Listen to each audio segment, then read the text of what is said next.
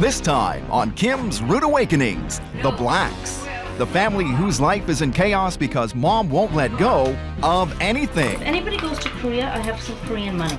She cooks for them, schedules their every move, Wednesday today, who has gym? and even hoards the masterpieces they made in preschool. Now, Benita wants to get a job, It's time for me to start offloading the work that I do. but before she can do that, she and the kids need to get their lives in order. Kim Woodburn and Mike Chesur are here to help. It's not funny, and you're not funny, and you're getting on my nerves. You're a phony.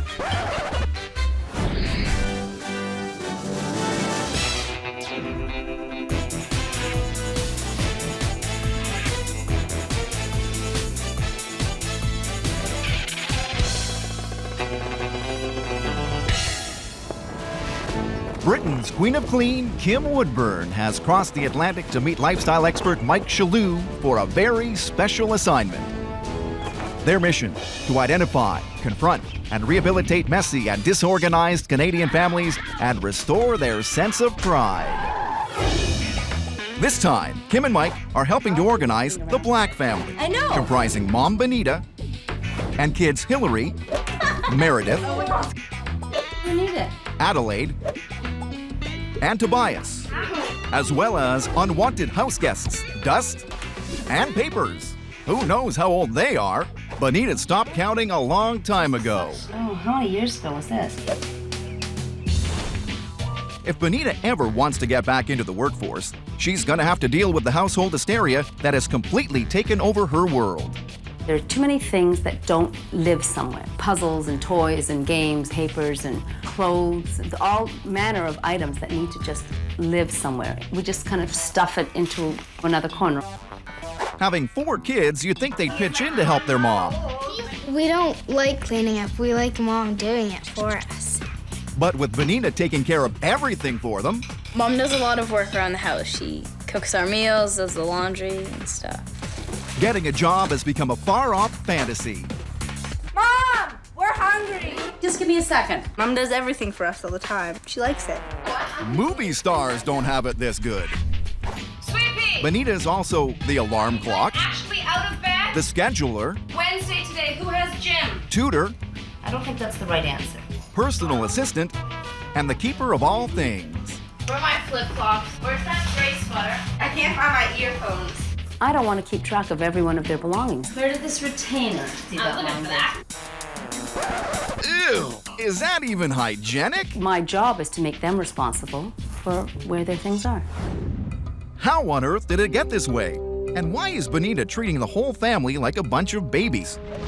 Let's go back in time. 10 years ago, Benita and her husband Bruce moved into this house with their 2 oldest daughters and baby Adelaide. But soon after, their promising future together was shattered. In June of 1997, my husband went to work and was hit by a truck and just never came home. Suddenly, and very unexpectedly, Benita found herself on her own to cope with a baby and 2 young children. I found out after Bruce's death that I was pregnant with my 4th child, my son. Benita was now a single parent with 2 young daughters and 2 babies in diapers. And she did an amazing job of raising her family. But that was a long time ago, and Benita's kids aren't babies anymore. As they've now reached a stage where everybody is capable and contributing, it's time for me to start offloading the work that I do. Change won't just happen, though. Benita needs help. Domestic diplomats Kim Woodburn and Mike Chesur are coming to the rescue. The Blacks may not be waiting for a visit from the Queen, but that doesn't mean they should be living like this. They'd better get ready. Kim and Mike are about to give them a very rude awakening. Good morning, Black family. It's time to help make this house a home. You're old enough to help your mother sort this crazy situation out. Up and out of Black family, this is your rude awakening. It's pretty obvious right away that this is one disorganized mess. I'm very shocked at how untidy this house is. Now, how much do you do in this house? What do you do? Not much. It becomes pretty evident pretty fast that Benita is the root of the problem. I blame you for this. There's paperwork everywhere. What is this? This my goes order. Order? This? This is not organized at all. Well, it works for me because I know what papers are there and what they say and who needs what. Mom knows, Yeah. but you don't. No. My own filing system, I understand it. I can have a pile of papers and know exactly what's in it. But that doesn't work if other people need to find something out of that heap. Oh, my God. Oh, this is an outrage. What's all this junk? Some of it is the dog stuff. Oh, it's the dog. The dog's untidy in the house. It's not fun. It's not funny, and you're not funny, and you're getting on my nerves. I want respect. I should think so. All you're doing is giving these kids nothing to do. These are not babies anymore, darling. If you don't give your children time to do it, how can they ever learn? Let's have a look at this bedroom, as you say. I'm not very impressed, dear. I mean, this, I mean, lovey. Look, now look, love. Did you ever hear the expression, fur coat and no knickers? I look at you standing in front of me. Well-groomed, lovely figure. You see her in the street, what do you say? Wow. You come in here, you go, good God almighty. You'd never dream you lived so untidy.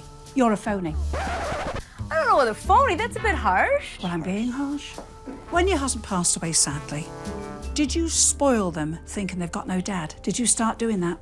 Well, Not wanting to ask them to do a thing? yeah, there was a lot going on that was just easier for me to do it myself, and I think that's carried over. Yikes! This could be harder than it looks. If they want to get this house in order, Kim and Mike need to take a break and discuss their plan of action. She wants to go back to work. She wants to get her life back. Therefore, they've got to get organised, love, haven't they? The mother has everything in her head, and she doesn't really communicate to the children what to do around the house. She's overcompensated. It's no wonder she's got disorganised. We're here to help. And I do think you look lovely in pink. Are you flirting with me? No. But the kids will never realize what needs to change until they realize how much Mom does. It's time for the switch. We have to open the lines of communication between mother and family. Your mother needs to unload her mind with everything that's going on in her head and tell you guys. You guys create a master plan so no one bugs your mom. Are you? Where are you going? That's why he took it and threw it. It's a struggle already. I think it should go like this. You're not the boss. Okay, I'll figure it. But if the kids can pull it together, Oh, Will, get off the table. Shut up. then Benita should be able to start letting go, right? Leo! This is gonna be a disaster.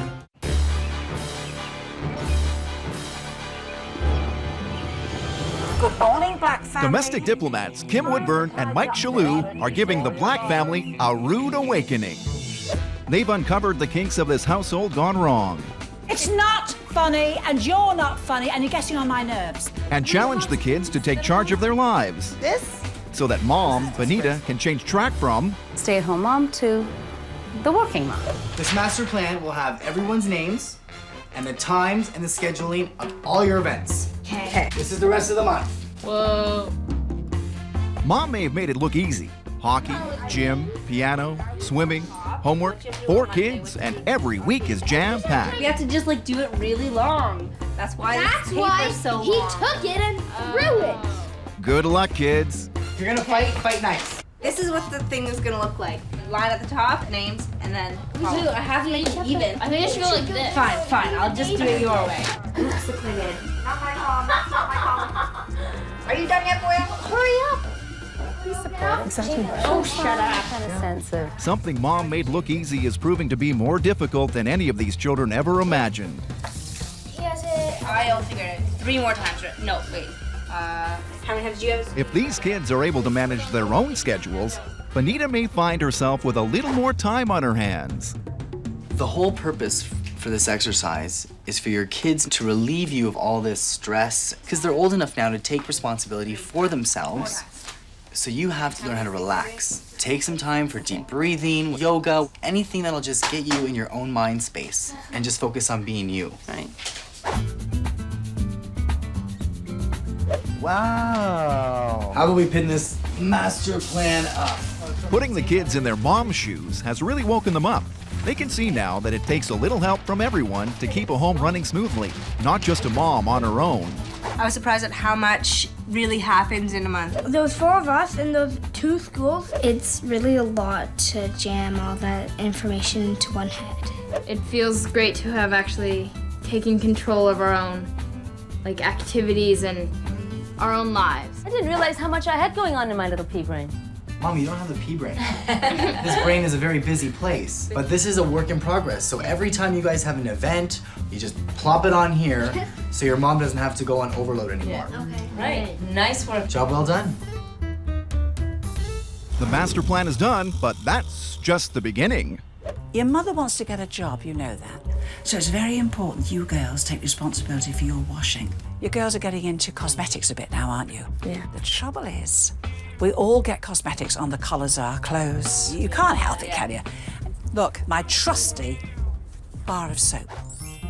Say you had lipstick on a collar, foundation, mascara, whatever. Run that collar under a cold tap. Rub this soap as hard as you can, then take it between your fingers. It's out. Oh. Okay.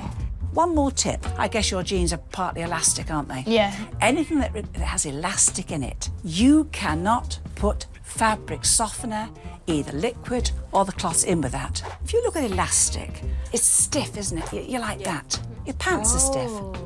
It can't be softened. Yeah. The moment you put a softener in it, you have made the elastic a wee bit softer. You won't notice right away.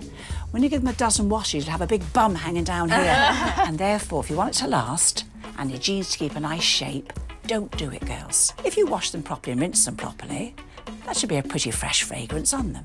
Have you girls got any washing to do today? I have some in the bathroom. Oh, you're a disgrace. Come on.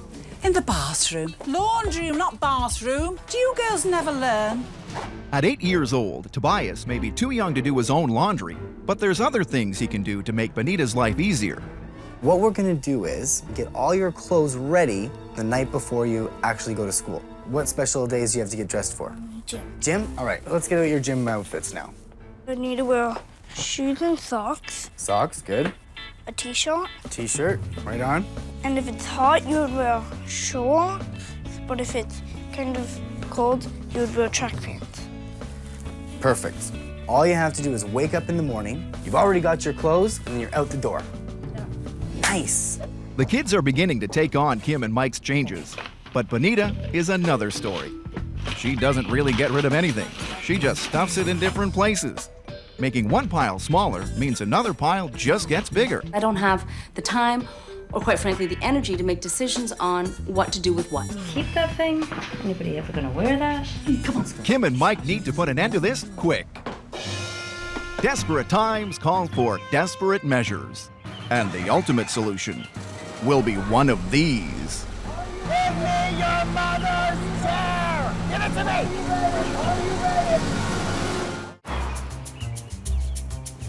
Kim and Mike have been helping Bonita Black to let her kids take the reins for a change. Between your fingers. But Bonita needs help herself. She's setting the kids a bad example because she just can't let go of useless and sentimental junk. Maybe I'll keep that. So Kim and Mike's next lesson will certainly help her get rid of it. All the junk in your house. First of all, it's not junk. I know all the stuff in my house to be functional, and I believe it to be beautiful. Oh, please, give me strength. Okay, this is what we're gonna do. We're gonna give you 3 minutes to go into that house of yours, and you're gonna collect all the items that are not beautiful and that are not functional. Starting right now. Go, in you go.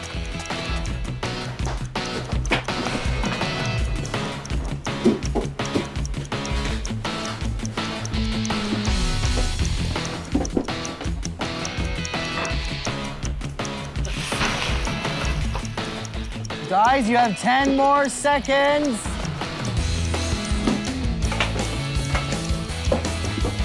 5, 4, Come on. What about that bench? 3, 2, and 1. Look at the beautiful dowels on It's not beautiful. It's broken. The kids are right. Get rid of that. Mike has a plan to make sure that this rubbish doesn't make it back into the house. It's time for drastic measures. Black family, we are going to get rid of our separation anxiety, and we are going to toss all this stuff in the chopper upper. Here we go. This is tacky! Tacky! Tacky! Give me the chair! Anita! Give it to me! Let go!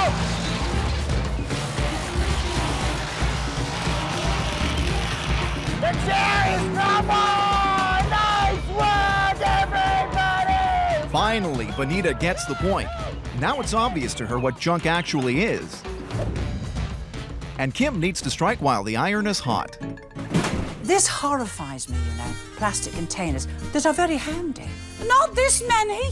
How many do you use? We need them for lunches and leftovers. It's wasteful to throw food out. If you have, my dear, all these leftovers daily, are you overcooking a bit? Perhaps I'm overcooking Because a bit. why I'm saying this to you is, look, I bet the bottom's never been used in years. Do you know what's in the bottom? No. No. If you haven't used something for over a year in a kitchen, you don't need it. You've covered every holiday. Right. And you still haven't used All it. my Therefore, social events. Okay. Ah, now I spot this. Yes. Cling films. Like you, I've ripped and torn, and you've got little bits around here. Yeah. I'm going to give you a tip. Put it on the middle shelf of your fridge. Trust me. And what happens is, it's gone slightly stiff. It pulls out so easily, and it rips across the box, but it doesn't take away the cling factor. Oh. So you never waste, you never battle with your sandwiches, you waste no money. Okay. With the kitchen out of the way, Bonita's next task is the bedroom. What's that, my love? That would be a phone bill. As for monthly bills, we've got telephone, we've got gas, electric, and so on. You should keep 12 months. Covers you completely. Tax returns are kept for many years. It varies in different countries. Accountant will advise you. Now, come on, come on. Oh, these are What year? airplanes that I've already used those points. That's also 2004. right. Come on. 2004. Anything personal, private, Oh, has so to bank be shredded. statement? Absolutely. Okay, that's a Visa card that I don't even have anymore. Right. Lot to do, but well worth it, and we've got to shred it. Okay. Right. Talk to you soon. Thank you. Kim and Mike are certainly getting through to Bonita.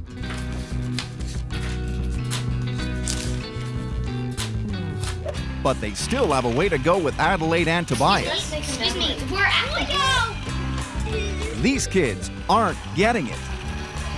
Stop it! Disposing of old bills and useless papers is easy. But kitty art is an even bigger problem for Bonita. This is a picture of her family. I found some other things. Oh, look, here's more children's artwork. How can you not keep stuff like that? I just don't get it. But how precious are they if they're never seen or appreciated? Bonita, looking around here, there are so many memories, and there's so much beautiful artwork. Who is this from? This is a little heart, and this is the first Valentine that Hillary ever made. So much It's so magic. I know. How can you get rid of that? So And the I heart is save very it. cute. It's very cute. I want you to be able to see them and appreciate them and enjoy them all in one area. Let's go upstairs, because I have a little surprise for you where we can keep these memories alive. Oh, All right, let's go. So here's your memory, Yes. right? So we're gonna save it. We're not Okay. gonna have it all over the house. Okay. All right, so we're gonna Tuck put it into a in corner here somewhere. All right. in this little scanner. Okay. You press this button, et voila! Wow. Memory saved. Fantastic. And all we have to do now is put all your artwork in there. Right. And then all this screensaver will just keep popping it up. Thank you very much. Bonita's got some new tools for getting rid of useless and sentimental stuff.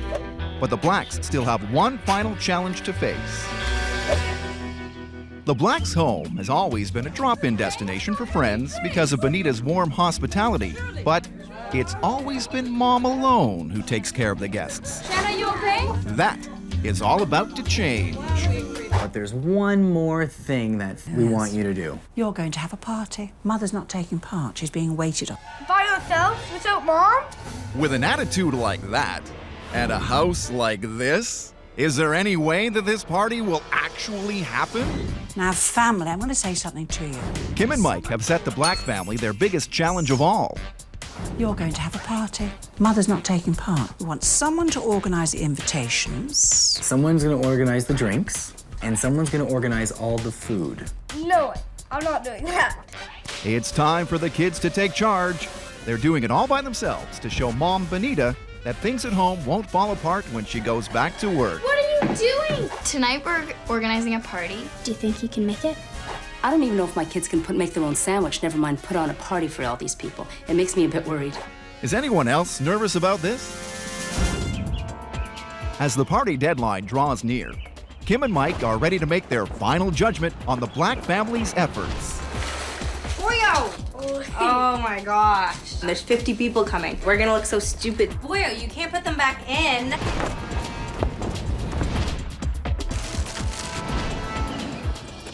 Have the kids been able to pull it all together? But just so no one forgets where they've come from, Kim and Mike have prepared a wall of shame that shows the dismal state of the Black family's home before their rude awakening. Would you like to look at this? Look at Mom drew. Oh, that is appalling. Bonita's bedroom, once a cluttered, untidy dumping ground, is now a calm, serene oasis where she can kick back after a long day at work. Look, I have plates in my bed. My stuff's the best. The best? Compared to you, Mom, look at yours. Ew, look at that part. The living room was a mess of laundry, toys, and junk. The computer area, a jumble of wires and dusty books. Now, it's a tidy, relaxing space the whole family can enjoy. No, sweetie, we have Now it looks so good, and it didn't actually take That long. 100 years to get it that way. And I think that's a big lesson to learn. Now, do you know, on that note, shall we party? Yeah. Come on, kids. There's been a lot of activity today, and it's just really everybody pitching in and it all coming together. The kids are having to not only take on the jobs that they didn't know that they had to do, but doing them with real relish. It's sort of a new chapter for me, and I think it's a good chapter for them to be embarking on, too. the master plan? Yeah. So we just write it down, and then we'll all know where everyone's going. Mom won't have to remember everything. Good, it looks way better. This party was a big hit. We did it all by ourselves. Now Mom knows that we're a lot more independent. And we realized how much Mom used to do for us, and now we can do it for her also. It's really good to see her enjoying herself. The Black family is transformed. The kids have taken responsibility for themselves, and Bonita has finally learned to let go so that she can head back to work. Kim and Mike are thrilled at the new pride that the Black family has found in themselves. And they aren't the only ones who are pleased with the results. Wow, it looks like a completely different house. I shouldn't really be surprised that they're able to do it because they're smart, capable kids, but the fact that they're willing as they are has been a really nice eye-opener for me. This beautiful hair color. Perhaps I should have given them this opportunity a long time ago, but that's okay, better late than never. The guests are happy, Yeah. Bonita's happy, Yeah. and the children are happy. Smashing. Let's get out of here. Yeah. And my feet are killing me. Let's go. This whole exercise of teaching them how to take on their own responsibility has been really invaluable for our whole family. Before it used to be crazy. Like there used to be so much going on all the We used time. to lose stuff all the time. We used to be Screaming, running be around. so messy all over the place. But it's a lot better now. We're all just a lot more on time for things like school and church. I can do my homework a lot easier. I can find everything that I need to do it. What's really good is that the kids are taking on responsibility for their own schedules, which means that's not my job anymore and I have more time for myself.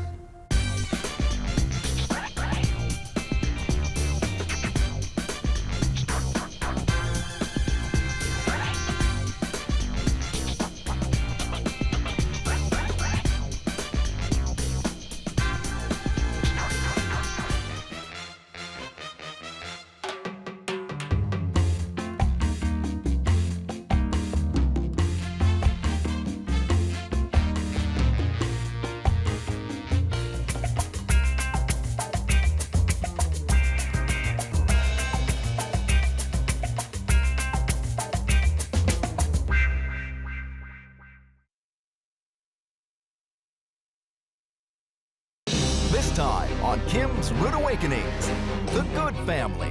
Hey, bro! 4 kids, 5 dogs, and wall-to-wall clutter. What kind of joke is this?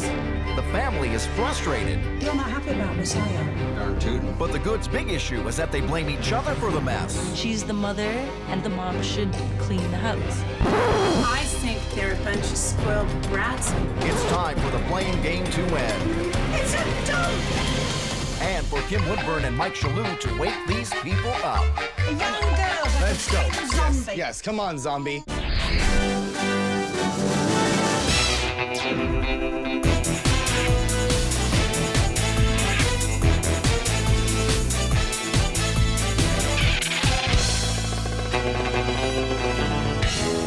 Britain's Queen of Clean, Kim Woodburn, has taken the trip across the Atlantic to meet lifestyle expert Mike Chesur for a very special assignment. Their mission, to identify, confront, and rehabilitate messy, disorganized families who've lost their sense of pride. This episode, Kim and Mike are sorting through the issues of the good family, comprising of Mom Marika, Dad Dave, and kids April, Joe, Gordy, and Gavin. For 3 years, the Goods have been living in what looks like a lovely suburban home, but looks can be deceiving. Step inside and you see piles of laundry and random junk everywhere. Go upstairs and you'll find the most awkward sleeping arrangements imaginable, which is why April has turned her family in for a rude awakening, because living in this mess has become unbearable. I'm late all the time, and that's also embarrassing because you're always late, which stems from the fact that everything's disorganized. Mom! Your lunch is on the table! Mom can't keep up with things on her own, and it seems like she's given up on her home in favor of the dogs. Just do the laundry, just do the dishes. She doesn't have time for that anymore because of the dogs. I say it's the dogs 100%. In the eyes of her family, this makes Marika responsible for the mess. I get the blame all the time. It is always my fault, no matter what it is. But Dad and the kids aren't babies. They're old enough to pick up after themselves, but they won't. Instead, they expect Marika to do the work for them. She's the mother. Now she's an at-home mom. An at-home mom should clean the house. And really, that's the Good family's big issue. Everybody blames everybody else for the mess.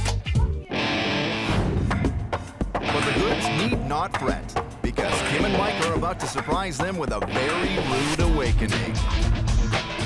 Good morning, Good family. It's time to clean your house up. This house is a mess, and so are your sleeping arrangements. You never help your mother each time you pitched in. Rise and shine, Good family. This is your rude awakening. Kick off that light. Let's get it. Heck are you at my house at this time in the morning? You come back here again, you can kiss my Canadian. I have no desire to kiss your Canadian anything. Get out of my way. You're such a rude man. Come on. What's here? Well, I'm not too happy about this lot. Clothes, lock, shoes all over the hall. You're not happy about this, are you? I'm tooting. Nobody helps Mom keep things clean. So rather than being everyone's maid, she's letting Dad and the kids fend for themselves. I think they're a bunch of spoiled brats, and they're very jealous that I am now paying attention to my doggies and not to them individually all the time. Children and husband come first. Doggies come second. Second. How bad have things become? Well, the kitchen is just the start of this fairy tale gone wrong. This place is terrible. You've got pans days old. You've got look at the grease. Your sink's dirty. You've got garbage here. It's a dump! The kids blame you, you blame them. The husband blames everybody. Now, lovey, somebody's got to take the initiative and clean this dump up. It is nobody's priority, so why should it be mine? Oh, now this is going to be some kind of a flaming joke, has it? And you keep your hands to yourself. I'm just saying. Who's better? Well, your bed's real organized. He sleeps with you in your bed. No, he sleeps in my bed. So he won't clear the top off. So you leave him your bed. Well, where do you go? I sleep in my mom's bed. Oh, isn't she a lucky woman? Where do you sleep? I sleep in my bed sometimes. When you don't sleep in that bed, where do you sleep? Sometimes I sleep in my mom's bed. That's about it. Just anywhere. He's in mother's bed. You're in mother's bed. How big's the bed? And where's your father?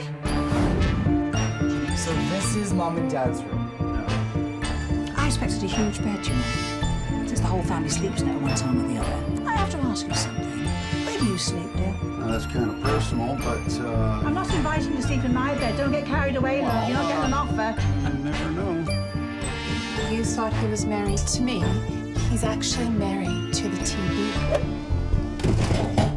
You know, you're very young to equip the wife, aren't you? This family is falling apart.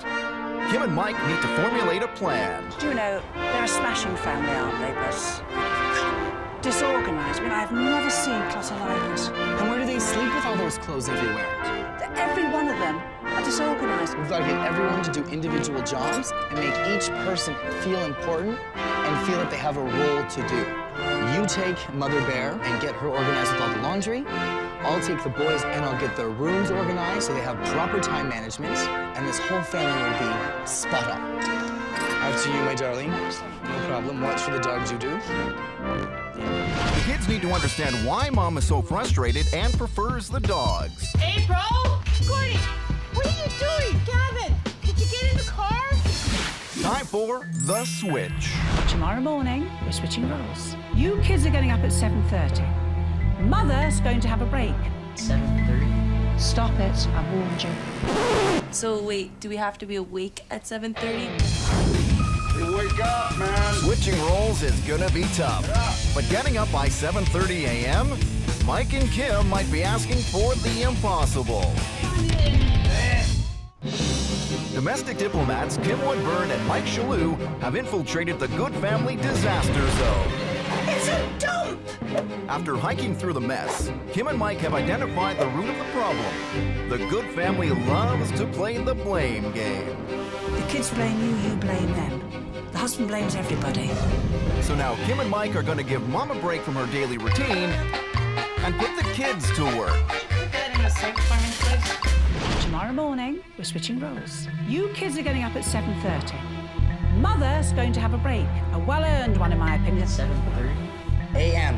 I don't want to hear one now. I want to hear yes, Mum. It'll be a first, but yes, Mum will do me.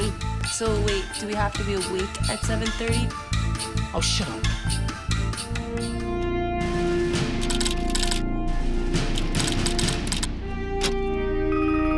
Wake up, man. Gavin, it's time. You're supposed to be looking after your mother, so get down there and start treating her like the queen. Remember, yes, Mom. Yes, Mom. Let's get them up then. I bet you the girl won't get up. Women are funny, you know. April may have nominated her family for their rude awakening, but she can't even get out of bed. Now. Come on. Be careful what you wish for, April. Mom, delegate. I would like Gavin and Gordy, if you could make me a nice hot breakfast, maybe a little bit of fresh fruit. Yes, Mom. Yes, Mom.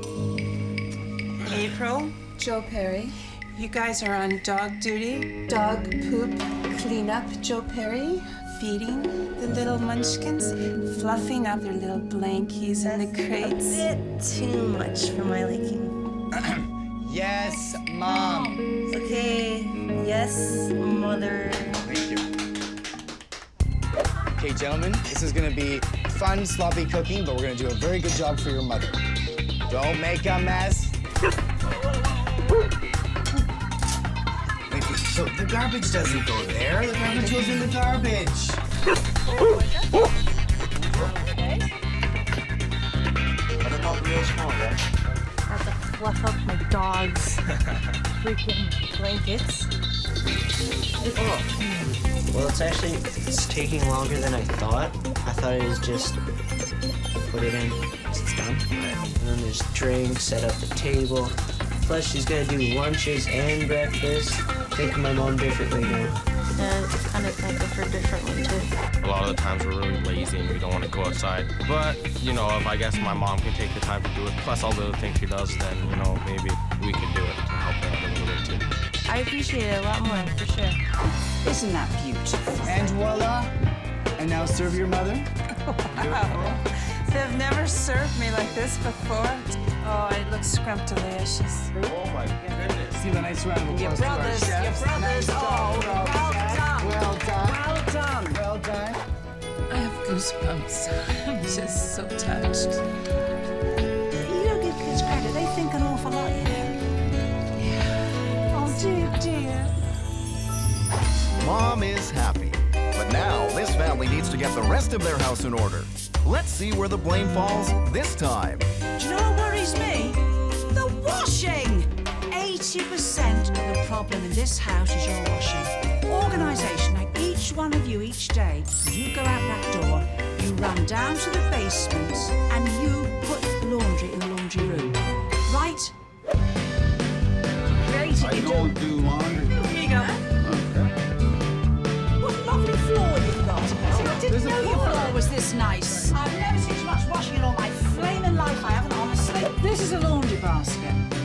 3 compartments, whites, pale colours, darks. Go on, do your best. You won't get it all in, it's your own fault. I can't say any more. I've said all I can say. Darks, darks. Oh, you're gonna waste your time.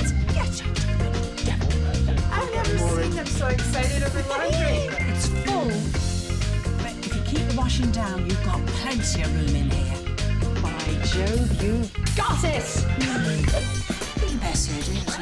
Oh, it's atrocious. Just sit down a minute, lovely. I've got something to talk about. Oh, there's a bit of an order to do. Somebody's got naughty feet, haven't they? Oh, goodness Yes. Right. Here's these. This is going to shock when I tell you. Nice shoes, leather. Quite clean, just need a polish. There. A bit whiffy. Bit whiffy. Easily solved. Plastic bags, lovey. Now, you might get bigger or small, it depends how big the feet are. Let's see if this fits in here. If it doesn't, well, we'll have to get bigger ones. I want you to take that, put it in your freezer. In my freezer? Yes. For the night. For the night. But the bags will be big and do it properly. What happens is, the freezer, it's so cold, it kills bacteria in the shoe. It also, when the bacteria is killed, kills the odour. It's the bacteria that's stinking. Therefore, the smell's gone. The Goods love to blame each other for the mess, but they're all responsible for hoarding too much useless stuff. Kim and Mike have a remedy for the situation, but it's gonna require the use of some heavy artillery. Now, family, I want you to go in the house and I want you to pick an object out that is useless, never gets used, never will get used, and we're going to throw it out. And we're going to give you 2 minutes to do it. Ready, set, go!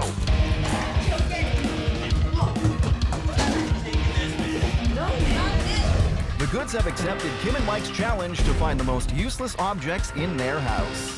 20 seconds! But are they all on the same page? Let the blame game begin again. This is the first time I've seen her sit in this chair since we got it. It's my chair. And Kim discovers the dogs aren't the only animals in this house. The Good family loves to play the blame game. Somebody's got to take the initiative and clean this dump up. It is nobody's priority, so why should it be mine? But after switching roles, they're starting to realize that blaming each other is good for no one. I think of my mom differently now. 20 seconds, 18. Now Kim and Mike have got the whole family racing against the clock to locate their most useless items and get them out of the house. Here we go. 5 more seconds. And perfect. Here we are. Why are you sitting on... Why did that chair come out? Would you please be quiet when I'm speaking? Why are you sitting on that chair? Why was it brought out here? Well, because my family wants to be rid of it. It's my chair. I don't think that it matches anything in the house, and it really smells bad. Well, your mother clearly uses the chair, no?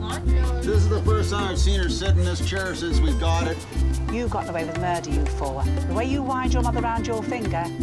Oh, look at that little face. Look at that cheeky face. Do you want this chair, lovey?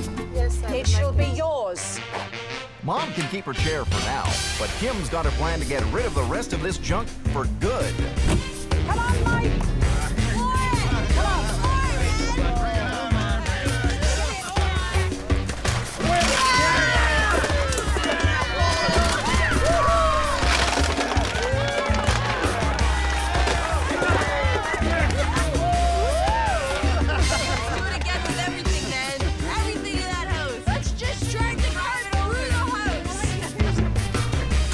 Finally, the whole family is seeing the bigger picture. Decluttering creates much-needed space in a messy house, and besides, most of this stuff is just broken and useless anyway. By clearing out their basement, the Goods have significantly increased the amount of space available. So, they're getting some carpet laid and creating a new room downstairs. Mike is already making plans for it. Tell me what's going on in this room that makes it so chaotic. Everything goes on in here. There's always eating, there's sleeping, constant homework all night long. Gavin, what time do you go to bed? Tell me the truth. 2 a.m. And how old are you? 10. So when Gavin goes to sleep, we're still working in here and doing stuff? So how is your little brother supposed to sleep? He's not. So what we're gonna do is we're gonna find an appropriate place in this house to organize and to do all your homework in. This is strictly gonna be a bedroom. Mike's idea? Move homework to the basement, and he's already staked his claim there. This is going to be the good family home office center, okay? Wicked. Good? But this house still has some major cleaning problems. I'm looking at this carpet. God help us. Don't hair shop on dark carpets. Now, we've got tape, the good old parcel tape. We're putting it on, my love, back to front. When the woman can get it right. Get on your knees, get on your knees. I'd love to see a man on his knees. Get on those knees. Okay. Now, let's now, go down in straight lines. Look. Oh, smokes. Now, you cannot tell me... unbelievable. Get that corner. Go on, get the corner. That's unbelievable. Don't you think that's incredible? That's more than incredible. Now, no more of this, my good man. Pull yourself together, for goodness sake. Now, you take those, put them on. No, you don't want hairs all through your fingernails. No, you don't want them. Honestly, it's super. It's just water. And honestly, I'm just gonna moisten the rubber glove. And then what I do is, I run it down the chair, and it absolutely picks up all the hairs. It gathers in a clump, you see. There's about 100 hairs there. It gathers in a massive clump. Oh, stop it, just sissy. Let's see what you can get. Right, go on. I like to come up because I think you're gathering. I think you're gathering when you come up. That's what I think. Look. Oh, God help us. Oh, God help us. Oh, don't smell it. Oh, God. It's disgusting. The constant blaming is starting to slow, and the house is shaping up. The goods are actually making some progress. Let's make the bed. Grabbing them. Let's see if they're up for the final challenge. You've been very good with what you've thrown out. There's a lot left. You've got 24 hours to organise a lawn sale. It's probably better called a junk sale. What people do buy junk, dear. And there's a little catch. All the people that are gonna be coming to this yard sale will be supplied with... refreshments.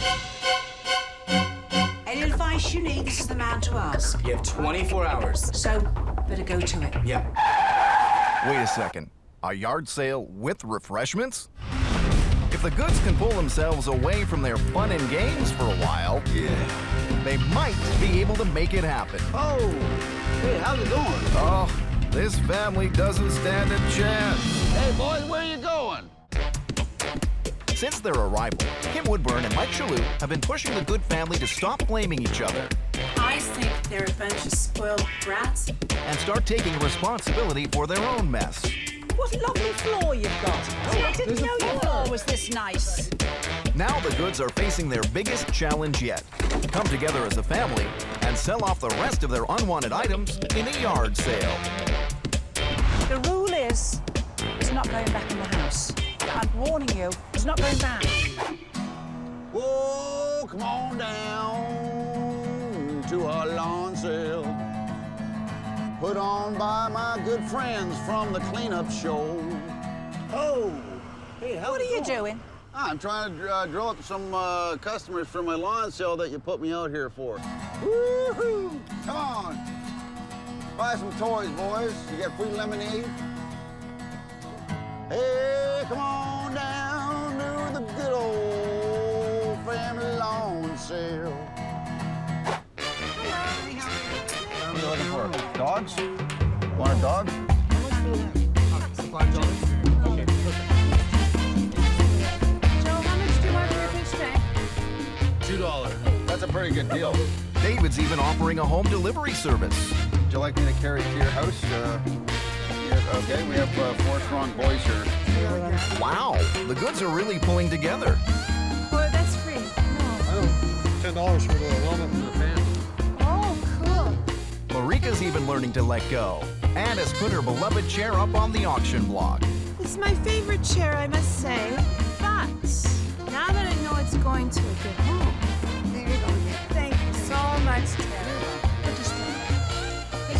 well. It's organized very well. Like it. It looks nice. And just so no one forgets where they've come from in such a short time, Kim and Mike have prepared photographs of how things looked before they came. We call this the wall of shame. And the shame is no more. That is absolutely disgusting. Oh, I'm so embarrassed. The basement was like a cold, barren cell. Now it's the perfect place for homework and personal research. It's pretty shocking. With some of the proceeds from the yard sale, the Goods living room has been completely transformed. Have you seen anything like this in your time? The boys' bedroom has been transformed to a place where Joe, Gordy, and Gavin can finally get some sleep. Wow. Happy? Very. Great. And Marika and Dave's bedroom has been revived, from a tattered mess to a peaceful and inviting love shack that is now open for business. This. Oh, this is good. Like this really. It looks great in here now. It really is a boudoir, isn't it? Come on, let's go. Get out. Boudoir. We'd like to leave you with these photographs because honestly, if ever you feel like going backwards, say, get the photographs out. Please, please, work as a team. I gotta thank my daughter April for getting us into this mess. Or actually getting us out of this mess. Thank you, April. We've done it, haven't we? The good family just got better. You go, oh yeah, I'll second that. Let's go. Woo. Before they came, it was either me or the dogs. But now, it's me and the dogs. I'm studying for tests better. I'm doing my homework a lot more now. And as a result, my marks are a lot better. I think the family unit has teamed up. My house is organized. My children are thinking things through logically to help me, and I love them for it.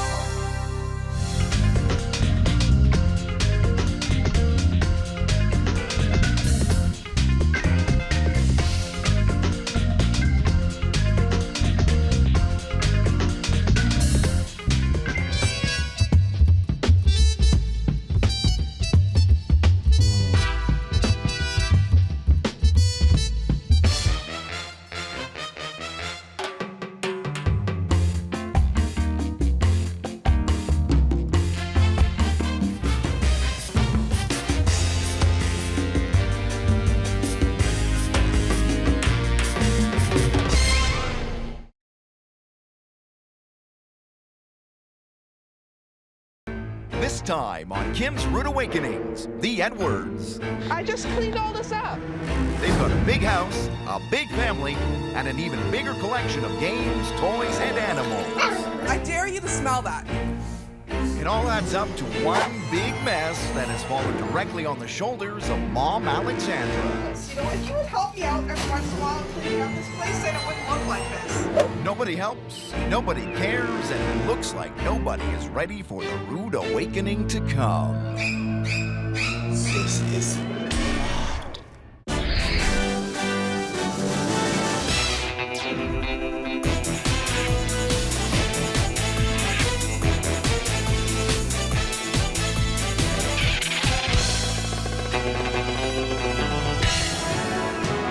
Britain's Queen of Clean, Kim Woodburn, has taken the trip across the Atlantic to meet lifestyle expert Mike Chesur for a very special assignment. Their mission to identify, confront, and rehabilitate messy and disorganized Canadian families who've lost their sense of pride. This time, Kim and Mike have a big job on their hands with the Edwards family, comprising Mom Alexandra, Dad Greg, and daughters Samantha, Shannon, and Evangeline. The Edwards are masters at creating an uncontrollable mess. It's ripped and everything. But it seems like only Alexandra feels the mess is even a problem. I don't think this is very fair to have to pick up all this stuff again. I just cleaned all this up. The dishwasher has clean dishes in it. It's halfway done empty, but it's not happening. Evie, did you bring homework home? Where is your backpack? My house is a disaster zone. It's like a hurricane has hit it, and it's driving me absolutely crazy. I got Jell-O all over our homework book, and I'm the only person in this house who cares enough to want to do things. The kids think the clutter is funny. I am not the tidier. I'm a mess maker. Greg isn't helping matters. Someone left the Jell-O on the stove. It's melted. Flush it down the toilet, I guess. Because he doesn't seem to care. You've been on the computer long enough now. Whatever, man. I just got home from work. I just want to check some stuff out. Don't you notice that smell? Like The turtles? Yeah, I dare you to smell that.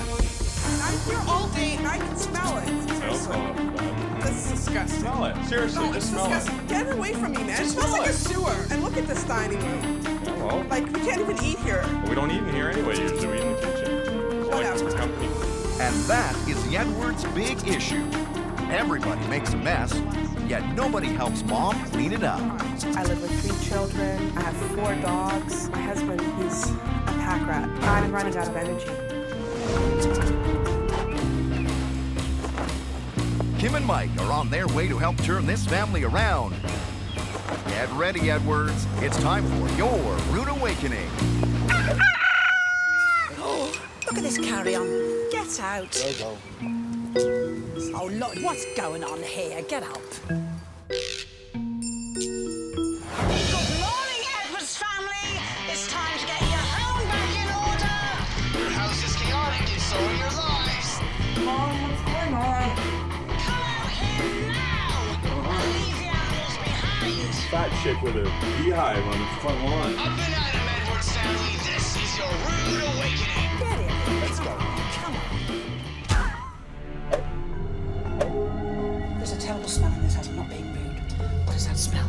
It's the shoes. Who's got stinky feet? I work for a living, honey. We don't have leopard skin shoes like you. I don't like your attitude. Don't give me a cheek. I'm going to start at the top of the house. Alexandra has revealed to Kim and Mike the family's deepest, darkest secret. It's the dangerous, out-of-bounds attic.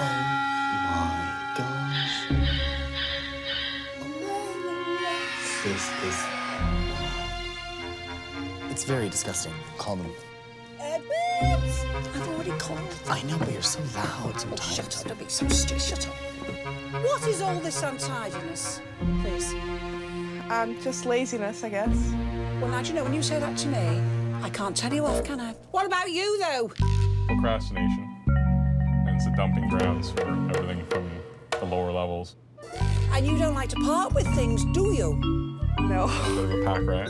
What Kim and I really want to help you out with is to have pride in your home, pride in the ownership of the things that you have in your home, and that way there's pride in the family. Let's see the rest of the house. It gets worse and worse, you guys. Well, I gotta admit, Evie is the worst mess maker in the house. Hurricane Evie. She comes into a room and you leave her in there to play for more than an hour and it's turned upside down. I don't know how she does it. It's a gift. I may as well burst your bubble. You're all messy. Well, I tidy this house every day, at least 3 or 4 hours a day. But you don't work, do you? Yeah, actually, I'm a cleaning lady. Pardon? I clean houses for a living. I am gobsmacked. I am amazed that you are a cleaner. Because, seriously speaking, you ain't too fond of cleaning or tidying in this household. I am. Where is the dining room, Lovey? We'll see you It's right here. But, Lovey, it's not a dining room. Now, come on. What's the couch doing there? Well, it's broken and we're just trying to fix it. There's also an office that's on this side. Yeah. But I'm seeing here turtles. Yeah. Fishies here. What's that in there? What is that? Oh my God. That's okay. Whoa, that's okay.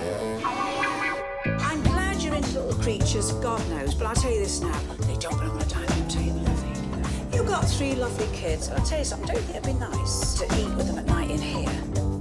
Kim and I are here to give you pride. You know, you keep bringing up this pride, and it's really getting me upset. We do have pride, and I'm very proud of my family. No, absolutely. And you keep bringing this pride thing up, and Right. I don't like that. But we just want to showcase your pride. We have a beautiful family, a stunning family, okay? And there's a lot to be proud of, but we just want to make the inside of your house look like the inside of your family. Okay. Nobody helps Mom with the mess, and that's led to some major frustration. Look at this. Don't welcome yet.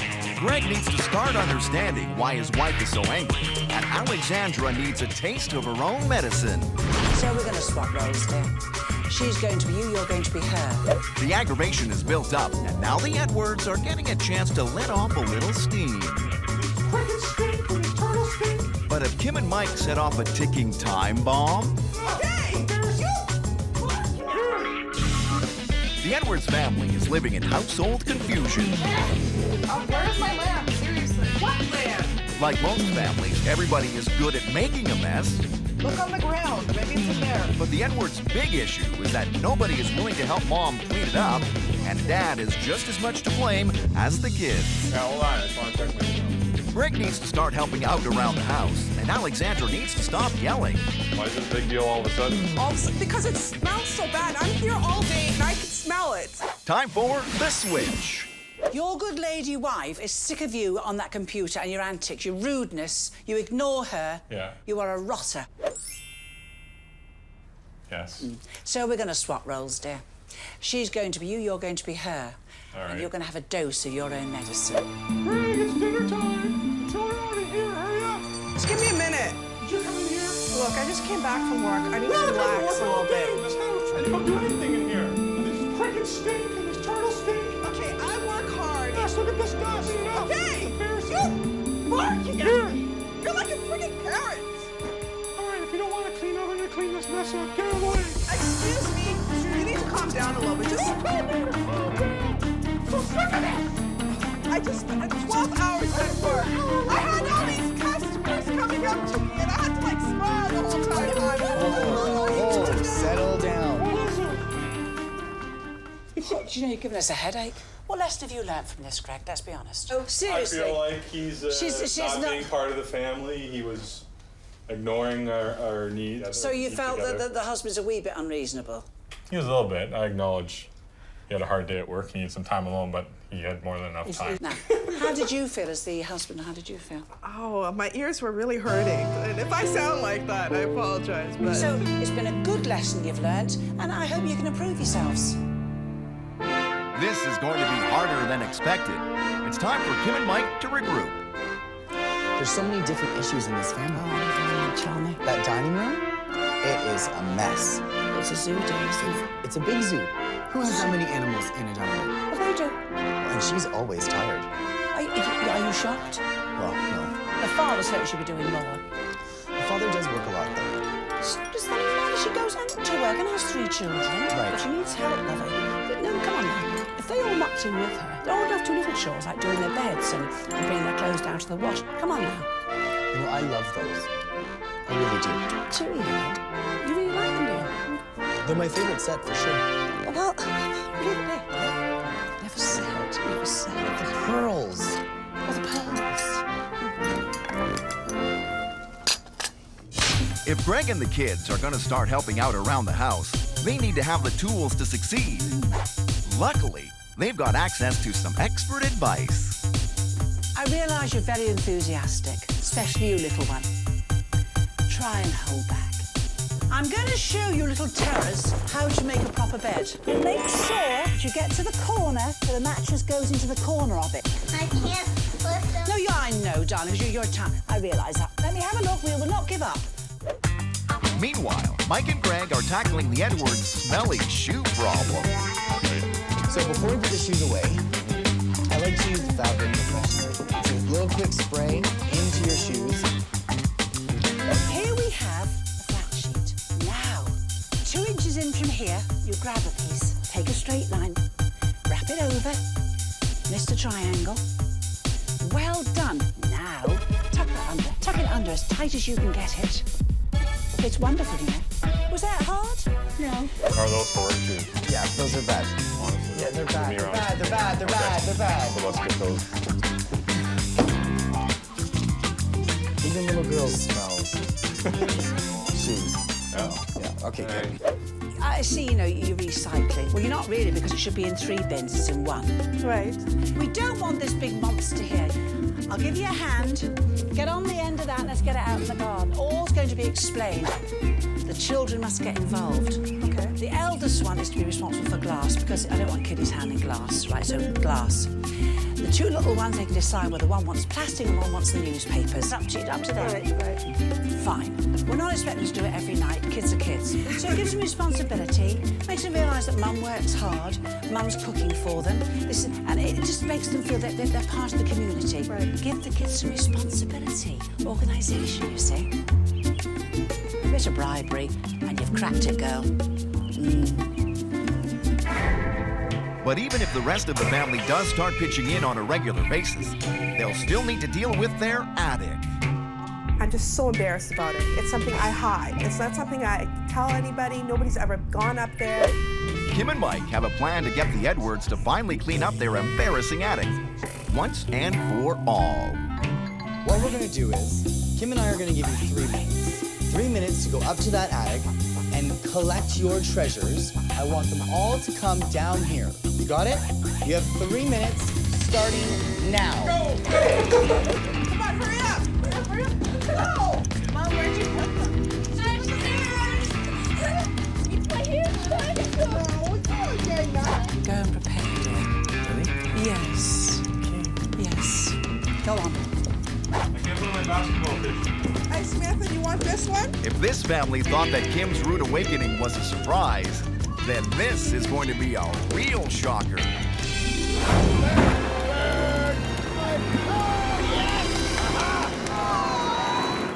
The Edwards family loves to make a mess. I don't think this is very fair. But their big issue is that nobody is willing to help Mom clean it up. Well, if you would help me out every once in a while in cleaning up this place, then it wouldn't look like this. Kim and Mike want the Edwards to stop their hoarding and start helping each other out. Go. So now the family is on a mission to uncover their most prized possessions from the attic. Kim and Mike will decide what to do with whatever is left behind. I see. It looks like you found some gear, doesn't it? Yeah. So I would presume that everything else up there is not wanted. No. Your dad and I are going up those stairs. We're going to get stuff you don't want. And we're going to dispose of it, aren't we? No, no, no. Right, Dad's found quite a few things to get rid of. I've been touched this stuff for years. Just Granny old doll. Well, it's Annie. They've played with it for a long time. I want my doggy. You had an opportunity. Come on, Greg. Come on. Kim, have them bring this stuff down right now. Woo! Here we go. This is it. Goodbye, jump. In amongst the junk in the attic was a doll that had been passed down through the years. And Greg has unknowingly grouped it with the garbage.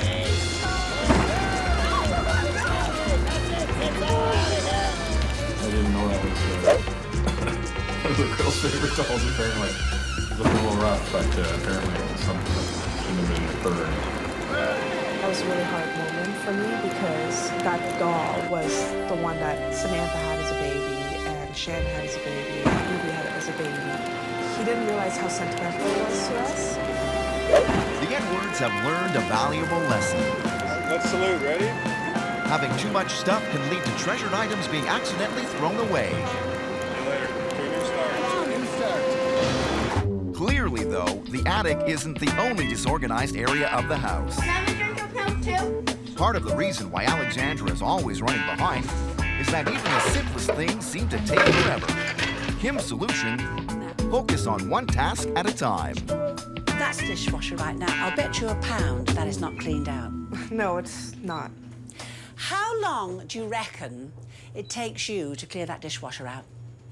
Half an hour, Oh, maybe? you can't take that, dear. If you get straight on with it, it's about 3 minutes. Honestly, I reckon 3 to 4 3 minutes. 15 minutes, maybe. No, not. Hang on a minute. I'm setting on 3. Right. Start. Now, come on. Now, just normal speed. Half an hour. Clean the house in that time. While Kim gets Mom started on the dishes, Mike is helping the kids clear the air a little. Here we go. What do you think? Smell? Smells good. Smells good, right? It'll take away that smell of the fish water. Let's light it up, girls. Perfect. Let me know how it smells. Oh, fire. Meanwhile, back in the kitchen, Done? Almost. There. 2.5 minutes. Now, the wonderful micro. Gosh, it's a wonderful thing to have, isn't it? Let me open this. A little bit soiled, normal, but it's grubby because you use it a lot. Trust me, there's no problem. You just take a glass bowl that'll take the heat. You boil a kettle and fill it half full. Okay. Now I happen to have a lemon in my pocket. By some miracle, I do all these things. I'm going to take 3 or 4 generous slices, you know, I mean a good 1/3 of an inch thick, so I've used half the lemon, and I'm going to throw it in the hot water. And all you do then is you stand the bowl in here, right? Close up your micro, get it going. Now, For how long do you think it should be on? I think 3 or 4 minutes, because we've got 3, because I've already put hot water in this, get it kicked off. But what it does is, all the steam releases any dirt that's on this, so it's so easy to clean. It's steamed and warm, and it's got a beautiful fragrance in there. And you open it up, and the lemon is beautiful, and it wipes off so easy with a paper towel or a cloth, because the steam's loosened everything. That's all you need. And for the smelly pet problems, Mike has an idea to keep the air odor-free. Having a dog pound in the laundry room is a little odd. Well, it kind of smells back here, you know. Okay, solving your problem. Okay? All right? This will make all your stinky air go away. You simply just plug it in, and it's ready to go. So when everybody walks through the laundry room, they get that smack of fresh air right in your face. Bam! The Edwards now know what they need to do to keep their house neat, tidy, and smelling fresh. But can they bring it all together in the attic for Kim and Mike's final challenge? Almost 10 years you've hardly used any of this. Mostly good stuff. Oh, it's all blamed on your Give it kids. to the charity. Look, give it to the charity shop. Some of the kids learn from it. If your kids have had a few years without it, they don't want it, do they? Give it to other kids who've got no toys. Would that be a good idea? Fabulous idea. Kim's final challenge to the Edwards is to clear out their house and attic by filling 50 boxes in 24 hours. With patience wearing thin, this task could be too much to handle. So we're gonna have to like help us here doing all this ourselves. It's just been so stressed. This has been so stressful for me. I never ever want to go through this again, ever. Yeah, let's not let it get this bad again. We'll never have to go through it again. You know, they keep going on about, you know, we're not proud. We are very proud. That's why we kept this attic a secret. None of my friends have ever been up here. My mom and dad have never been up here. My sisters. No. My own kids haven't been up here in 6 years. You know, and that's why that whole doll thing happened when Greg came up here. I secretly stashed that doll away, and he comes up here, and he burns the damn thing. Do you know? She's volatile. I think you're being polite. Shan's crying in her room because baby Addie... I'm taking 5. You can speed up a little bit, you know? You don't have all night. Cleaning the house was supposed to bring this family together. You have to make quick decisions. But instead, it seems to be tearing the Edwards apart. Get a wall unit. That's I don't want a wall unit. What we have is nice. It used to be that everybody in the Edwards family made the mess bigger, but nobody would help clean it up. Can't you just listen to me for once? Since Kim and Mike's arrival, the whole family has started pitching in. And now they're dealing with the biggest challenge of all. Fill 50 boxes in 24 hours and get them out of the house. It's been very rough. Emotionally, I'm totally drained. The transition hasn't been an easy one.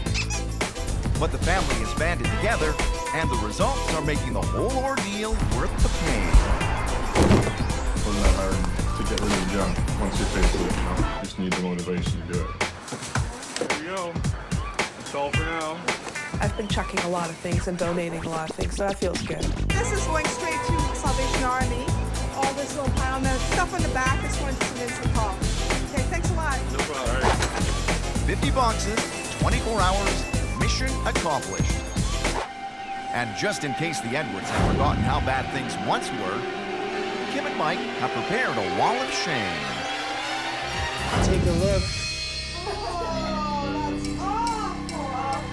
Before, the attic was filled to the brim, but after removing 50 boxes of junk, there's no more risk of treasured items being tossed out with the trash. Wow. Evie, can you find your bedroom in there? That's Sissy's room. Evie's room was cluttered with toys and clothing scattered everywhere. Now it's organized perfectly and everything has a place. And the dining room, once a stinky, ill-placed habitat for a slew of animals, no longer smells and is people-friendly too. Alexandra, you pleased we came? Yes. Yesterday wish I had never called. You've done a lot. You worked jolly hard, yeah. I'm actually like proud to open my door now and let people look into my room before it's like, please don't ruin them.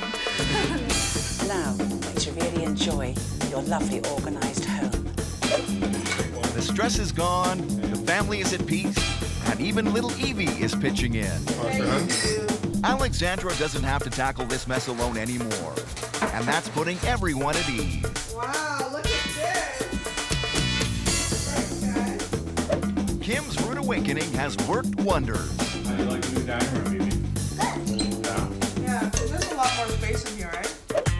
Tell you what, for all the moods and hissy fits, they did all the tidying, they organised the whole house. The dining room is put together. I want us to make a promise, never have it looking like this. Okay. So do you promise? Yeah. Pinky swear. Promise. At least Kim can't get rid of the dogs, and I'm very happy about that. Everything else, I think I'm ready to let go.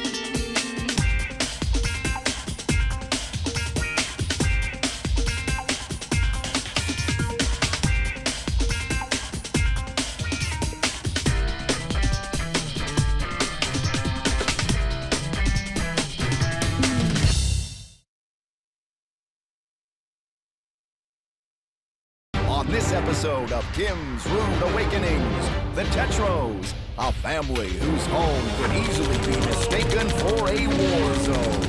I call it the House of Chaos. Chaos might be putting it lightly. We need dynamite.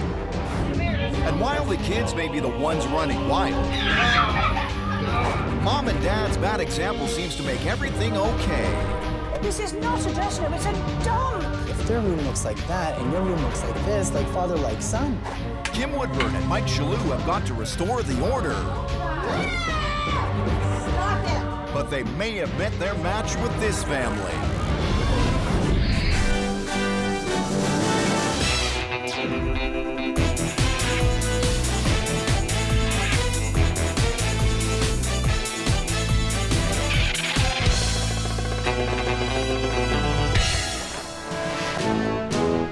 Domestic goddess Kim Woodburn is traveling the world with lifestyle expert Mike Chesur on a very special assignment. Their mission: to identify, confront, and rehabilitate messy, disorganized families and bring pride back into their homes. This time, Kim and Mike are hoping to create some beautiful music with the Tetro family, comprising Mom Leslie, Dad Mark, and kids Lucille, Felix, and Amos. The Tetros have been living in this house for 8 years.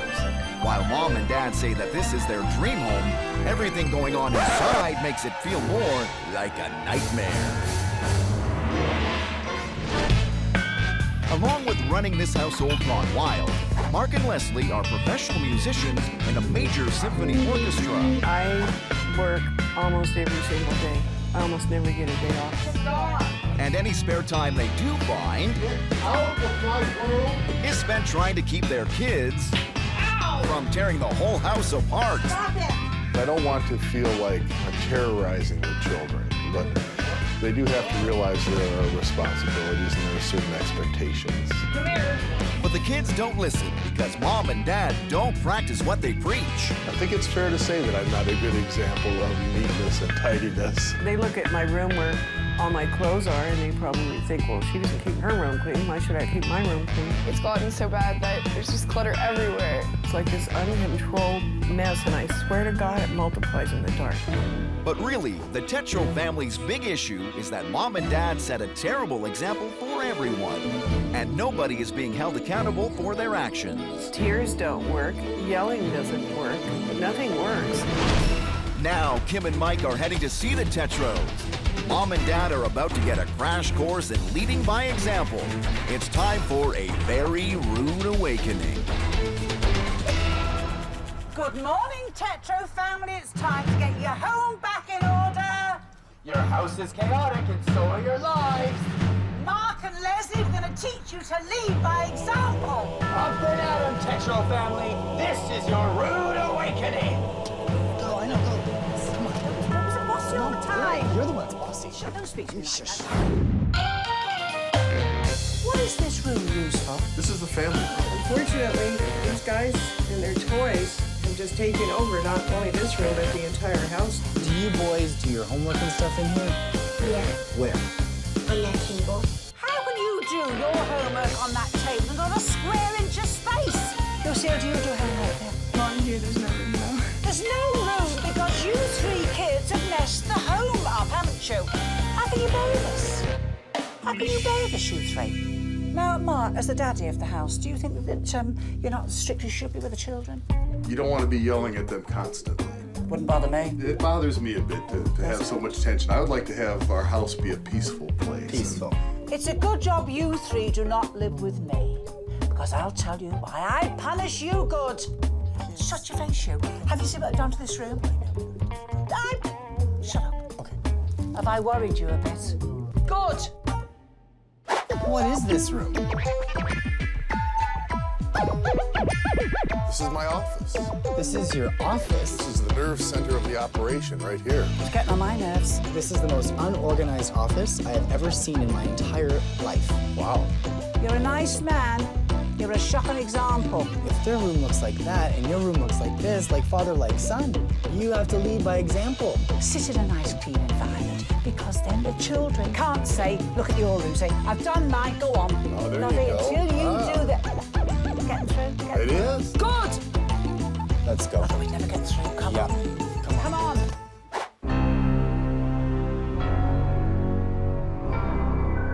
This is not a dressing room, it's a dump.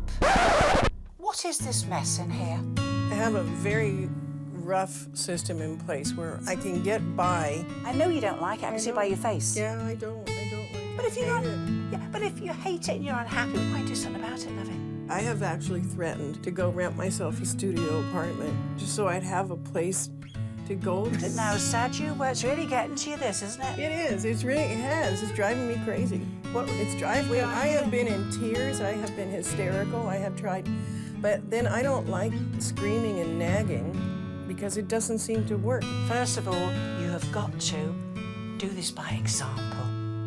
Parents lead the way in the way they behave. You're all going to have to muck in, and you're going to have to know when to be a mum and when to be a friend. Because right now, Mum and Dad are backing out of this. You're right. And look at the price you've paid emotionally. We really can't continue like this. There's too many things in life to have tears over. This isn't one of them that you can rectify. And a proud family has a proud home. That's right. The love nest. It goes on and on. Do you know how can you sleep in a room like this? There's no romance. It's not romantic at all. Yeah, but you know something? I can make it romantic. No. Good. Oh, come on. Oh. This is really untidy. Oh, take obstacle course. No, no. Why are you going in here? I'm looking at the room. Look at this. It's unbelievable, isn't it? Oh, they're going to get going in the street, haven't they? Come on, get out. Don't fall. I will not fall. Stop bullying me all the time. I just want to help you. All right. Take your hands off me.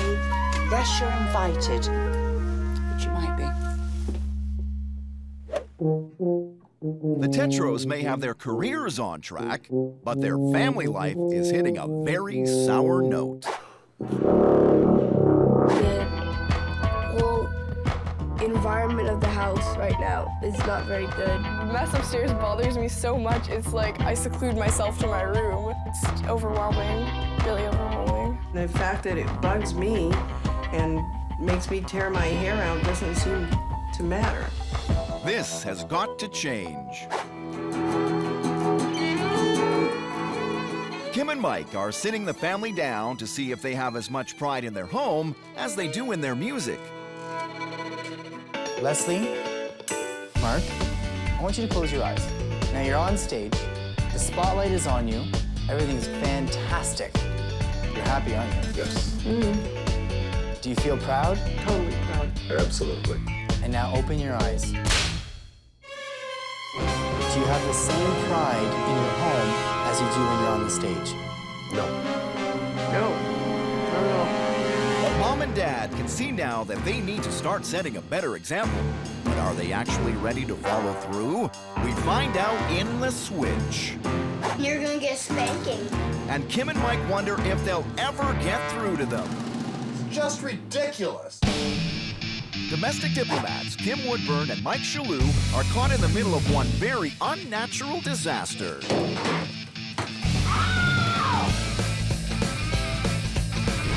Everywhere you look in the Tetro family's home, it looks and sounds like a war is underway. I give up. I surrender. The big issue? Mom and Dad set a bad example for their kids. And by avoiding confrontations with their children, Come on, boys, time to get dressed. Mark and Leslie are actually doing more harm than good. Kim and Mike have a plan to clean up this hostile territory and start making the whole family accountable for their actions. Kim and I really want to fix all these issues for you. Kim and Mike are helping the Tetros understand that there's a problem, and now they have to deal with it. Time for the switch. It's role reversal. What it means is you are the mother and father. I love that. We want you to take your parents up to their bedroom and we want you to get them to tidy that room as it should be. Tell them, do this, do that. Be firm. Firm. I think we should move the bed a little bit and sleep up. Dad, you need to clean off your dresser because I don't know how you can keep track of anything there. And Mom, you should tackle these books. Where do we put it?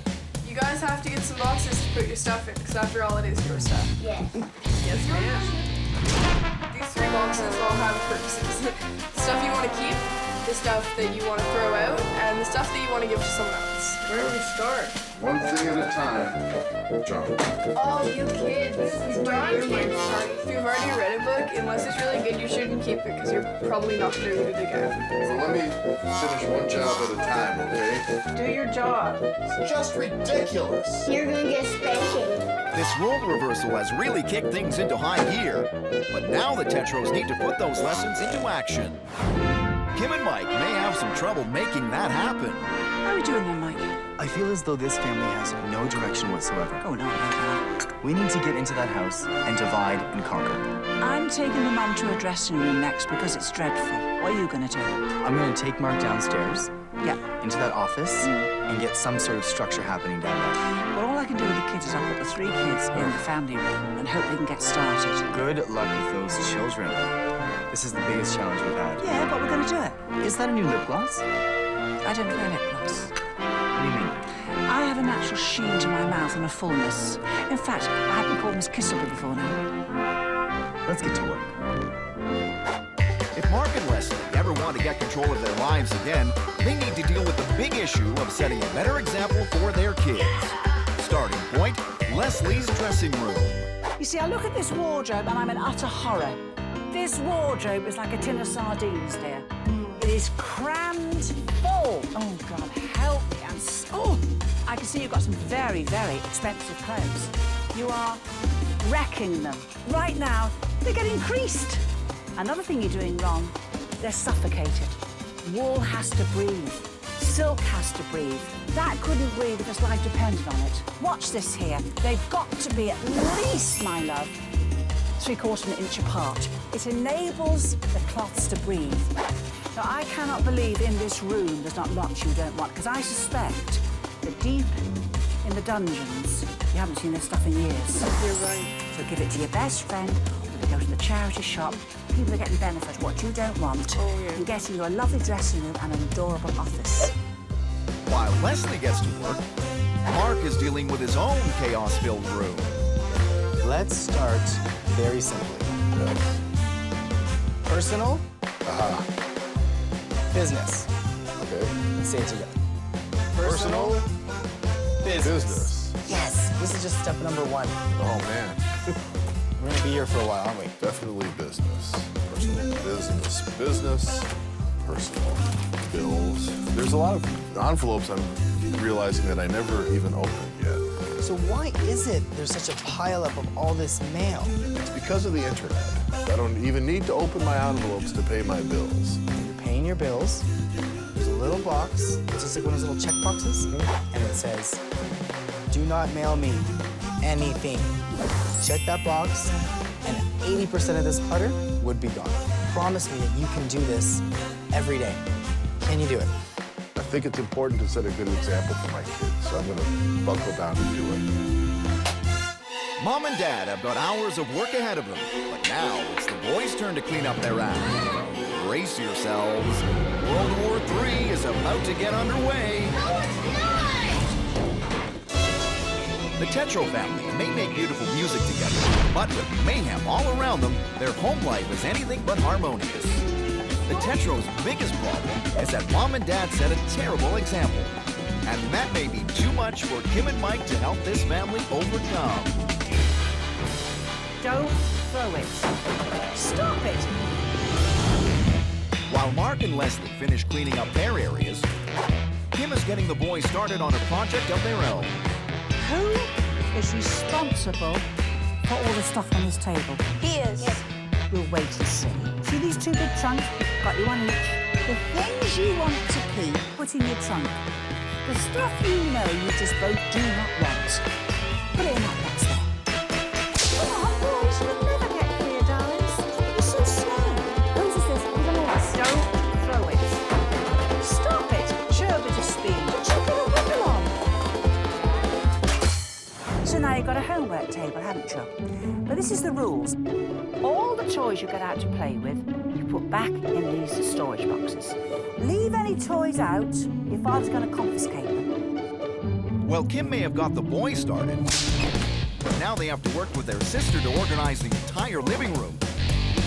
This could be interesting. Whoa!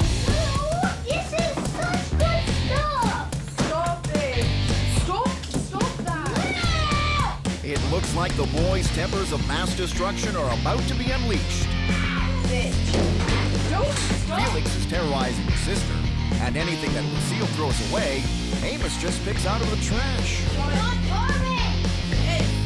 It's all garbage! No, stay here and clean. Bo?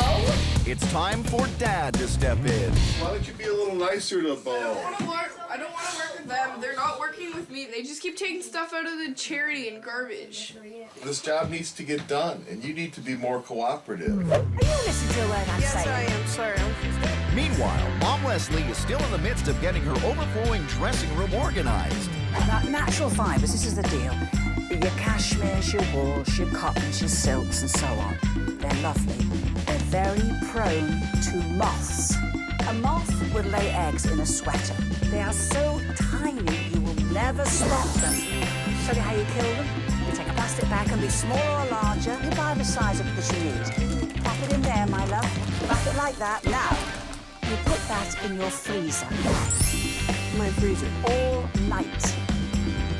In with the meat, dear. If there's any eggs in there, they will die. No kidding. Yes. Oh my gosh. I'm going to show you one more thing. Cedar. Moths hate cedar. I've got many alternatives. I've taken a cedar essential oil and I got this spray and I filled it. Always do that because oil must separate from the top. And then I sprayed these about half an hour ago. Just paper towel, cheap and cheerful, my love. I just punch a hole in. I fit it over the hanger, my love. I do it about every 4th or 5th hanger, and that's enough cedar to keep them at bay. I'm going to leave you to it. All right. If you get stuck, give me a call, but you shouldn't, because I've told you most things you need to know, haven't I? Yes. Right. Get on with it, dear. Get on. Boy, stop it. Back in the living room, the boys won't focus, and the cleanup is at a dead halt. Felix, you're supposed to be sorting. Why aren't you sorting? Dad's going to have to lay down the law. Quit yelling. I don't want to hear about it. Dad's got his hands full. Kim and Mike need to step in and help Mark out. You've got to put your foot down, Dad, haven't you? I try. What? My foot's been coming down all morning. Look, boys, will you get off your bums and get working? Please. If I come in here one more time, you're doing nothing. There's going to be repercussions. There's going to be blood on the walls. Get up! The only way to turn this family's fortunes around is for Mark to take Kim and Mike's advice and start leading by example. Things are really beginning to change. The boys are helping out, and the entire family is on the road to success.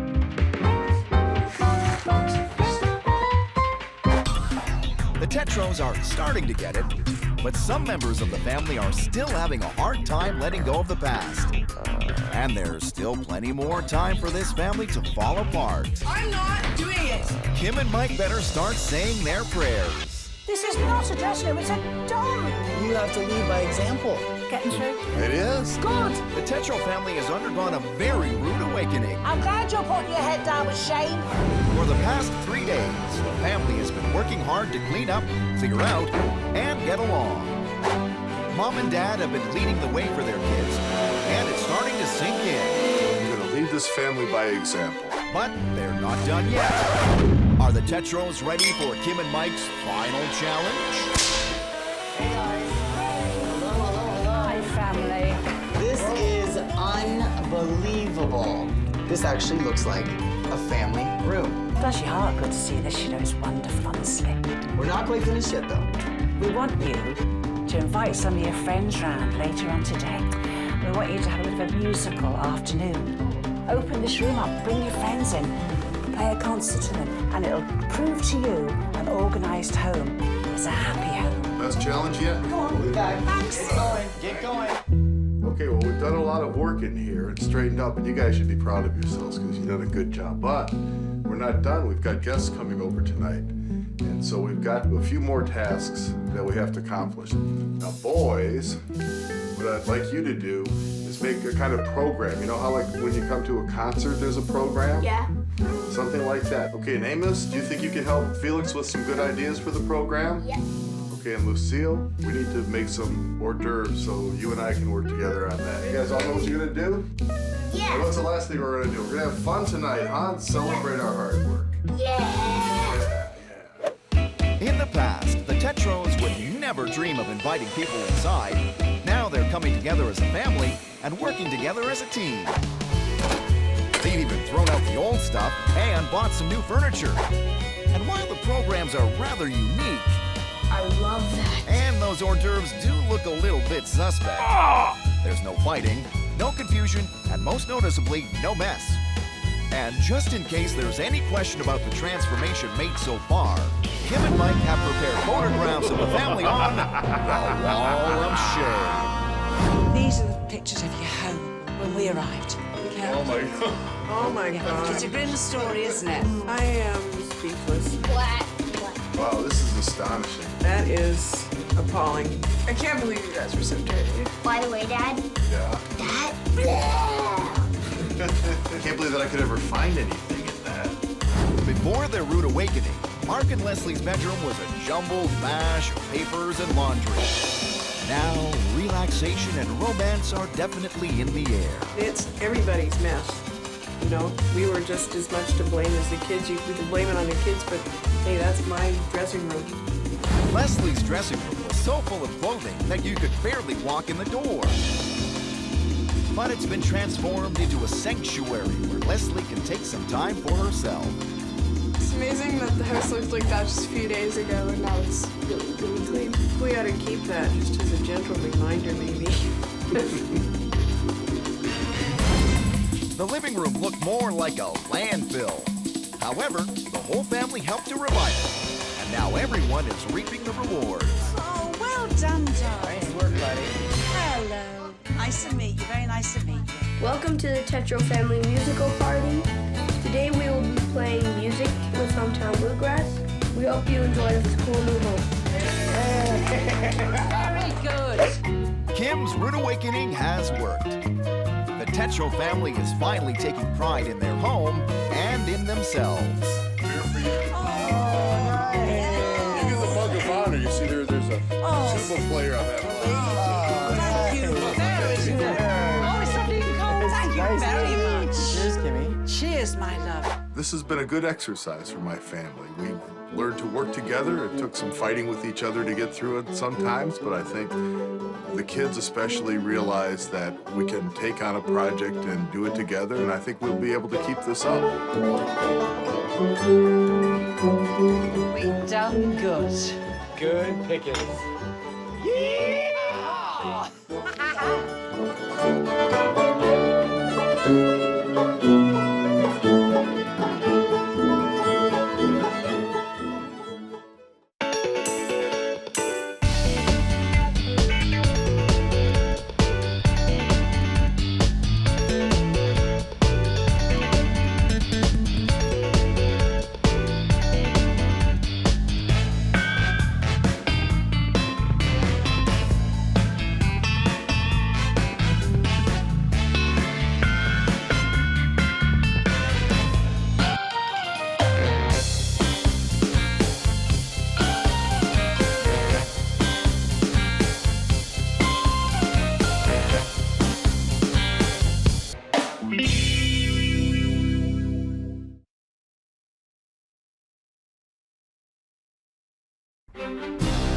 This time on Kim's Rude Awakenings, the Gallia family, whose home is one of the strangest on the block. The master bedroom is a dumping ground, the living room has a bed in it, and the dishes are done in the bathtub? It's a total disaster. Things are so bad that daughter Marika is ready to leave it all behind. That's why I have a job right now, because I've been saving up to go over from home. It's time for Kim Woodburn and Mike Chesur to fix this home and set this family straight. I'm not a doctor. You're nuts!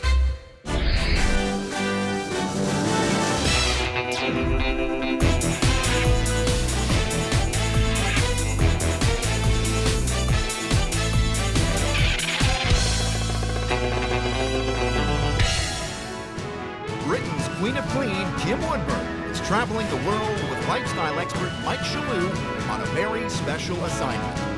Their mission, to identify, confront, and rehabilitate messy, disorganized families and bring pride back into their homes. This time, Kim and Mike have a massive job on their hands with the Gallia family, comprising Dad Mark, Mom Deborah, Mark's daughter Marika, and son Benjamin. 10 years ago, Mark pulled his house apart to do renovation, but he's never completed any of the jobs, which has left it looking more like a construction site. You know, I'm a nice, neat guy underneath. This is just an illusion. Living this way is pretty difficult. You adjust, you do, but not happily. Although the Gallias would love to have people over, the mess makes it next to impossible. We can't really bring anybody into the place. and I really like, you know, I like entertaining.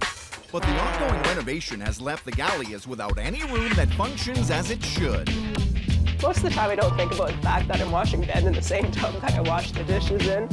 But when I do think about it, it's kind of worrying. You do wonder what's lurking in there. The state of the house is too much for Marika, and she's ready to leave. It wouldn't be a problem for me to stay with my mom all the time. My mom would love that. But Marika worries about what that would mean for her baby brother Benjamin. This is my baby grabbing scissors. You know, I just want things to be better for him. He's the one that's going to have to live in this house his whole life. With so much work left undone, the problems are piling high, and that is the Gallia's big issue. Projects get started and never get finished. Kim and Mike need to save this family. Get ready, Gallias. Here comes a very rude awakening. Good morning, Gallia family. It's Kim and Mike here. We're here to sort you out. Your house is topsy-turvy and your lives seem to be a big mess. You start off, if you never finish, things are gonna change. Gallia family, this is your rude awakening. Let's go, Kim. Oh, get it, honey. I'm standing in a room, I don't know what it is. Could you enlighten me? Because I've got a bed here, but I've got a living room fireplace there. We've got an aquarium in the corner. We have our computer room over here. So, what would you describe this room as? Convenient living space. Convenient? You know, you may think you're funny, but I don't find you amusing. We're here because we have heard tell that you're a starter, not a finisher. Am I right? Yeah. Because you've done nothing for years, have you? It's taken a while getting around to some stuff, yeah. What about this poor child? Do you bring your friends in here? Obviously not, right? Yeah. Whenever they ask, I have too much shame. No. Oh, boy. Breaks your heart. I brought people home and it's strange because you walk in and almost before you reach the door, you just want to say, I'm sorry. I apologize in advance. Joe, Kim, wait. You're gonna die. Okay, hold on. Let me make some room. Just a minute. All right. Kim, can you see everything okay? Very nice to me, love. I'm not complaining. Okay. No, all right. What's this room? This is the master bedroom. And why haven't you moved into it? It looks fairly well turned out. Why hasn't it moved in? It's not completely finished, like the lighting fixture is one thing I wanted to do. So you're telling me you have stayed in that room for the sake of fixing that?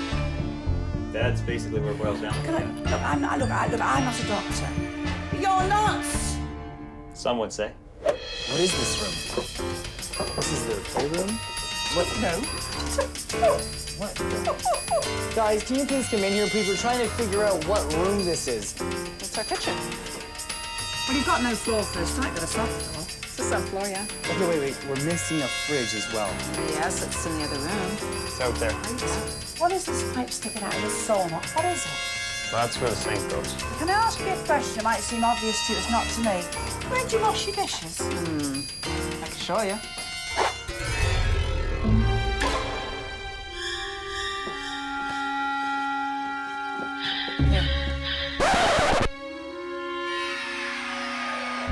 Are these dishes drying in the bowl here? Yes, they are. So where do you wash them then? In the bathtub. We need to talk. We really do. This family has got some real issues. It's time for Kim and Mike to regroup. We've got to restore this house so that they can enjoy it. They can enjoy what they've got. And little Marie can bring her mates in. See, I feel sad about that. We have to divide and conquer. Yeah, you can have him. I'm not even asking. No patience for him? I feel like smacking him right in the chops. Well, what are you going to do with her? Well, I'm going to take her with the baby. I'm going to give her advice on that. Then I will take the father, and I'm going to teach him how to start a project and finish a project. Well, good luck to you. More tea, doll? Yes, thank you so much. Do you know, Matt, you are really a gentleman, aren't you? Thank you. I wish at times, then, and don't take this wrong, but you could be a little bit rough, you know, a little bit rough edges and stuff. You wouldn't be able to handle me. I could try, couldn't I? I mean, I'd like to try if you bet me. Right now, daughter Marika is powerless against her father's ever-growing house of junk. I just recently came back from camping and I found my dad's car radiator on my bed that he was fixing because he says he couldn't find a surface to work on. So he used my bed. But today, the balance of power is gonna shift. It's time for the switch. Your daughter, who I think has got a massive brain here and knows how to use it. And since she's the one that's fed up on never bringing friends home, she's the boss right now. We've made her the boss. We want to get your bedroom back as a master bedroom. And you've got to fix that light, haven't you? So Get all that done. Oh, it's called work. Ourselves? Yes, you've got to get off your bum, dear. Let's go. All right, guys. This is the plan. First, you, Deb, are gonna start packing boxes. You are gonna go and get that light fixture from the closet that's been sitting there for years, and you're gonna put it up once and for all. Ready? Get started. Everything out, clear a space for yourself, clean out. We're gonna show you that what we haven't done in years, we can do in a few hours, so let's go. You're absolutely right.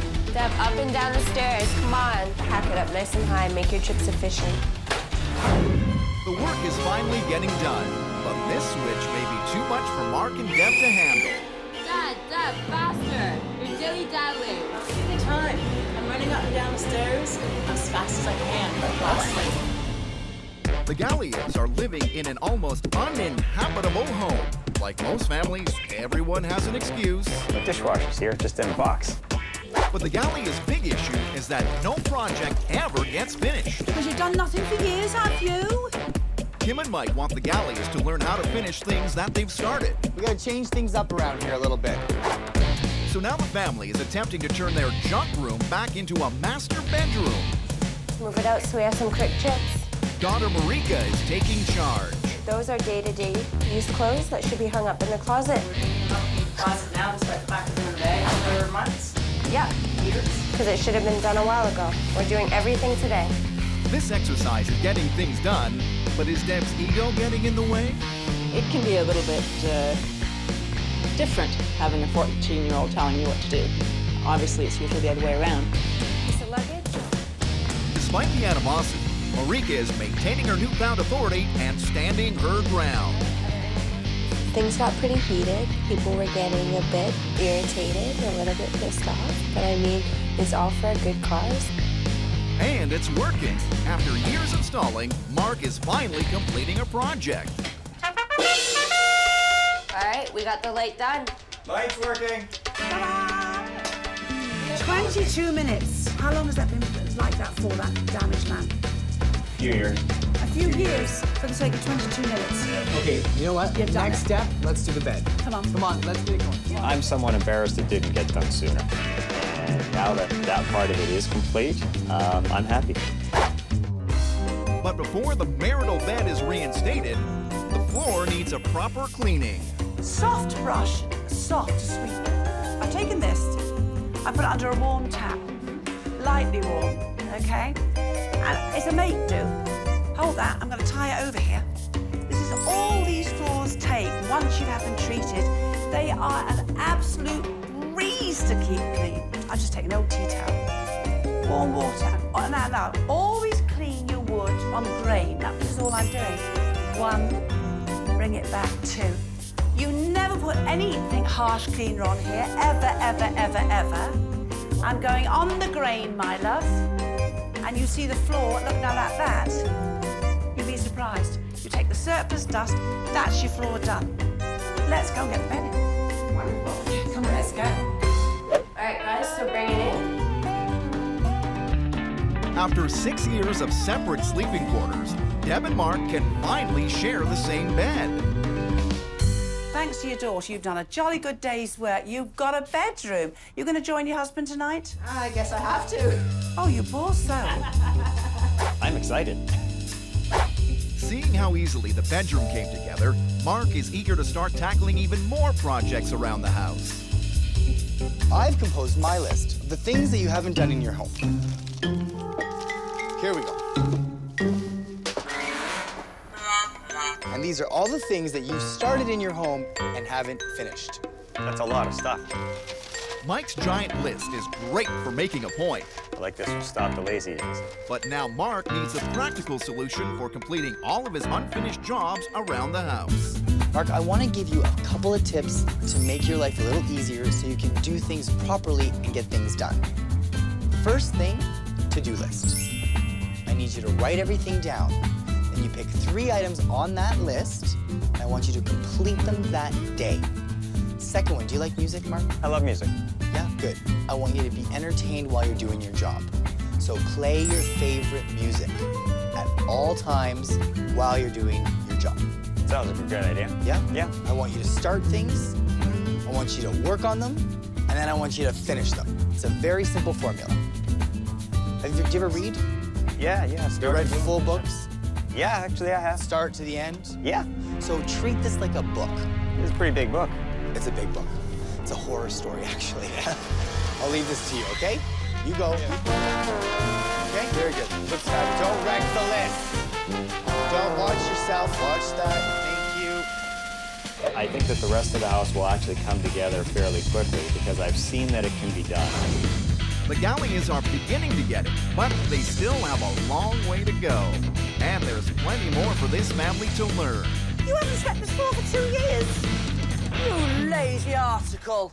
The Gallias start projects and never finish them. And that's got daughter Marika ready to walk out the door.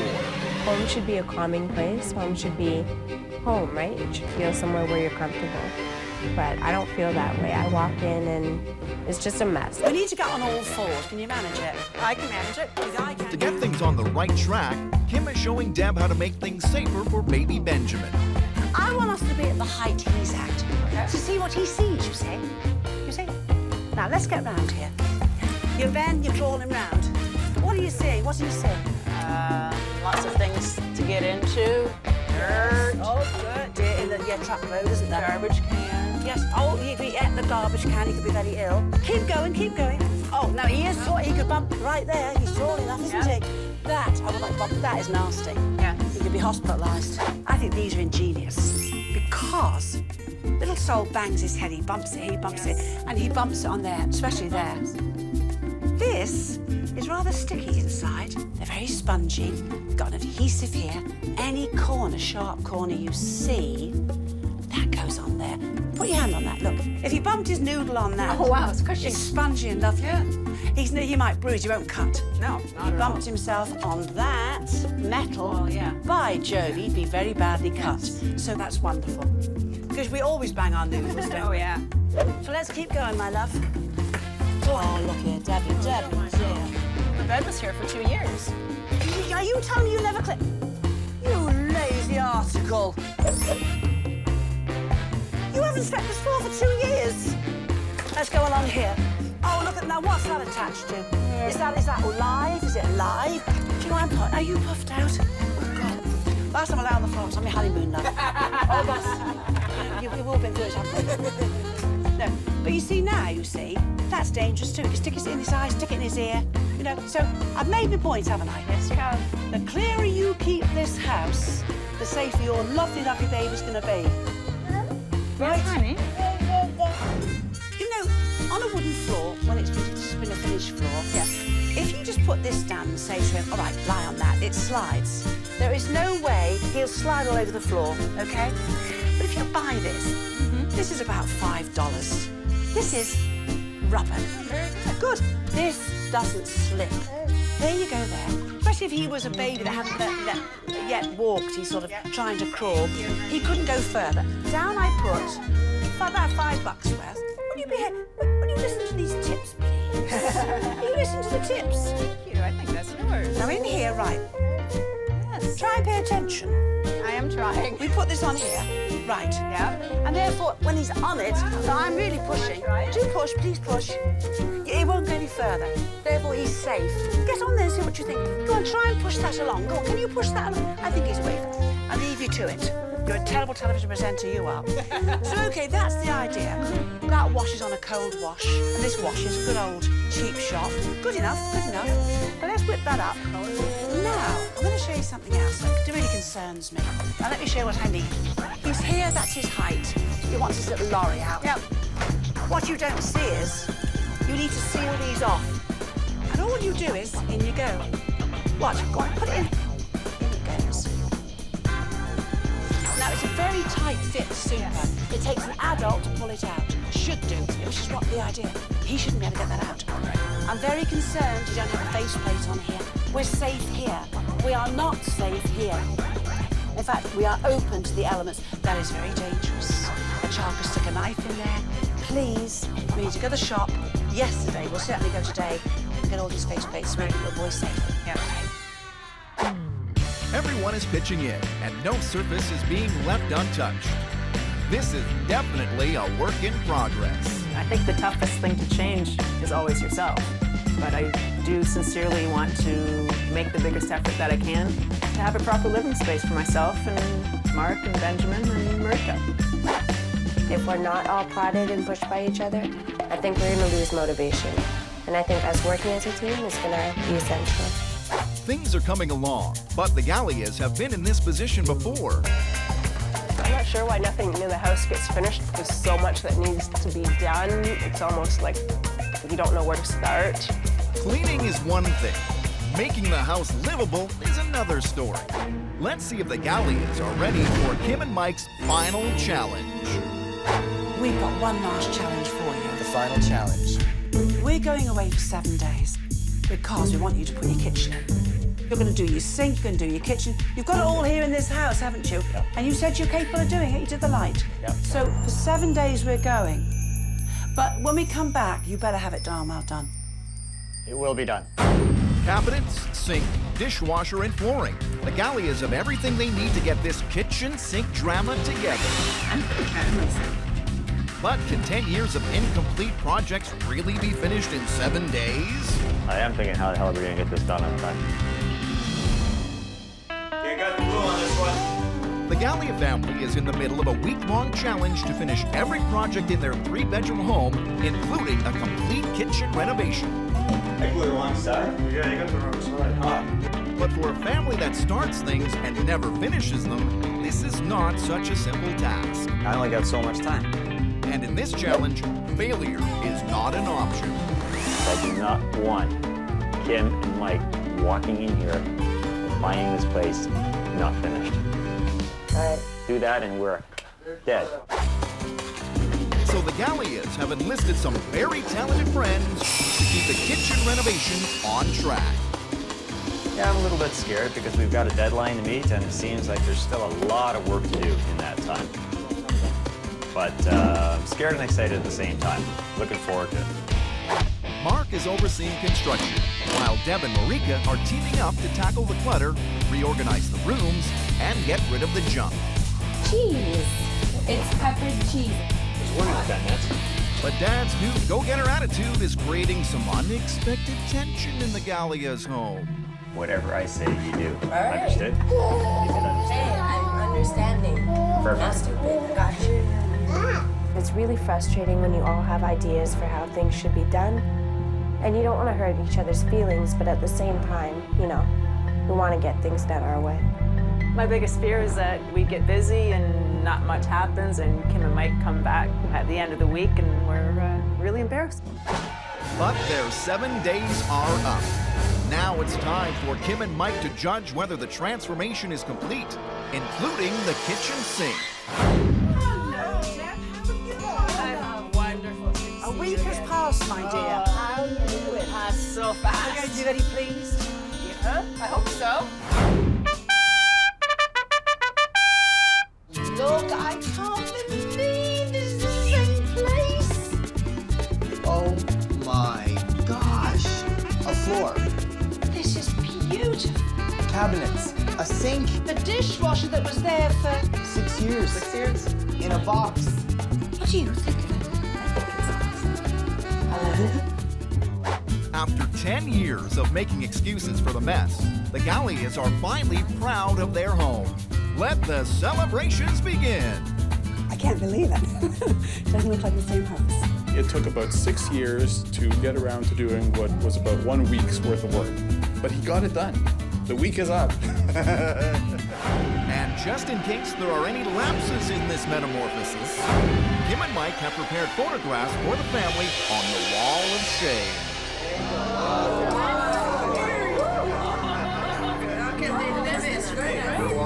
Before their rude awakening, Mark and Deb slept in separate rooms and their bedroom was being used as a dumping ground. Now the clutter's been cleared out and the marital bed is back in business. That can't be the same house. It's one for me. It's like night and day. Their kitchen was unusable with no sink, no fridge, and no floor. But after 7 days of hard work, the kitchen has been reinstated and dishes will be reserved for the kitchen sink alone. So that's what it used to look like. That's what it used to look like. I'd already forgotten. The family room was a bedroom, an office, and a living room.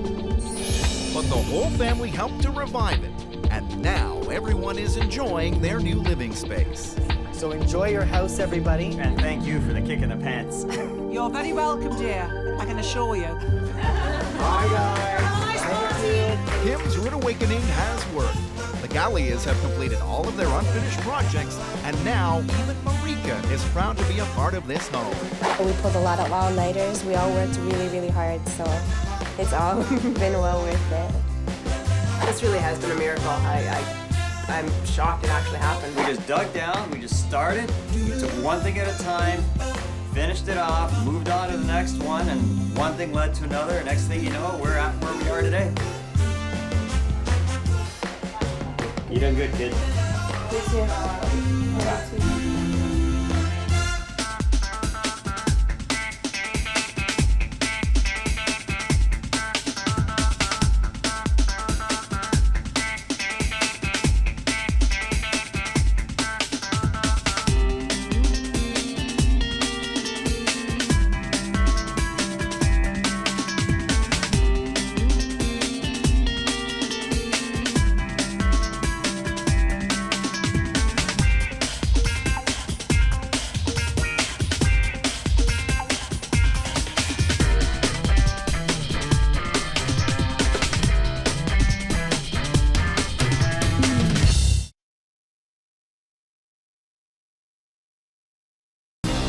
This time on Kim's Wood Awakenings, the Herd family, a creative bunch who can't seem to grow up.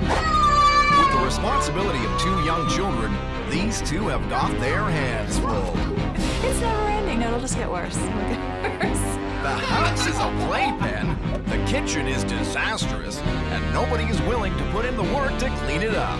I'm so overwhelmed that I don't know where to start. And motivating Eric is gonna take some work.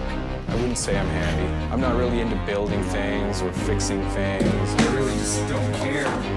Kim and Mike could be in for a rude awakening of their own.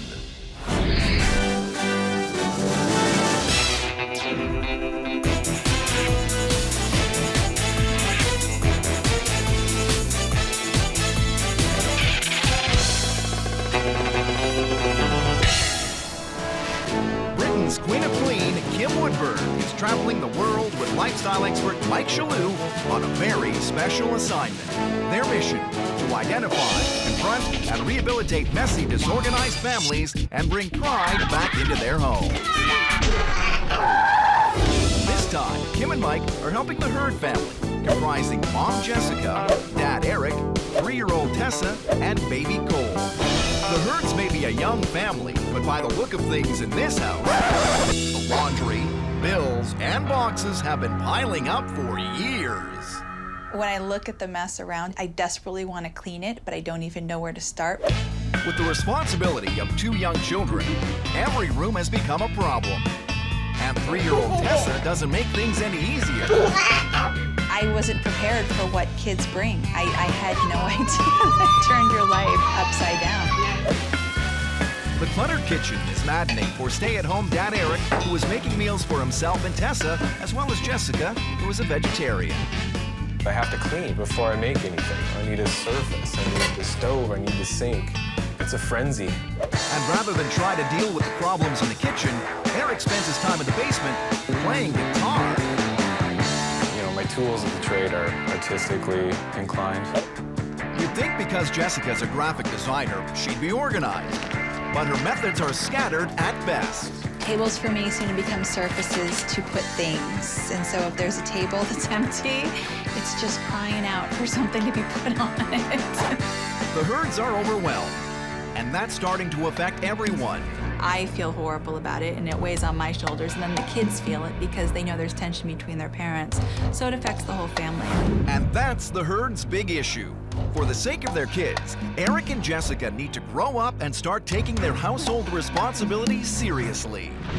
Kim and Mike are on their way to deliver the only logical solution to the Herd's list of problems. And it's gonna come in the form of a very rude awakening. Good morning, Herd family. Kim and I hear that you're acting like adolescents. You know we're gonna live as slobs. You're gonna grow up. That's right, Herd family. This is your rude awakening. How could they say that stuff about us? Oh, man. See you touching me again. I'm trying to help you up the stairs. See you all over me. Lucky cheaters. Hello? Who are you? Tessa, come in. What do you think? It's a playpen. Have you always been untidy in this house? We had a baby, and then we moved into this house when our son was 3 weeks old, and things just kind of got crazy and chaotic. It's important you change your ways. You've got 2 babies now. I know. And that's the motivation for doing this, is that we have 2 kids, and we want to have an environment for them that's clean and healthy, and they can run around and play, and there's the motivation. Well, here's our... Here's our what? office dining room area. This is the dining room table, Kim? Where do you eat? Either on the couch or on the rocking chair. Among all the diapers and wet wipes. This is disgusting. Keep going. Oh, the kitchen. This is gross. Aren't we the lucky ones? How do they cook in here? Yeah, this is the baby's room. How old is the baby? 5 months. But he sleeps in our room right now. Good job he does. Where else can he sleep? Not here. Every room in the Herd's home is a problem. Eric and Jessica need a dose of reality. This house kind of reminds me of a frat house. It's very adolescent-y. We really need you to... grow up. This house is a complete disaster. Kim and Mike need to plan their attack. They're great parents. They are. but they're just not very responsible. They're a very young couple. They've both given up, haven't they? What do you want to do? I want to take Lady around and I want to teach her to organise herself and to put things away where they belong. I'm going to take him and teach him how to be a little more handy around the house. Mike, let's get together here. They're a lovely couple. Let's really try to help them. Between the two of us, we'll get them shipshape in no time at all. With clutter all around, Tessa has no proper place to play, and she even tries to clean up the mess herself. We have to clean up this. I hate the fact that she has to work around the clutter. I don't think she likes it at all. I think it weighs on her mentally. And that is leading to problems beyond their messy home. Tessa started having kind of breathing problems, and I brought her to the doctor, and the doctor said, you know, it's stress. I'm thinking my 3-year-old has stress, and I wonder if the way that the house is has anything to do with that. The herd's disorganization is having a negative impact on their kids. It's time for the switch. Now, in this switch, you are going to become Kim and I, and we're going to become you. We've given you a pair of stilettos, and you can change into a shirt and tie. They are rather lovely. Oh my goodness. The goal is to clean up this room to create a better environment for your children. And I have very, very high standards, so get on with it. No nonsense. Kim and Mike have just dropped a bomb. Grow up. And the herds are already starting to crumble. Is it my responsibility to pick up after everybody else? I can't move fast these heels. I'm taking them off. But this is only the start of headaches to come. Right now, I don't feel much hope, honestly. Good morning, herd family. The herd family is smack dab in the middle of a very rude awakening. No, we're gonna live a slog. Their big issue? For the sake of their kids, Eric and Jessica need to grow up and start taking their household responsibilities seriously. To get things started, Kim and Mike have issued the herds their first major challenge. You are going to become Kim and I, and we're going to become you. Let's get this party started! I didn't put this here, and I didn't put any of this stuff on top of it. I don't have anything to do with it. Yeah, this does feel like being you guys. Eric is already having problems facing the mess.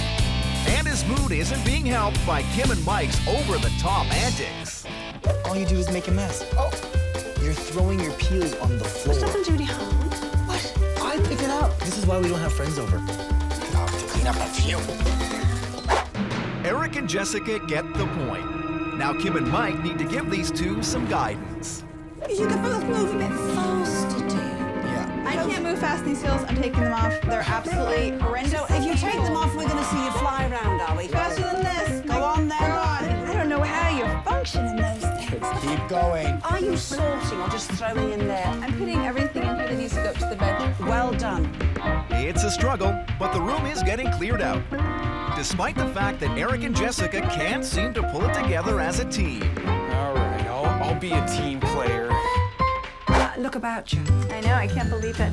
45 minutes. That's so little time, isn't it? Well done. You're really pulling your weight. Jessica is starting to see the light. But Eric isn't happy with the progress so far. There's just too much.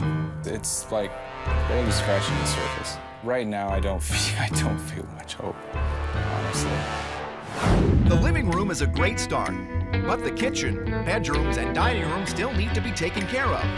Kim is helping Jessica get pointed in the right direction. I went around the house, and I gathered this little lot here, you see. For instance, where do we find that diaper? Living room, baby's room, in the hall, dear.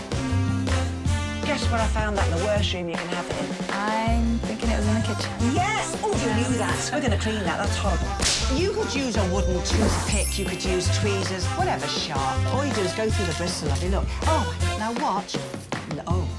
If you on a hairbrush, you can pick up bacteria, bugs, grease. In fact, have a smell of that.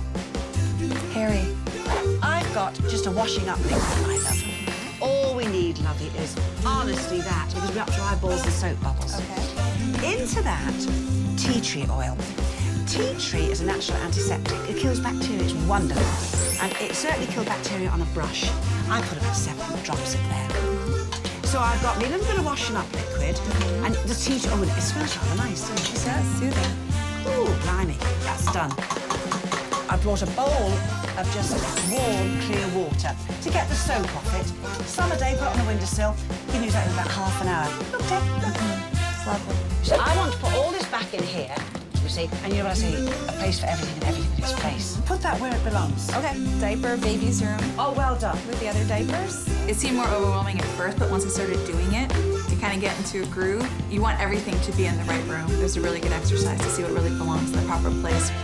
On the other side of their home, Eric is dealing with his own set of problems. As the head chef in the Hurd household, this guy's got his hands full. Typically, you know, I have to make a little bit of everything. And lately, I think because it's been so difficult to get around in here, I haven't been able to do that as much. Mike is coming to the rescue to put some structure to the chaos. I want to prepare this kitchen so it's spotless, so preparing food is very simple. Everyone gets fed and everyone is happy. Sounds like a dream. Well, it'll be a dream come true. All right. We're gonna get you a little organized, okay? Okay. I'm gonna teach you a simple formula called PAVE.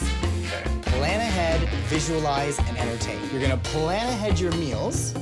You're gonna visualize them on this board. And because Jessica is a graphic designer, she can make this a lot easier for Tessa to get involved by creating these words into icons. So she can say, Dad, I want this, this, and this. And then everything is done. Sounds fun. So we'll pick a starch. Okay. You'd have some chicken on the side that you can throw into the pasta. For your wife, tofu. And then we throw in a vegetable, peas. So there we go. We've planned ahead, we've visualized, and now we're gonna entertain. Because you're gonna cook, and it's gonna be very entertaining.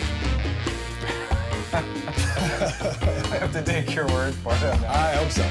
Eric is on the right track with dinner, but when it comes to being handy around the house, he's still having a hard time. Man, I hate this stuff. Absolutely hate it. He can't hide his unhappiness when he's stressed out about something. If this situation doesn't get resolved, it would lead to much more tension in the marriage. The problems continue to pile up. Would you want me to do some, take a break? No, I'm fine. And this fairy tale is beginning to look more like a horror story. Eric and Jessica Hurd are attempting to clean up their act. Kim and Mike have been helping this young family to grow up and start taking their household responsibilities seriously. Eric and Jessica want to eat together as a family, but their dining room table is covered with junk and boxes litter every inch of the floor. You don't even know everything that's in there. There's just a mishmash of stuff. But the rude awakening has Jessica empowered, and she's finally ready to tackle the mess. How are we gonna start putting things in the proper room where they should be first? And then whatever doesn't have a room to go to will be going to the basement. Even if things are put in their proper place, handiwork around the house is still a problem, and Eric doesn't have the skills to deal with it. Tools and all that stuff. I'm not like, yeah, those are nice tools. Can't wait to get my hands on those to fix something. Mike's plan is to help Eric get a little handier. I need you to start learning how to build. All right. So I've supplied you with a tool box. Nice. Right? Yeah, we could use that. Just in case, because I don't want you to lose your pretty face, here are some bugs. All right. So we're gonna bang up this wall, and I want you to hammer, and I want you to screw, and I want you to get everything drilled into this wall, okay? Let's go. How do you do this? I'm feeling really clumsy. Let's hold that. Watch my finger. Beautiful. Now, screw.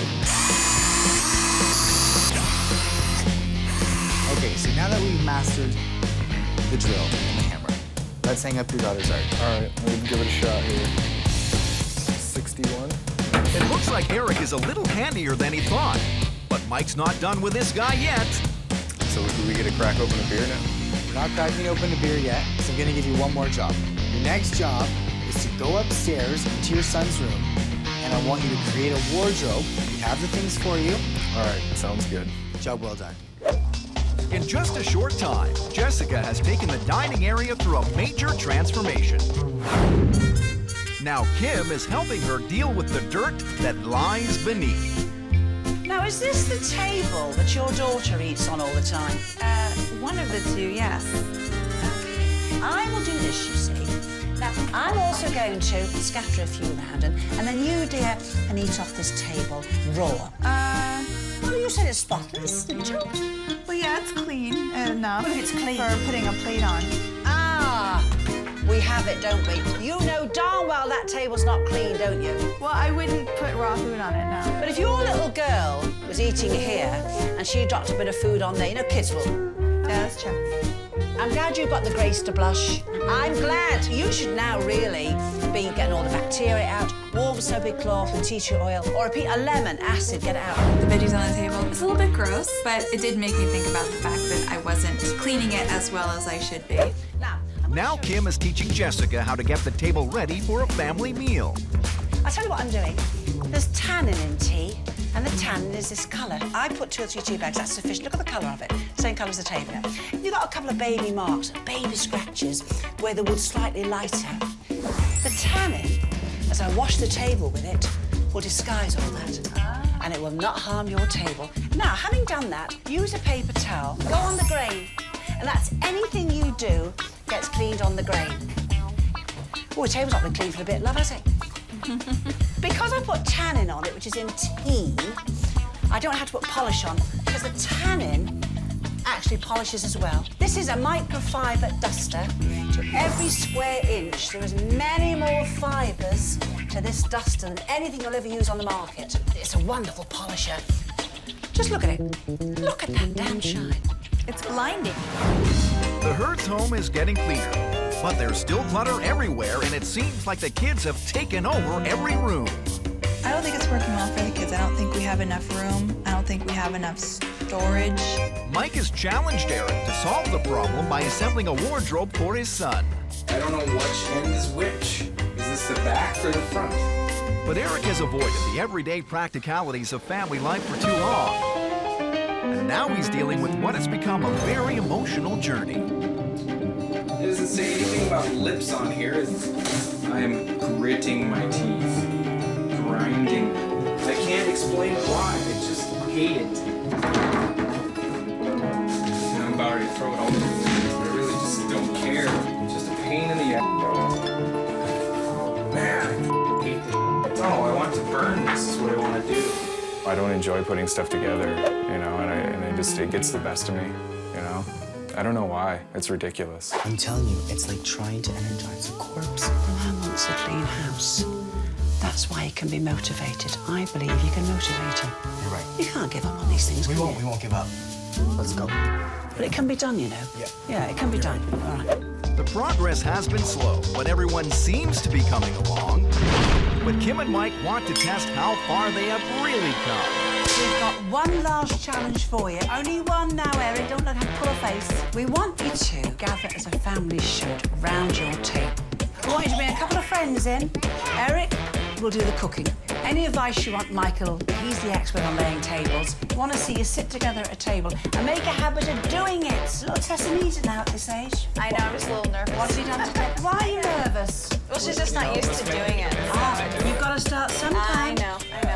But if Jessica should be nervous about anyone, it's her husband, Eric. That's because he struggled with nearly every task throughout this rude awakening.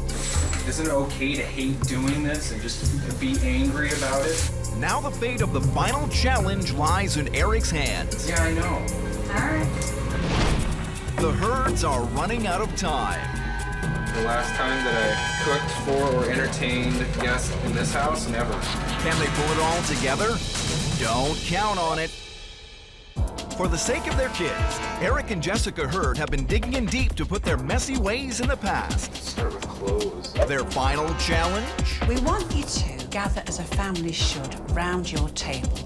But for a family who needs to grow up and start taking their household responsibilities seriously, this is easier said than done. Before their rude awakening, the Herd's home was hardly a place for social gatherings. And the mess was starting to affect Eric and Jessica's relationship. If we wouldn't have called for help, Jessica and I would have had to deal with some pretty heavy-duty confrontation. But the Herds are learning that it takes little steps every day to keep the house tidy. And Eric is seeing that tackling small projects can be a rewarding experience for everyone. Ooh, that looks good. Once you get to the other side, you see some light. You know, it always helps, you know, brighten your mood. In order to have any hope at the final challenge, the Herds have devised a plan. Get Tessa involved in the dinner preparations. I'm helping Papa clean up. I'm a vacuum. And make her excited about sitting down for a meal with her family. And then fold it over. Another one. And it's done. Yeah, we have to flatten it like that. She loves to help. You know, I mean, she's always like that. You know, kids generally, they just love to be involved. Everyone's included and a part of the plan, and that's making a huge difference in the way that dinner comes together. It's great.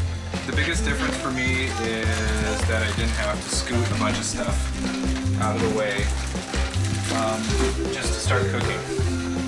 As guests arrive, the transformation is nearly complete. It's crazy. You can walk in through that door. Oh, it's sparkly, huh? With friends and family all around, it's clear that Tessa is thrilled to be a part of the process. And Eric, who has been reluctant throughout the entire rude awakening, is now smiling and happy with the results. And just so no one forgets the transformation they've undergone, Kim and Mike have prepared photographs on the wall of shame. Family, we've things to show you. Now, folks, we're going to show you a horror story. We call this the wall of shame. Right.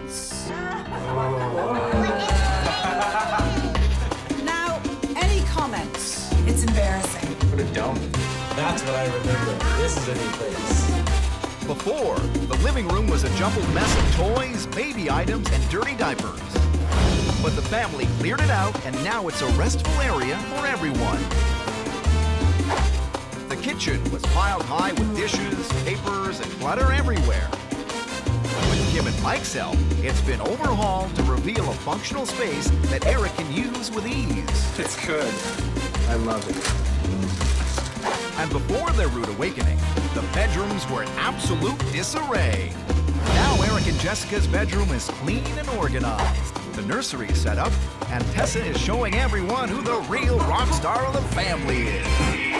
You all mucked in, didn't you? And you've done well. Eric, you were extremely unhappy, weren't you? Mm-hmm. Yeah. Well, he did look a bit of a miserable soul when we came here. I've got to be honest with you, I was worried about him. Happier man? For sure. I'm glad it's done, you know. I'm glad that we're at where we're at now and that we can kind of leave that behind. Do you honestly think you'll keep this place tidy? Mm-hmm. Yeah. I like it clean in this house. Yes, and for my kids especially. All right. We're going to leave you with these photographs, aren't we? I think it's time for us to go. Kim's rude awakening has turned this family around. Tessa is stress-free, and Eric and Jessica are finally serious about their family, their home, and working together as a team.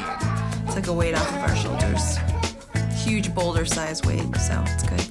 Tessa has a lot more room to be herself and run around and play.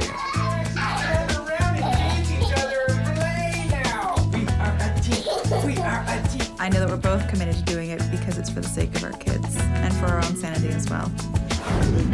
It's about our family. You know, as long as we're both working as a team and committed to it, it should be a piece of cake.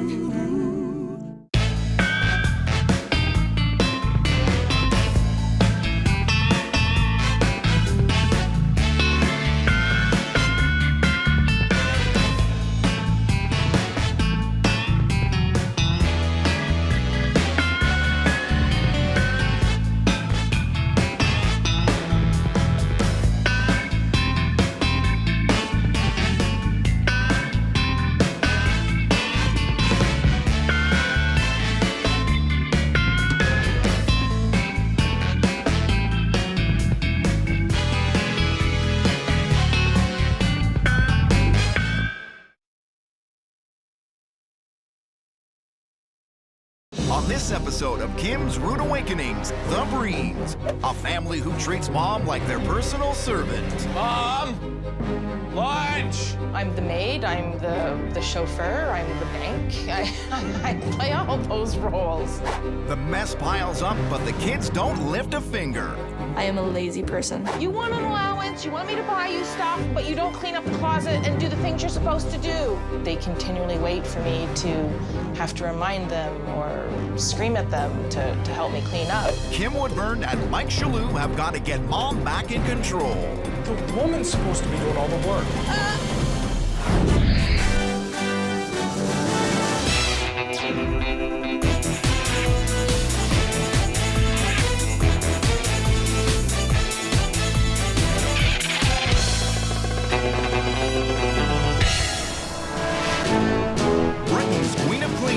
Woodburn is traveling the world with lifestyle expert Mike Chesur on a very special assignment. Their mission, to identify, confront, and rehabilitate messy, disorganized families and bring pride back into their homes. This time, Kim and Mike are meeting the Breen family, comprising Mom Vicky, daughter Jennifer, son Dylan, and dogs Odin and Trixie. The Breens moved into this townhouse 4 years ago, and while at first it seemed like a dream come true, over the years it's become a multi-level mess that might be mistaken for a crime scene. Laundry is left out in the open, cobwebs hang from the ceiling like grungy chandeliers, and the carpets look like they haven't been cleaned since the dawn of time. Vicky tries to balance cleaning with her full-time job as a business analyst. But without any help from her 2 teenage kids, Vicky's efforts barely make a dent. I feel like when I do something, I'm spinning my wheels, nothing ever gets done. Vicky's 40th birthday is fast approaching, and she desperately wants to make a change. 40 is a big deal, and I would really love to have everything in order and have a system in place so that the next 10, 20, 30 years, I don't have to have stuff piled in clutter. But that hasn't convinced Dylan and Jennifer to change their ways. The reason why I don't pull my weight around the house is because I'm lazy. But the more Vicky gives in, the more her kids take her for granted. Mom! Lunch! She makes us our food, she drives us where we want, she gives us money when we need it. I got it made. And that is the Breen's big issue. Vicky needs to regain control of her household so that her kids stop treating her like their personal servant. I feel like I should just be running down the street, pulling up my hair, screaming. It's so frustrating sometimes. So I think for everybody's sanity, things have to change. Kim and Mike are on their way to fix the Breen's growing massive problems. They're gonna do it with a very rude awakening. Good morning, Breen family. Rise and shine. Your attitude stinks and you're old enough to know better. You never have your mother. She's not your mate. This is amazing. Get your butts out of bed, Breen family. This is your rude awakening. Careful. You should have seen this was cleared. Kim, you know what? This is Canada. Not Keep Britain. hold of me. We have snow here. Hi, come on in. Yes, I am taking my jacket off. The mess in the hallway, you think you had 25-year-olds in this house. And you know, I'm looking around, all these cobwebs, Lovey. Cobwebs? Look at these rugs. There's like piles of dog hair. Blech. You work jolly hard, actually. You work long hours out of this house, don't you? Yeah. You don't work, you're 18. What do you do? Absolutely nothing. And you dare to stand there and see your mother go out to work and you do nothing? Yeah. You need to have words with him, you know. I presume this is the dining room, isn't it? Yes. Now, is this breakfast on your table right now? Some brunch. This is brunch. Dirty socks, a little it's all underwear. clean. It's clean. All right. Why isn't it folded and put away? Ask Jennifer. Her job is to put the stuff away. Why don't you put this away? Because there's no point. I know how to fold clothes. I know how to do my laundry. I know. There's really no excuse for me except it's just laziness. Listen, you're stressing Kim out a little bit. I am stressing her. I know, I don't want, I know. I want you guys to stay here, please. We're gonna look at the rest of the house. Ew, look at this light switch. It's disgusting. Look at all this business, look. Don't touch it, don't touch it. Well, one has to. Oh. Look at this. Look at it. It goes all the way around. Yeah. Look. It's like something out of a Dickens novel, isn't it? Look at the Laundry and dust everywhere. I can feel it on my face. It's the dustiest house we have been to. Mike, have you seen this up here? No, I just have to. Look, Mike, watch. I can see it from here. Look, Lovey. Grab it on. Look. Oh my gosh. That's my hair. Oh, this is your responsibility. But by Jove, you take it seriously, don't you? I do. I don't wish to be funny. I mean, you don't notice this dust. When there's an image on the screen, you can't really see it. You don't notice that dust. Well, now I do. You are having me on. You're playing around, aren't you? No. All right, let's cut to the chase. What have I got to do to motivate you? I'm not sure. I want to kiss you. No. What do you mean, no? I mean, no. All right, There you go. right. I'm gonna kiss you and cuddle you unless you tidy this house. Get upstairs. Get up those stairs. She's gonna kiss you like an animal. This constant state of grime has gotta stop. Kim and Mike need to figure this family out. I think the biggest problem here, Kim, is that Jen and Dylan believe their mother should be their maid. Yeah, but she's partly responsible. She's never chastised them, has she? Fair dues. The thing is, though, I've got to get those women and their dogs to keep the floor and the carpets clean. They're disgraceful, you know. And as for the marks on the walls, oh, give me a break. This laundry situation is out of control. It's everywhere. And that young man, Dylan, his mother waits on him hand and foot. He needs to learn to cook his own meals. I'm glad you brought him up, because I'll tell you for why. You know when I mentioned kissing him to motivate, I was only to motivate, it wasn't to get you jealous and hurt. But jealous of what? I don't So understand. the fact that you thought I wanted to kiss him, but I really didn't. You thought I was jealous of him? Yes, because, look, Mike, you know I know that you want to kiss me. No. Oh, stop it, Mike, you're a tease. I don't want to kiss you. Don't. Right now, Vicky is being pushed around by her kids. Mom, Yeah? what's for lunch? I feel like I'm the maid all the time. I'm the maid, I'm the chauffeur, I'm the bank. I play all those roles. But in order for Jennifer and Dylan to change their ways, they need to understand what they're putting their mom through every day. It's time for the switch. Kim and I are in full agreement that you two treat your mother like a maid. So we have decided we're going to make you a maid and a butler. We basically want you two to wait on your mother hand and foot. When your mother goes, you run in and say yes. And whatever your mother wants, she gets. Jennifer and Dylan have changed their look, but are they ready to change their attitudes? Hey, you. Take the chair back out. She didn't tell me to remove it. It's an uphill battle that Mom, Kim, and Mike can't afford to lose. Hold it nicely. Kim Woodburn and Mike Chesur have geared up to battle the Breen family's untidy ways. You don't notice that dust. Well, now I do. The Breen's big issue. Mom has lost control of her household, and the kids treat her like their personal servant. Yeah, I'm not hungry anymore. To combat the problem, Kim and Mike have come up with a unique idea. We're going to make you a maid and a butler. Reverse the roles of Mom and the kids, and watch the sparks fly. Butler Jeeves, get me some tea, please. Yes, ma'am.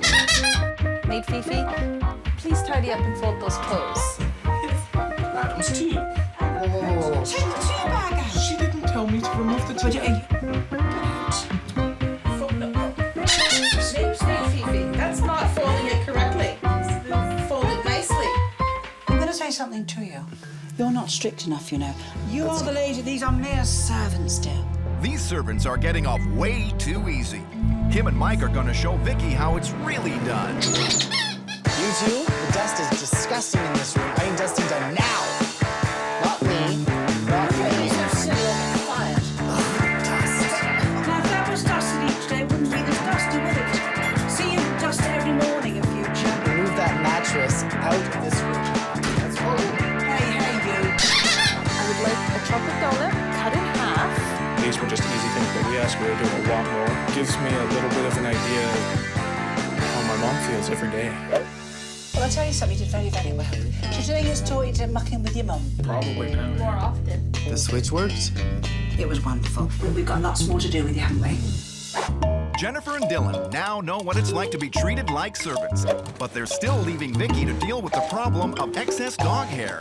My dog Trixie, she sheds nonstop. Even when I brush her, it takes away a bit of the shedding, but still, she sheds. If I get down here, my dear, look. Jen needs to clean up after her own dog and start seeing things from a different point of view. Get your head down there.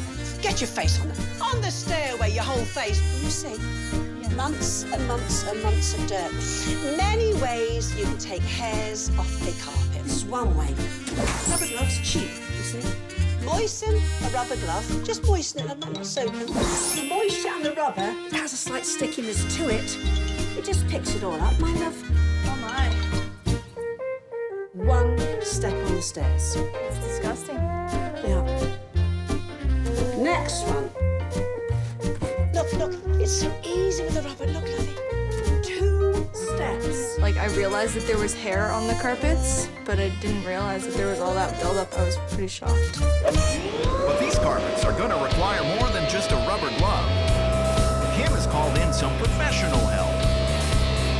Could you empty on there what was taken off so far? Lord, Wow. It's disgusting, and I'm sitting on the carpet with my dogs. Lesson learned, young lady. You will keep the carpet clean. Yeah.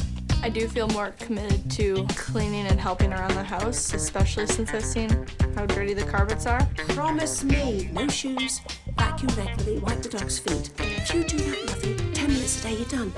Dylan may not be a big strain on the carpets, but he lacks the skills needed to survive as an adult. He likes to just have the good life, and he doesn't want to have to work. When's lunch? And when it comes to cooking, Dylan is still stuck in the dark ages. Make me food. Why can't you make food? Because it's the woman's work. The women are supposed to cook. Cooking is for the women. Dylan's food usually comes from the microwave, but Mike wants to show him that eating healthy can be just as easy. You're on. Dylan, what I want to do right now is whip up your own mini pizza. This is something that's easy, it's healthy, and you can do it yourself. As long as you find a vegetable that you like, I need you to eat 5 to 6 servings a day. A serving is equal to a half a cup. And that's why pizzas are so great, because you can put your vegetables on there so it hits all the 3 groups that you need to have in a healthy meal. We'll start with the whole wheat pita, because it's way healthier than the white. Add some tomato sauce, a source of vegetables. We've also got the cheese that's already grated, so it saves time. It's also a source of protein. No, it's okay. My hands. Okay. Oh, they're quick. I know, I'm sure they are. Okay, now we're gonna put a little bit of the meat on there. Fantastic. Add your vegetable. And now we're ready to stick it in the oven. My mom doesn't make me cook. That's why I get away with what I get away with. That's definitely going to change because I've demonstrated I can make a damn good pizza. You've made me proud, you're gonna make your mother proud, and you're eating healthy. Chop on that. These kids have had some tough tasks so far, Get your face on the stairway, your whole face. Put a little more sauce on that. but Kim and Mike are about to step things up a notch. And go. This is a race, people. This is a race. Hurry it up. I want everything spotless. If you're looking for drama, you've come to the right place. The woman's supposed to be doing all the work. Because the Breen family is on the brink of a total breakdown. She's my mom, so I think I'll always treat her like a maid. In the Breen family, mom is a total pushover, and the kids treat her like their personal servant. Make me food. But Kim and Mike have been cracking the whip, and that has this entire family running scared. I need dusting done now. When it comes to laundry, Vicky can get as far as the washer and dryer, but without any help from Jennifer and Dylan to fold it, it usually ends up on the dining room table or the floor. Laundry is the bane of my existence, I think, sometimes. It's everywhere, and it doesn't seem to get better. It seems to multiply. The Breens say the clothes don't get put away because they have no space. The reason for the pile of laundry in my room is because my dressers are full. But the real problem is that they have no idea how to organize. Mike is using a suitcase to help remedy the situation. The challenge today is that I want to see if you can pack a suitcase. I'm going to be timing you because this is a race. And go. Show me how you pack a suitcase. Hurry it up. This is a race, people. This is a race. Jen's in the lead, folks. Is she? Yeah, she is. No. There'll be no. You lose some. Sorry. There you go. Sorry. You can't do that. That's wrong. Start over.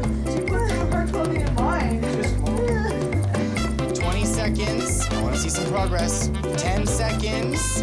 3, 2, and 1. This is a complete failure.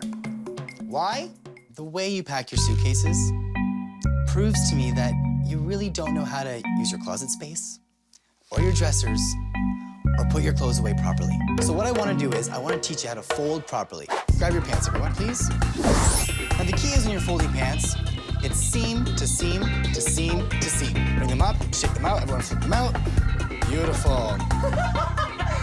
I'm having trouble. He's having trouble shocking. Seam to seam to seam to seam. Say it with me. Seam to seam to seam to seam. Yes, perfect. Now we're gonna fold it to the belt line. Fold it one more time. Flatten it out. And pants are done. Everyone grab a shirt. Sleeve in, 1/4 inch away from the neck there. Same with the other side, obviously. It's not rocket science, people. And bring it out. We're done. I hang up shirts. I don't fold them. Dylan and folding clothes, I don't think I was too surprised because I never really enforced that with him when he was younger the way I did with Jennifer. Even if the Breens are able to take care of the laundry and the cluttered mess throughout the house, there's still the problem of dust and dirt that nobody seems to care about. Kim is helping Dylan to realize the filth that his family is living in by giving his home the white glove test. I want you to go down to your computer and do what you normally do and get yourself back here. And I want to see the colour of these gloves because I want to make a very good point with you, you see. I thought that she was a little out of her mind because she wanted me to run around the house and get my hands dirty. But it doesn't take long for Dylan to see just how grimy his house actually is. Oh, yes, suitably dirty, aren't they? Good Lord. Whip these off. This is the point I've made to you. That dirt would be on your hands if you hadn't worn the gloves. That's why everywhere in this house I look, there's dirty light switches because your hands go on and flick them. It's just to your mum and you. Look, that's horrible. Let me show you how to do it. In the warm water, white cloth. Squeeze a lemon, my love. It smells beautiful. Now watch. The acid whips it off instantly, darling. Do you not agree? That is cleaner. Look at that. I'm putting you in charge of cleaning all the walls. I want them all spotless. The woman's supposed to be doing all the work. When you sit on your bum on your computer all day, you should be helping with the housework when your mother's out working 5 days a week. Get on with it before I slap you. Once she pointed out the light switch on the wall, I started looking around the room and I noticed like all the dirt that was all the way up and all the cobwebs and everything, and I was kind of like, this is kind of dirty. It's been a long process, but Jennifer and Dylan are beginning to understand the difficulties their mom faces with the mess. Oh, guarantee that's sentient. I feel overworked and I feel bad for my mom for having to do this almost every day. Yeah, I realize that there's a lot of work keeping this house organized and clean. They've learned some massive lessons, and the house is starting to look like, well, a house. Yeah, slowly but surely it is. But this rude awakening isn't done quite yet. Kim and Mike are gonna see if the Breens can pull together everything they've learned for the final challenge. What you two kids are going to be responsible for is taking care of your mother's 40th birthday party. Food, drinks, service, the whole 9 yards. Mother's off the hook. You have to just chill out and relax and let your two kids take care of you. You're baking the cake. I'm baking the cake. You're not No options right now. You're doing the No cake. options. No, I'm not. My jaw dropped when Kim assigned this baking business for my brother to do. It was just, not for him. I don't want to bake the cake. For a couple of kids who've always relied on mom to get things done, There's chunks and I can't get them out. It's your turn. I'm doing it. this could be a disaster just waiting to happen. Jennifer and Dylan are dealing with their final challenge. What you two kids are going to be responsible for is your mother's 40th birthday party. I've never, ever organized a party before. As far as helping out around the house, Jennifer and Dylan have never really accomplished anything. But now the tables have been turned, and while mom relaxes, the kids are taking care of the party. There are tons of preparations. Let's go to the shrimp. And their methods are far from conventional. You need to rub it in that she's 40. But Jennifer and Dylan are actually getting things done. Not that it's been easy. Baking that cake was one of the hardest things I've ever done in my life. Cracking the eggs and having to stir. Script. I'm doing it! You stop me! You know what you need to do? You need to look there. You need to see those chunks. All we have to do is mix the batter. A few eggs, water, oil. Good boy.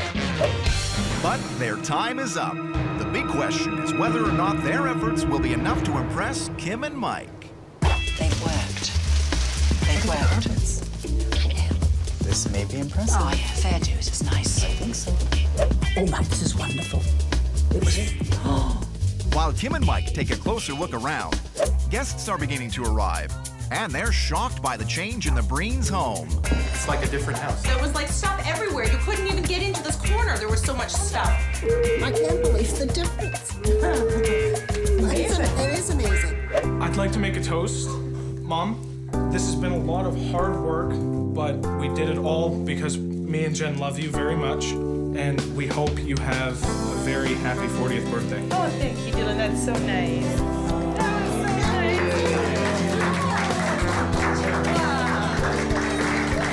My greatest wish for my 40th birthday was to have my our life in some sort of an order, going into a new era. 40s, my God. And I think we've achieved that. If life truly begins at 40, Vicky is off to a wonderful start. But just so there's no confusion about how far everyone has come, Kim and Mike are taking their brains back in time with the wall of shame. This is what the house used to be like. In the beginning, the bedrooms were just another place to hide the mess. Now that everyone's pitching in, they're neat, tidy, and organized, so all of the Breens can get a good night's sleep. Unbelievable, isn't it? Before the rude awakening, the dining room doubled as a laundry storage facility and was no place for eating. But the Breens have taken command of the clothing, and the table is now a functional part of the room. This is the living room? The living room, which was cluttered with furniture and covered in dog hair, has been transformed. Now it's a wide open space and the perfect place for a party. I didn't think that they would do as good a job as I feel that they've done. I think they really stepped up to the challenges that were issued to them. And while Dylan may have escaped the wrath of Kim's lips, before she leaves, she's making sure that he has a reason to continue pitching in.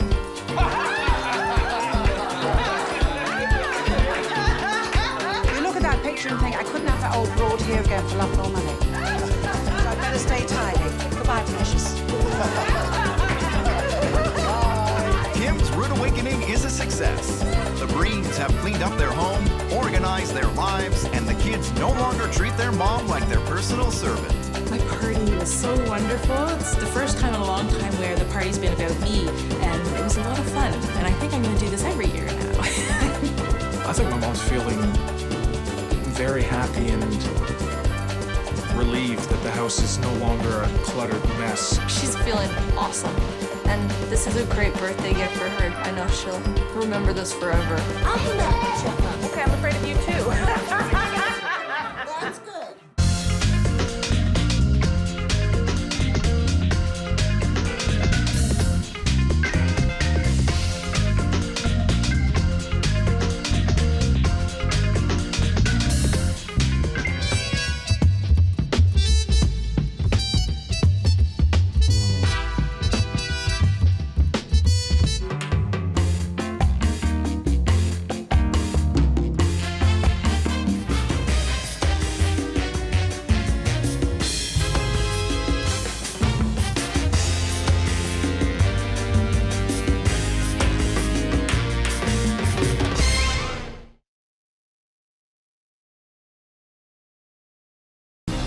This time on Kim's Rude Awakenings, the Chesurs, a busy family trying to keep up with their very active lives. It's continual juggling act, really. Inside the house is a disaster, and nobody ever has a moment of free time. But wait, are you gonna pick me up, Daddy? No, I'll make the dinner while you two. The bottom line, these people are just too darn busy, and nothing ever gets done. Oh, where do you start? But can some tough love turn this chaos into order? Kim Woodburn and Mike Chesur are here to crack the whip. Don't stand for it!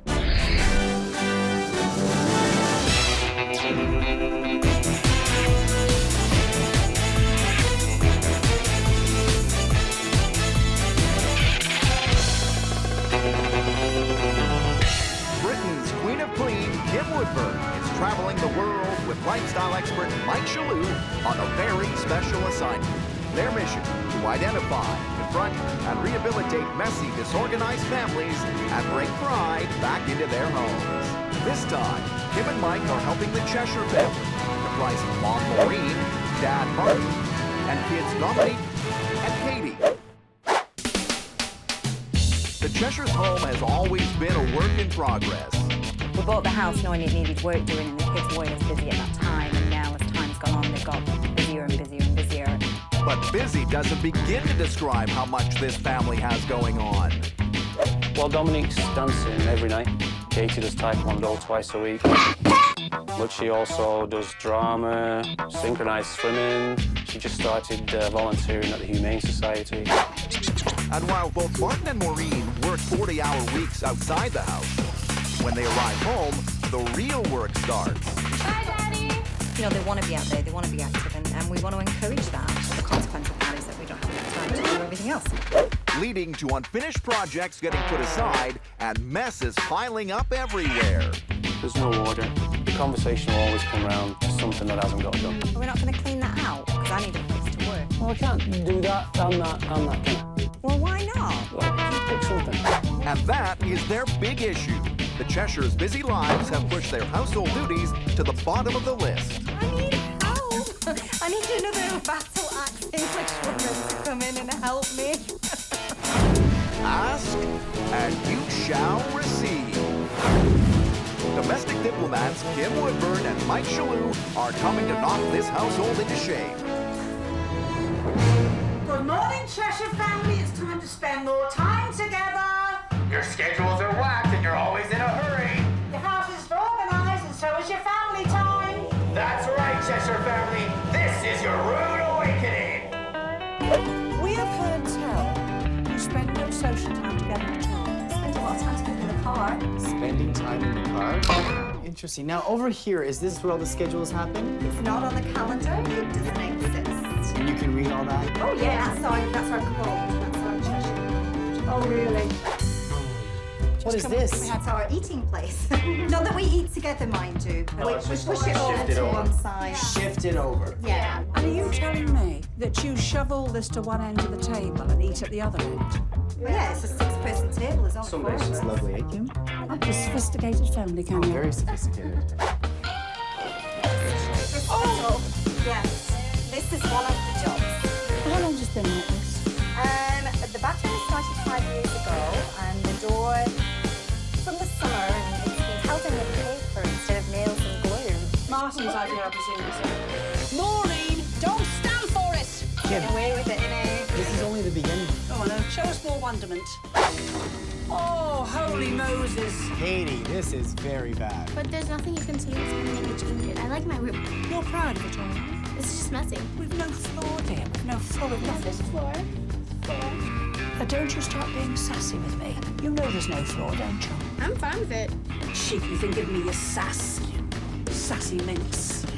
She's a sassy minx. Downstairs, the laundry room reveals even greater crimes. Because of all this mess in here, the ironing gets moved out here into You got more clothes somewhere else? Well, how long do you think you can go on like this? You won't be able to get into this house soon, you know. All his stuff's all in here, but it's up in the garage as well, so... Here's another look at it, does it? Well, he pretends to. Well, if you decided which one you wanted doing first, then they may be in the same place. Not up to me. I'm not the one that's planning which one gets fixed. Yeah, right. So yeah, the laundry kind of spills out over to here, and Yes, it does, doesn't it? It yeah, spills out I got organised because we've got 4 baskets, and every basket's got the name on. So, you know, You don't iron it, lovey. well, I don't want to cover him up. Well, nor do I do. Okay, all right, okay. It seems that you love your hobbies, but it's all right about that, you as well. Life isn't all hobbies, and I mean that. You don't want to make time, you four, do you? Now, come on. Yes. We need to get this home tidy, and we need to get your schedules in check. So everyone move along. Let's get this going, okay? While the Cheshires continue on with their busy lives, Kim and Mike form a strategy of their own. Kim, this family is overscheduled. Oh, absolutely. That table was full of paperwork. It was atrocious. Yeah, but this is the thing. The parents take them all the time to the hobbies, which is right and proper. Absolutely. Don't you think those girls, 11 and 16, the lovely kids, should be doing their own washing and ironing, putting it away and keeping the bedrooms tidy? It's so I important. really do. It is important. It It's is. very important. And I want the mother and father to realize how important it is for them to be alone together. Passion. Passion. Lots of passion. Do you ever feel like touching and being passionate with me? I'm human like they are, no different to anybody else, you know. We're talking about the family. I thought we were. True, Dominique and Katie have busy lives, but they do virtually nothing to contribute to keeping the house. Why can't you guys put dirty dishes in the dishwasher? Maureen and Martin need some time to enjoy life, and the girls need to see exactly how much work their parents are dealing with. It's time for The Switch. The biggest problem in this family, I think, is that mom and dad do everything, and you two don't really do anything around the house. It's true. Yeah. So we're gonna switch it up, and and you're gonna become mom and dad are gonna become you. It never does kids any harm to see how hard the parents work, you know. It's pretty fun. It's a nice theory, but the Cheshires have got a long road ahead. No. This is not a proper switch. Someone better sound the alarm. 10 seconds, Ollie. Because the Cheshires are in a total state of emergency. Come on, honey, time's a ticking. Domestic diplomats Kim Woodburn and Mike Chesur are giving the Cheshire family a rude awakening. Don't stand for it! Their big issue? The Cheshires' busy lives have pushed their household duties to the bottom of the list. You're proud of it, are you? It's just messy. Kim and Mike have challenged the kids to switch places with their busy parents. But will they be able to handle the workload? Now, Dominique, you're to go in the kitchen, wash and dry the dishes, preparing for the, your children. Katie? You, Katie. You're gonna go organize that disgusting mess of a table. Okay. Mom and Dad, you're going to bark out orders and tell your parents what to do. Right, get on with it. Okay. Don's make us a brew. Katie, get me a pillow, will you, please? Oh no, come on, I'm waiting. Katie, don't worry about it. I'll change my mind. I need a sandwich as well. The girls are playing their parts, When do I have time for shopping? I've got to stop. but Mom and Dad can't let go. Katie, don't forget to put them papers out in the recycling though. No. Whoa. This is not a proper switch. A proper switch would mean that Mom and Dad are enjoying themselves, let's say dancing. Private moments. Private moments. All right, let's set this up a little better. Lights, please, ladies and gentlemen. There we go. Kim, let's begin. Kim and Mike want to prove a point. Having Dominique and Katie help out should give Maureen and Martin more time for themselves. See, you suit the boa. Yes, thank you. You can still bark out some orders, you guys. Katie, you need to hurry up with that table, you know. Need food? Where's our brew anyway? Okay, everyone, stop. Lights, please, stop. Now listen, Mum and Dad, you know you're too nice, don't you? We're not used to barking orders. They're used to barking orders, though, aren't they? Never stop, do they? Now, this is what's going to happen. We've got to try to convince you parents that you need time to yourself. These girls know you don't. Yeah. There they are. Do you want more proof than that? I think I've learned stuff from the switch. It was really funny to just dance around because we don't do that, really. Like, we don't, even when they do help out a little bit, we see them as helping out so as we can go ahead and do another job.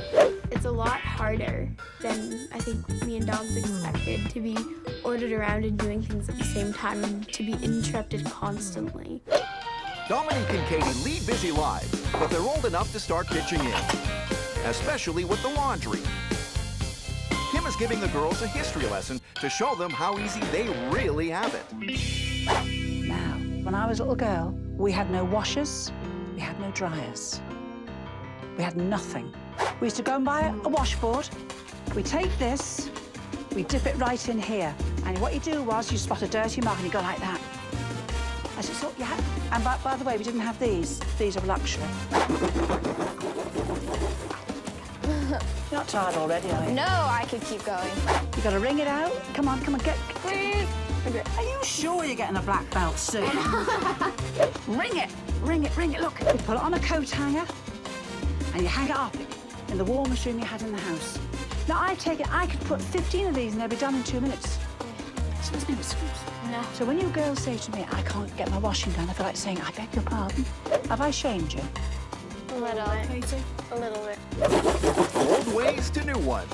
Kim has a special laundry tip to preserve the elastic in the girls' dance and sportswear. You know this lovely softener you buy that smells beautiful? You could buy it in liquid, put it in the washing to make it softer. Or you can buy the little cloths you throw in, can't you? If you have anything that contains elastic, you cannot use that. Elastic has to be kept pretty stiff in order for it to work. And if you continually put that in a softener, your elastic will stretch quicker than it will stretch, but it'll stretch a darn sight quicker if you keep putting it in that. Okay. All right, girls? Well, thank you. You're very welcome, girls. While the girls deal with their laundry, Mike is taking Maureen on an exciting trip to the Lost and Found. Because in this busy house, nothing has a proper place. Maureen, here's the situation. I don't think that you know where everything is on this table. I know everything is in here. You do? Sure. You're telling me that if your house was on fire, you could find all your important documents to get out of the house in time? Are you telling me that? Sure. Maureen, I'm gonna give you 30 seconds to find your important documents. Ready, set, go. I want you to find it right now. Let's go. Let's go, Maureen. Come on, into the fire. And there's a fire, too. You have to find everything in the fire. Your house is burning down. You can't find any of your documents. I thought you were organized. You have 5 seconds. 5, 4, 3, 2. That's a wrap. You have nothing. I have my passport. I got my passport and my British driving license. This is going to be your master box. Okay. Your master box is going to have all your important documents. Passports, social insurance numbers, birth certificates, so in case of an emergency, you can just take it and go. So we just keep it here on the table then? Is that where it's going to be stored? Where do I put it? What if you lose the keys for it? Oh my God. I am hoping that you will not lose the keys for the box, and I'm hoping we'll put the box somewhere that you won't forget. Can we do that? Okay, we can try. Now, come on. More like trying Kim's patience. Elbow grease. Something you've never used in years. But can they finally find time for the unfinished chores they have around the house? Oh, where do you start? Don't bet your beehive hairdo on it. The Cheshur's overcommitted lifestyle has turned their house into a disaster. Well, how long do you think you go on like this? We'll be able to get into this house soon, you know. They're so busy, they never eat together as a family. Katie, do you want anything to eat right now? Mike wants to change their outlook on family meals by seeing how much they really enjoy fast food. What happens when you're always in a rush? What happens when you're in a rush? I'll start forgetting things. Forgetting things. Dad? Not eating properly. Mama?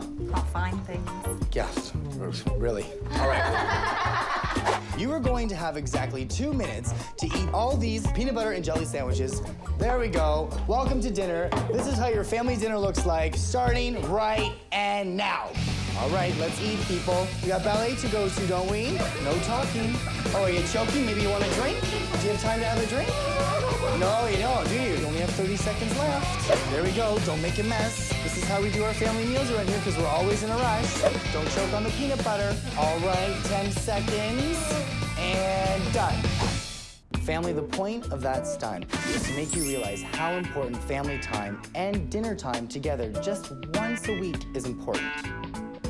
Okay? We get it? Mm-hmm. Perfect. I think it got the point across. Every now and again on a Sunday we get dinner together or whatever, and that's about the only time, and we've got to do a better job of that. Now this is fun. What we like to use to set tables are the OK symbols. Everyone give me an OK. Now let's all do the same hand. Let's do it together. What does this look like to you? This looks like a B, the letter B, people. Oh, okay, get it? B. That's a D, right. So we got a B and we got a D. Now what? Burnt dinner. That is not correct. Okay? Oh, God. I'm trying to get through to you people. Bread. Okay. Bread. So B is for bread plate. D is for drinking glass. Bread plate, drinking glass. Together as a family. Bread plate, drinking glass. Very good. I feel like we're in The Sound of Music. Now, the best way to remember how the silverware goes, it's always in alphabetical order. So it'll be fork, knife, and spoon.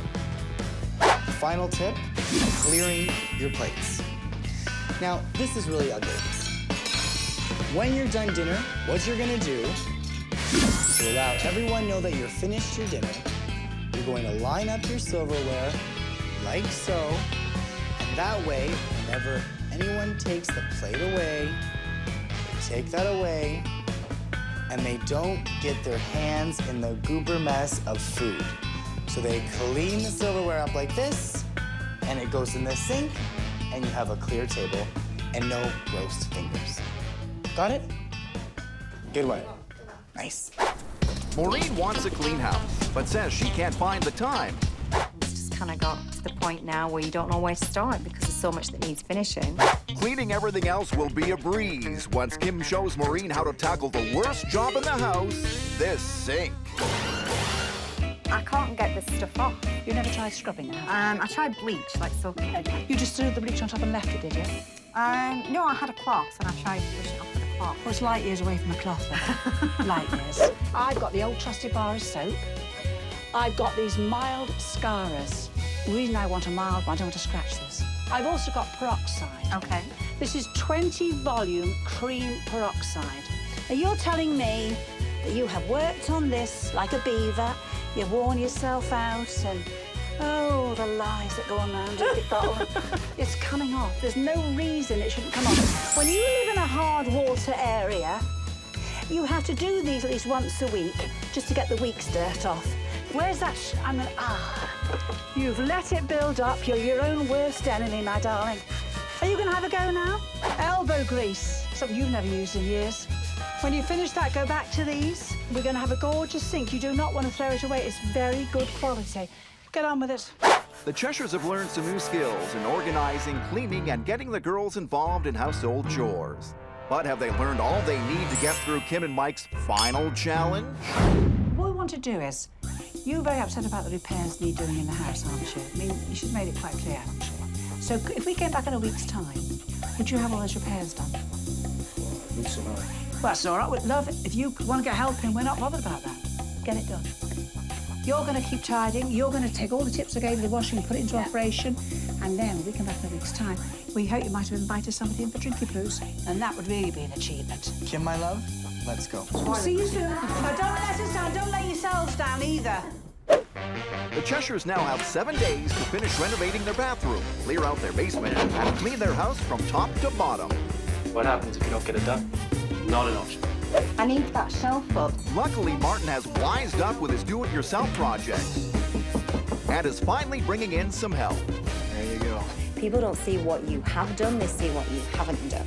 So therefore, if you're going to do something, you need to do the full thing and finish it. This is going to take some time. As the clock ticks on, the Cheshires are digging into the hard work of fixing up this house after years of neglect. I don't think we're going to get it all done in a week. Will they even survive it? It's killing me. For the past 7 days, the Cheshires have been completing all of the unfinished projects in their 4-bedroom house. You've got 1 minute. Don't get distracted. Go do it and come back. They're redoing the bathroom, clearing out the basement, and getting rid of the junk. I don't think we're going to get it all done in a week. And it's taking its toll. I'm sick. Kids have still got to be run around, and it's killing me. I think it's worth it. Having another person in here to help him is keeping him on track and it's keeping him focused. This is looking good. The Cheshires have been working like dogs for the past week. I'm crying. It makes me so happy. But now their time is up. And Kim and Mike will decide if this challenge has been a success.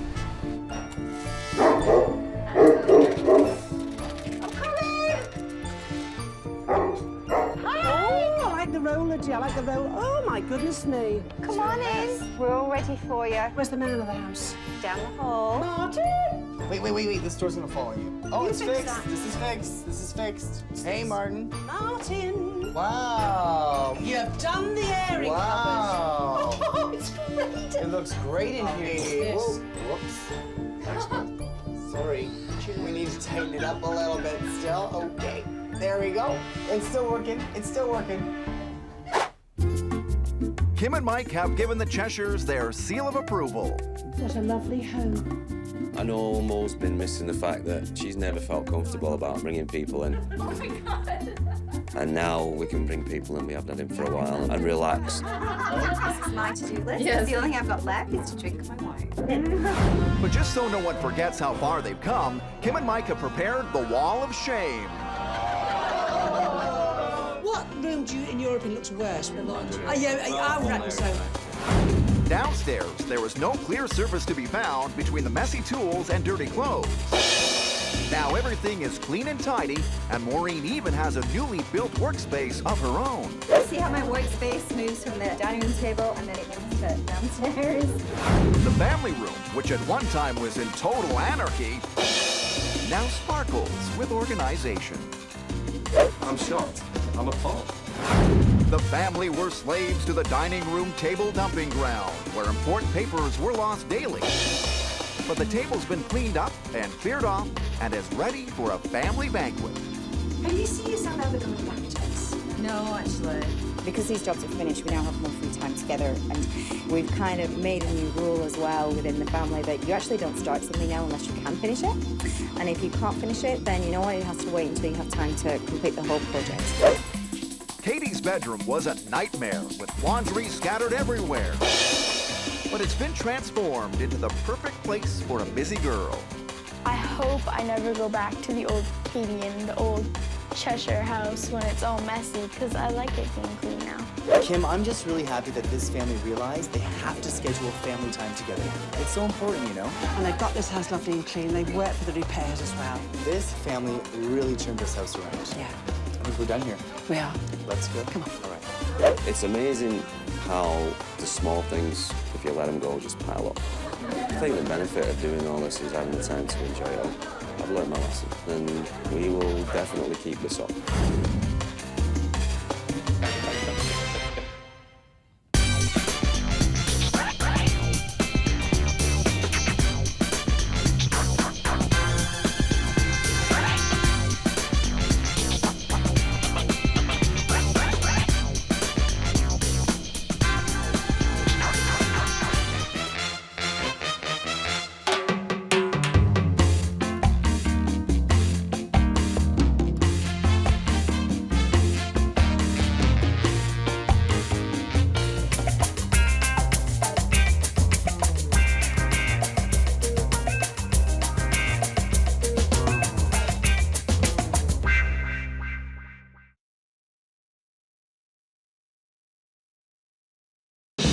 On this episode of Kim's Rude Awakenings, the Alexander Baptis, a family who has lost track of everything inside their home.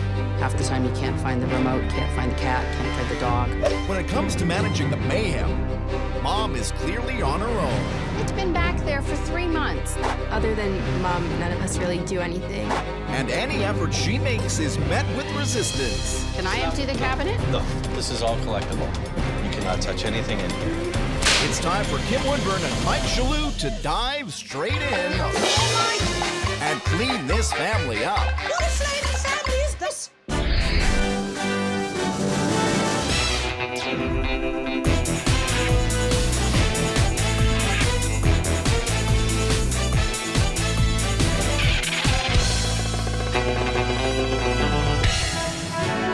Britain's Queen of Clean, Kim Woodburn, is traveling the world with lifestyle expert Mike Chesur on a very special assignment.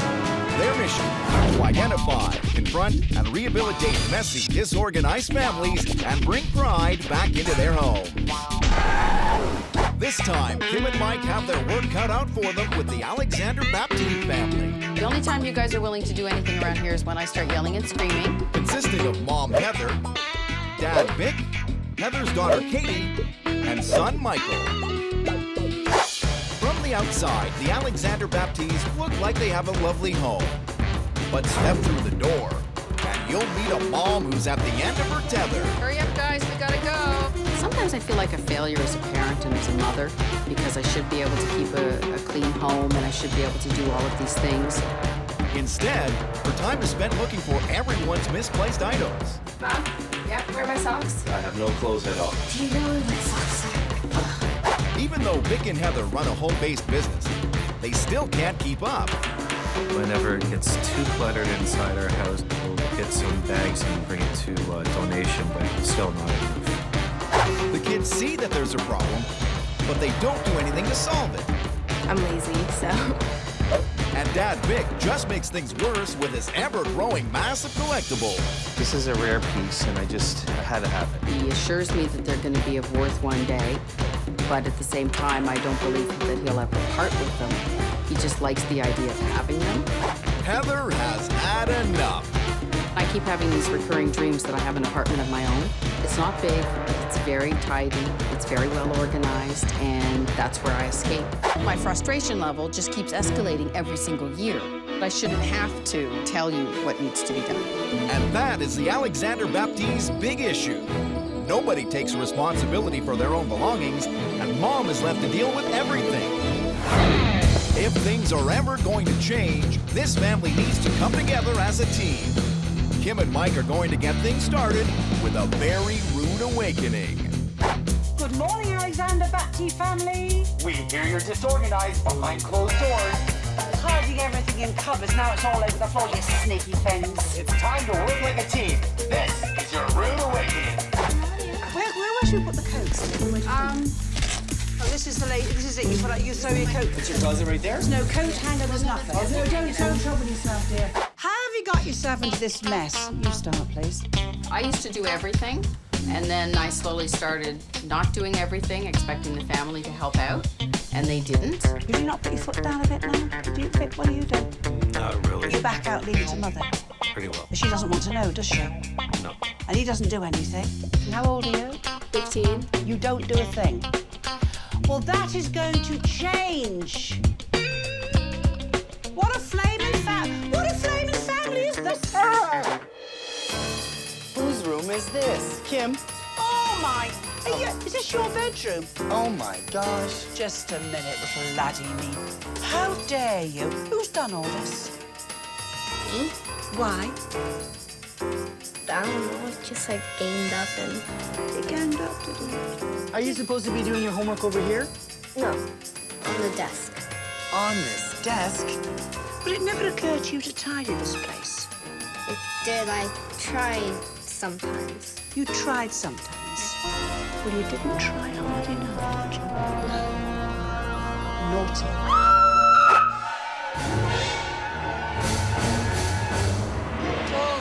Oh, Mike! The love nest? Oh, look at this! Oh my gosh. There are so many valuables in here, but it's a mess. There's antiques, there's china, there's pictures that are unhung, there's a severed hand. That's Vix. Is it a bit of a kinky man, isn't he? What's this here, dear? Oh, Kim, that's gross. Oh. Who's responsible for these? My laundry. Your lingerie? Yes. Oh. There's nothing to say, is there? Look at that lamp. It's covered by laundry, and that lamp has got to be worth a few bucks. Yes, you can see it is. Isn't it a bit disappointing for you? I'd love to display everything I do have. But you can.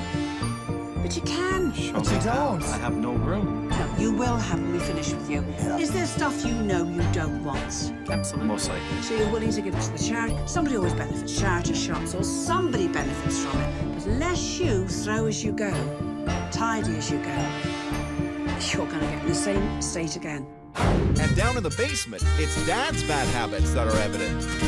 What is with all this food? Ask him. When I go shopping, all the stuff I buy in bulk, I put it in storage down here. Look at all the food. Look at it all. There's tons. There's more.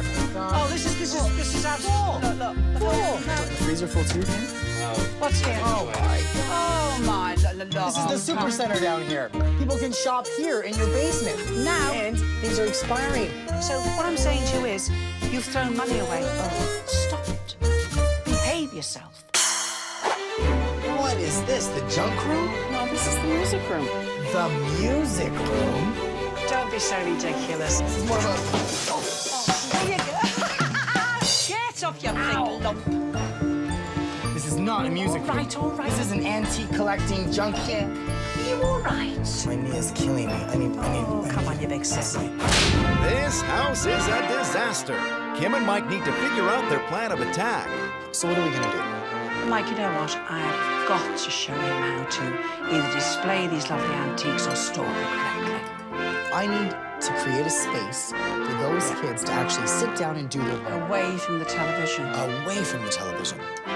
These four, you've got to show them how to work as a team, or all is lost. How's your knee, by the way? Oh, it's okay. It's still a little sore. Does that help a bit when I rub that? Okay, enough.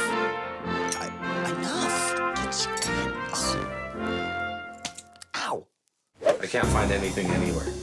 Vic and the kids are taking Heather for granted, and and that has her frustration at an all-time high. I just get really upset, and then I start screaming and yelling, and then I just stomp around and say I'm going on strike. But nobody is going to change their ways until they start seeing things from Heather's point of view. Do you think this is fair? It's time for The Switch. We're trying to let you see a mother's life is not a happy lot of times. This is what we've decided to do. Heather becomes Vic, Vic becomes Heather. Demand everything from your father the way you would demand from your mother. Let the switch begin. Yes. Is you have to check? Today you have soccer. I can't find my jersey. Can you help me with my homework? Get up and help Mike with his homework. In 5 minutes. Just give me 5 minutes. Now. No, I worked really long. I'm gonna look for Katie's jersey. Mom! There's way too much mess downstairs. I can't see anything. Only 30 seconds in, and Vic's head is ready to explode.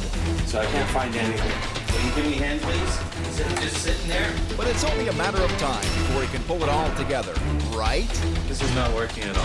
Right? The Alexander Bapti's big issue is that nobody takes responsibility for their own belongings.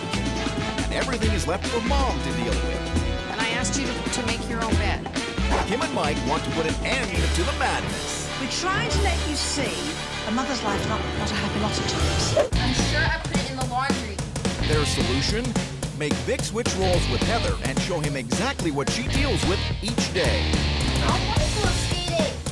Having a role as Heather, I was totally confused. What a mess. I was lost right from the first task. I can't find your jersey anywhere. Well, I can't find it either. I gotta look for Mike's bag now. Katie, you're gonna have to find another jersey. There's way too much mess downstairs. I can't see anything. I want to go skating. This is not working. This is not working at all. Because nobody knows where anything is. When you reverse roles, you're all in impossible positions, aren't you? I think this has taught you something, hasn't it? Oh, absolutely. Big time. So we're awfully glad we're here because it really is time to get you organised and have you working as a team. Heather has a lot of responsibility, more than I ever thought of. Never really noticed or maybe was aware of how much chaos goes on around me until I was just laying there and listening to it all. Mike wants to help the Alexander Baptis get organized while the lessons from the switch are fresh in their mind. Family, get in here, please. And he's starting in the hallway. Let's have a little race to see who's out the door first. Let's pretend it's the morning time. You're going to collect your bag, your coat, and your boots. On your mark, get set, go! There'll be no body checking. This is not a violent thing. This is not a no fighting. It's no surprise that Heather knows exactly where everything is. But Vic is lagging behind. I would like to see some organizational things put in place where everyone has a designated area for their things and they use it. The boys are last. That was one sorry display. Mike's got to get this family organized. I'm gonna give each person their own individual zone. This is how it's gonna work. Everything that you have to take out the door will be put in here. You're gonna have a little notepad and a pen just to give yourself reminders, or if you have individual notes you wanna give to each other, so everyone's all in the loop. School bags and books, homework, when you're done doing your homework at night, that's for drawer number 2. Drawer number 3, let's say if there's like a loose sock, or if there's something that belongs to Michael, and someone else in the family finds it, put it in the last drawer. That way you don't lose things. And Mom is not helping out anymore. Got it? Got it. Even if they do clear out the hallway, the house is still filled with the chaos of Vic's endless stream of collectibles. Now, Vic, this is Hugh, and he's an antique dealer and he can value things. This is Vic, he's a collector, you see. The trouble is, he has them in cupboards, doesn't do anything with them. We all want to know out of curiosity, are they valuable? Can we start with this guy here? What is that? Of course, it's a Dalton figurine, it's the Lobster Man. And these were pieces that were made in the 20th century, and they still make them for auction values. They go in the range of about $100 to $200. And an auction value is about a third to a quarter of what you might pay on the retail value. In a shop, you're saying it's... It could be $700, $800. I told you, and where's he been for years? Stuck in a cupboard, hasn't he? In a box. Collecting dust. Naughty, naughty, Vic. We have too many things that we don't use. The things that really have value to us, we should display properly. Kim is showing Vic how to do that by making those valuables shine. Beautiful ornament, thick with dust. You've got to immerse him in warm soapy water. Now look, there's hardly any soap in there. I don't want a lot. That's washing up liquid. Plastic bowl. Why plastic? Because if I hit him on the side, I'm not going to break it. I put it in a steel sink. Stick your finger in, all right. And what I'm going to do is, it's so simple. Now, you see how thick the dust is? Watch. Rolling around gently. Now, you see, because he's heavily glazed, dust does not stick on him for 1 minute. If I try to dust him with a toothbrush, it'll be about 3 hours. I don't want to do that. Look. He's done. I stand him here. Okay. Any cloth. This happens to be microfiber, clean cloth. We haven't seen that sparkle in a long, See how long easy that time. is then? Do you see? Yeah. You see his teeth there and his hat. Nice. It's lovely. We love it. So that's how you do it. Well, it makes me want to pull at the pieces that are lying all over the place and actually display them so people can see them. Vic may be happy now, but that jubilation isn't going to last for long. The cupboards are still filled with papers, their laundry isn't done, and Kim has had enough. Stop throwing money down the drain. The Alexander Baptiste had better change their ways, or Kim is going to puke. And nobody wants to clean that up. That's audible. The Alexander Baptiste family is living in a disorganized and chaotic home. Their big issue, nobody takes responsibility for their own belongings, and Mom is left to deal with everything. Like, why doesn't this bother you? One of the biggest culprits is Dad Vic. Okay, you were supposed to get milk. That was it. When he's not collecting works of art, Vic loves hunting for a bargain. What is this? If something goes on sale, I'll buy ample supply of it because I won't know it won't be on sale for a long time. But Kim is finding out the hard way that Vic doesn't check the expiry dates of his food. Now he's gonna get an earful. I've just eaten one of them. You could sole your shoes with them. They taste putrid. You could tile a bathroom floor with them. How long have you had these? A year or two? 2 what? 2 years. Thank you. They're out of date. When you buy stuff, when you bring it home, my love, what about these sheet labels?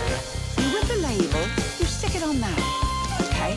Look on the box when it says best before and put it right there. So as you come down, you think, now it's August, that says it's finished the 1st September, I better use it up. Do you know what I mean? Organise yourselves and you stop buying everything. Mom and Dad are starting to see the big picture. Expiring December 06. But if things are ever going to change in this house, the kids need to get involved too. Michael, buddy, looking around this room, it doesn't really look like a functioning room to me. I'm gonna give you 3 things I need you to find in this room. You have to find your agenda book, your recorder, and a library book. You've got 1 minute, starting now. Go. Come on, buddy, let's go. Come on. Find them, Can't ask your mom. And Katie's not off the hook either. Up until now, her mom has always done all the laundry. What's this still doing here? It's time for Katie to learn the personal satisfaction of doing it herself. So, the first thing you have to do is, the machine always stays on cold and cold, and I normally always leave it on super. Just press the dial in and turn it to normal. Pull it out, and it will start to fill. Oh, found my agenda. Okay, within 35 seconds you found your agenda, very good. There's one thing, give that to me, thank you, we've got one. We've got 20 seconds left. Now what you'll do is you'll take some laundry soap, fill the cap, and you'll pour that into the water stream. Perfect. Now you can start adding your clothes. And add them one by one and sort of spread them around the agitator so that it doesn't get side heavy and then it stops working. Excellent. That's it. And now you just wait. So what do you think? I think that's easy. Excellent. Okay, next I'm going to teach you how to vacuum. No, I'm not doing dust. No, I'm done. Take out the garbage. No, about that. 5, 4, 3, 2, 1. You're out. If Michael can't find 3 simple objects in his room, how can he do homework in there? Mike is setting this kid straight. What's this? Is this laundry? No. So this stuff has to come out. This is garbage. We have a dog bed in here. Do you have a dog this size in your house somewhere? No. No, right. Out. I want you to fold the clothes, I want you to use your closet, and I want the dirty clothes in your laundry basket to go to the laundry room. This is going to be your office space. Got it? Got it. The kids are finally on board and tackling their room. And Vic has even loosened his hold on the collectible-filled cabinet. This house is actually starting to look better. The kids are doing really well. Michael's been really amazing. Even just the small changes that have been implemented, like the closet in the hall and their zones. Katie actually hung up her coat. The family seems to be working well, but are they ready for Kim and Mike's final challenge? This is going to be an exhibition of fine art. I want you to have all your lovely things out on display, which you can do when the house is clear. You know that. We've given you the tips, and we want you to apply those tips to make this house what it should look like. And Vic, please, when we're away for a few days, do not visit a grocery store, dear. Drive past it. Don't. It's kind of like, pinch me. Is this really going to happen? I'm going to get my house back. The challenge has been set, and most of the family is getting to work. Stressed out already. But with all of his excuses, Taking a break. is Vic setting the family up for failure? All right. For the past 24 hours, the Alexander Baptis have been working non-stop. You want to take the recycling out? They're transforming their 4-bedroom bungalow from a jumbled mess to a gallery that displays their many works of art. I know what needs to be done. Up until now, the transformation has been a slow process. Taking a break. And it looks like Dad Vic hasn't learned a thing. That chocolate is really good. But Heather is calling in reinforcements. Or put stuff out on the truck. Let's go. Family friend Phyllis has summoned the spirit of Kim to keep Vic's lazy butt in line. I need a break. No. Fine. Come on. No. You're wasting time. I specifically brought Phyllis in for that task. And pick up the pace a little bit, old man. As the hours tick by, the entire family is scrambling to complete the final challenge. But now their time is up. Kim and Mike will decide if this family has done enough to put their house on display.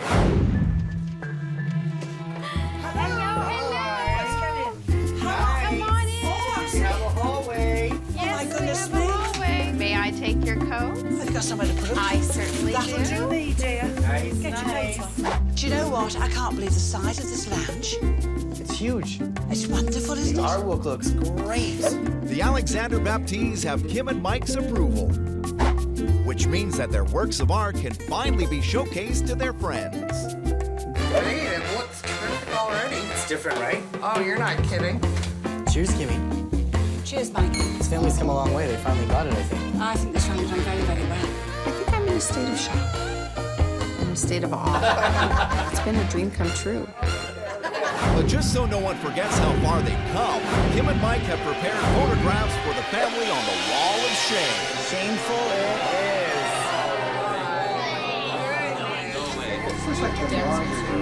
That's Michael's room. Before their rude awakening, Michael's room was a disorganized mess. But it's been cleared out, and homework is no longer a problem.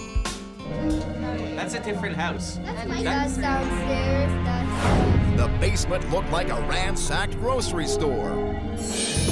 But after hundreds of dollars of expired foods were thrown out, the room now looks brand new. And the living and dining areas, which were cluttered with papers, collectibles, and laundry, now reveal a wide open space, perfect for putting their works of art on display. Oh, darling, come here. Oh, love, don't, darling, don't, love. Come on. Love, you sent for us. But you sent for us, didn't you? Well, you were brave enough. Isn't she brave? I mean, other families hide behind the doors. You're brave enough to say, my house is untidy, aren't you? Thank you so much. Well, no, thank you. Thank you. If it wasn't you, we wouldn't have a programme, would we? And I've lived in this home for almost 17 years, and finally, it has pieces of me in it. Kim's Renovating is a success. The Alexander Bapti family is functioning as a team, and Mom is no longer left to tackle everything on her own. See the expression on her face and how happy she is now is just priceless.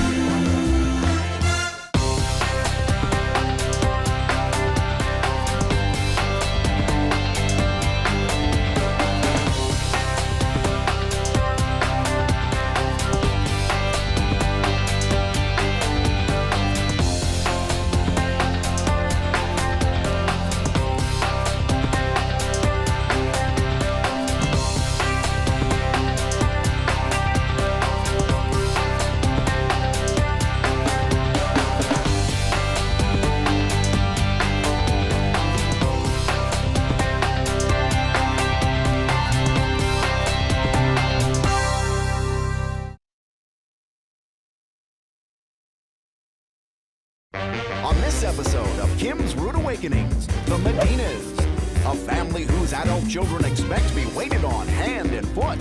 If Mom's still willing to cook for us and do our laundry, we'll take advantage of it. Mom Priscilla complains that nobody helps her. Sometimes I told them, wash your dishes, come on. They don't do it. And now that she's a grandmother, Priscilla's getting stuck cleaning up after her grandson, Ethan, too. Can you put Ethan's clothes upstairs, please? 5 minutes. I do everything, come on, now. I'm getting old and I'm getting tired. I said you should help. Kim Woodburn and Mike Chesur are gonna make that dream come true. What have you got to say for yourselves? I think it's hopeless.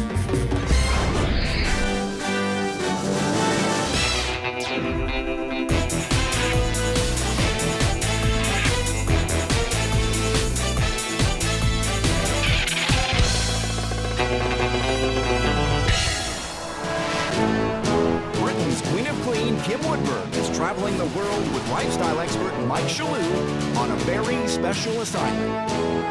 Their mission, to identify, confront, and rehabilitate messy, disorganized families and bring pride back into their homes. This time, Kim and Mike are going karaoke crazy with the Medinas. Comprising Mom Priscilla, a.k.a. Lola, Dad Barry, daughter May, and her son Ethan, middle child Michelle, and youngest son Mark.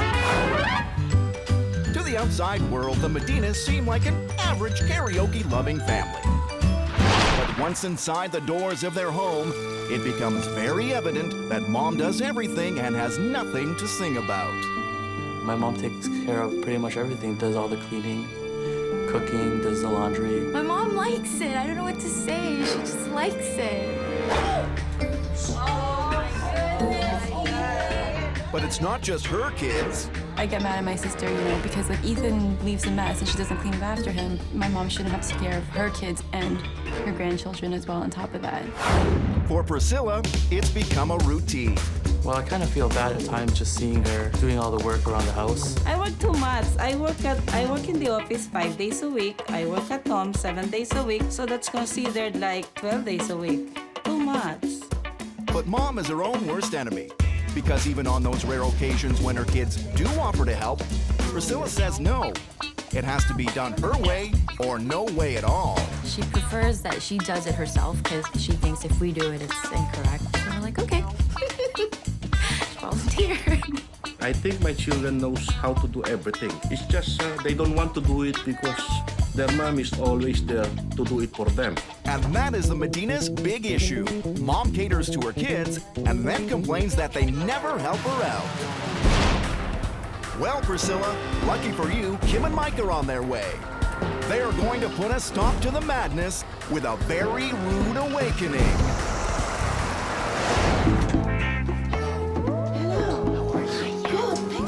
Is Helen sleeping? Yes, they're just sleeping. Yeah, that's nice. Let's get him out of bed. Good morning, Medina family. You three grown-up children. You should be helping your mother.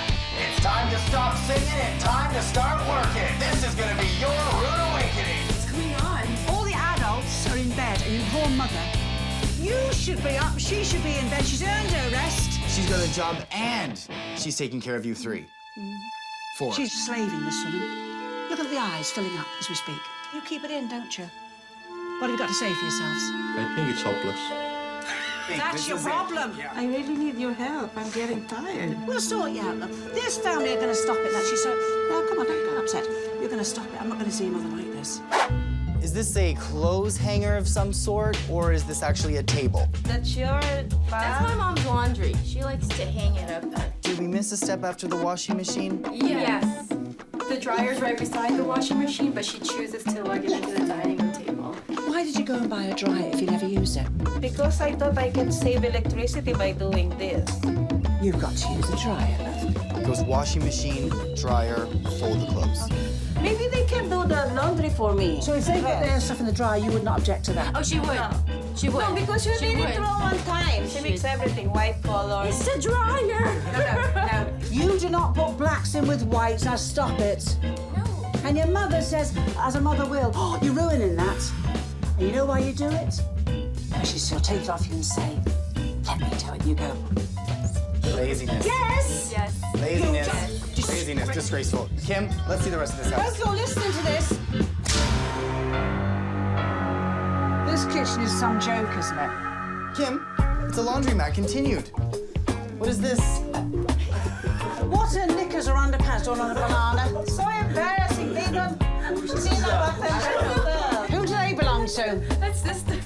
But this nonsense of not using the dryer's got to stop, lovey. It's nuts. It's nuts. Kim, look at their storage room. Is this not used as a bedroom? There's a bed in there. It's our guest room. And what guest in the right mind's going to stay in here? Ethan doesn't have his own bedroom? No. And he's 3. Correct. Why doesn't he? Because this room is like this, and it's been... Well, it's got to be changed. You've got to get this cleared out, haven't you? Yes. Yes! Enthusiasm round here is nil, isn't it? Not being funny. This family is in denial. Kim and Mike need to formulate a plan. What is our plan of attack here? Well, we've got to get the little boy in his own room for a start. He'll be 27 years old and still sleeping with his mother at this rate. I want to take Mark, the son. I want to show him the art of washing. I'm going to take those kids into the kitchen because I don't even know if they know where to start. On the subject of cooking, if you and I say we're together, I'm not suggesting we are, you cook one night, I cook the next. As I say, it's fair, isn't it? My night, I'd have cows on the table, I'd change and wait for you. You'd have to wonder. Yeah, but with friends.